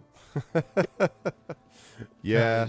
Fifely and Lord Bucket would be at each other's throats. Oh, yeah, that would be bad. Yep. Because Fifely's so good at taking orders from anybody. Yeah. Yep. Would have been bad. Yeah. I mean, Tangent's only kind of thinking about it. There was a point where I was sitting there, I was working on a thing, and I'm thinking, man, there's a point where Tangent's just going to everything that's being said is going to kind of finally get through to where he's working, and he's going to be like, you're a douche. And then go back to what he's doing or something. He doesn't care who this guy is. I don't answer to you, kind of thing. I was thinking he's working, and then Mei-Chan comes out, takes one of the jewel screwdrivers, drives it through his eye socket, pulls it back out, and he just keeps working. And that's what I'm thinking is going to happen at some point. Like, some vitreous humor. There, that should be just enough. But where will the fine folks see you next turn? I have no idea. No idea. Maybe I should send you to bed, I think is what I'm getting from this. It's such a long trip. Yeah, I know. It's going to take you a while. I am really, really thankful to the Infinity and Beyond crew. Actually, best bet wait, I do I'm for sorry. Yes, you go. I can tell you where you will hear me next. Okay. And that is on the Remembrance episode of Mechs and Men with their podcast. Oh, cool. Book review of the Great Athletic Trilogy. So, yep, you'll hear me there. Nice. And we had them in here earlier on, some of the folks. That goes up on Wednesday. So good stuff. Thank you, Tran. And again, thank you to the Infinity and Beyond crew for being with me for 8.5 hours. It was a lot of fun, and I know it was a lot of time. So thank you all for doing that. And we raised over $500, close to $600 at the end of the day, which is great. So thank you, everybody, for being a part of ArvCon again. And we will, of course, see this lovely crew back with us at some point next month when we figured out that schedule. But for now, I'm going to say au revoir. Chat, can we get some love to the amazing crew of Trent Sparks, of Marie Bilodeau, of Brandon O'Brien, of Jennifer Brozek, and of John Helfers. Thank you all so much for the Tuckerizations and donations and all, of course, your time and role play. And I'll see you folks soon. Bye for now. Thanks. Bye, everybody. Enjoy the rest of the con and the stream and all the other bits. And that, folks, is going to do it for us for day 4 of ArvCon. It is not the final day. We do have 1 day left, and that's good because we do have a little more money that we got to raise. But it was great to be able to go through this. I've really enjoyed the Eberron campaign a lot. And there was a good mixture, I think, there where we had some combat at the end. We had a lot of RP we have to deal with. And yeah, the Lord Bucket thing, that is definitely going to be a thing that's going to happen the rest of this time. But I do want to thank everyone here. I want to thank also Echo for helping bring in a couple of extra raids. That was really lovely, and all the people who are able to watch as well. And I'm really grateful to everyone who has been a part of this mix from the very beginning. And I hope everyone has enjoyed it, and I hope you will continue to donate. We are sitting at $46.10, and that means that we are less than $2,500 away from our goal, but it does mean, now last year, the Scientist game did raise the most money of anything else, but we still do have some ways to go before we can get to that goal, and so I'm hoping that people will be able to donate.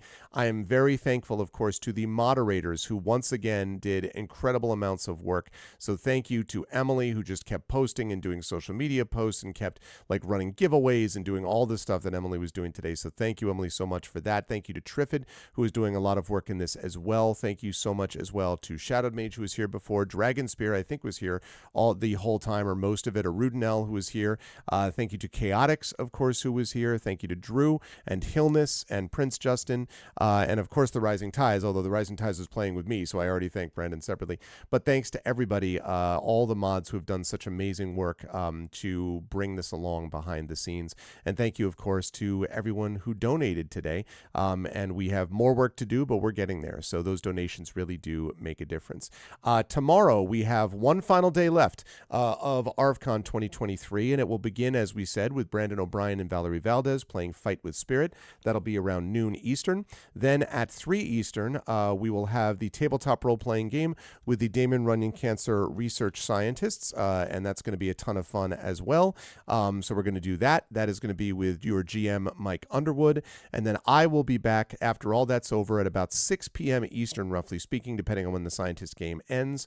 Yes, 2 of them are from the interview, and one person who couldn't be at the interview will be joining them. Dr. Anam Patel, Echo, will be the third one that'll be joining as well. So I'll be doing that wrap up tomorrow, but otherwise this is going to be a day for other people to be streaming because I'm going to be following it, of course, but I am going to be spending part of Memorial Day with the family because I kind of have to do that because I give up my entire Memorial Day weekend. And so it's kind of important for the family that I be there for part of it. So that's what I'm going to do. But I want to thank everyone who made this an awesome stream today.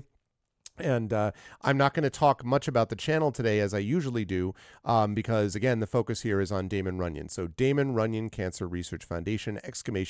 Donate to get those numbers up even further. That would be very much appreciated. Let's continue to build it so we can get over a certain number. That would be great. Let's see.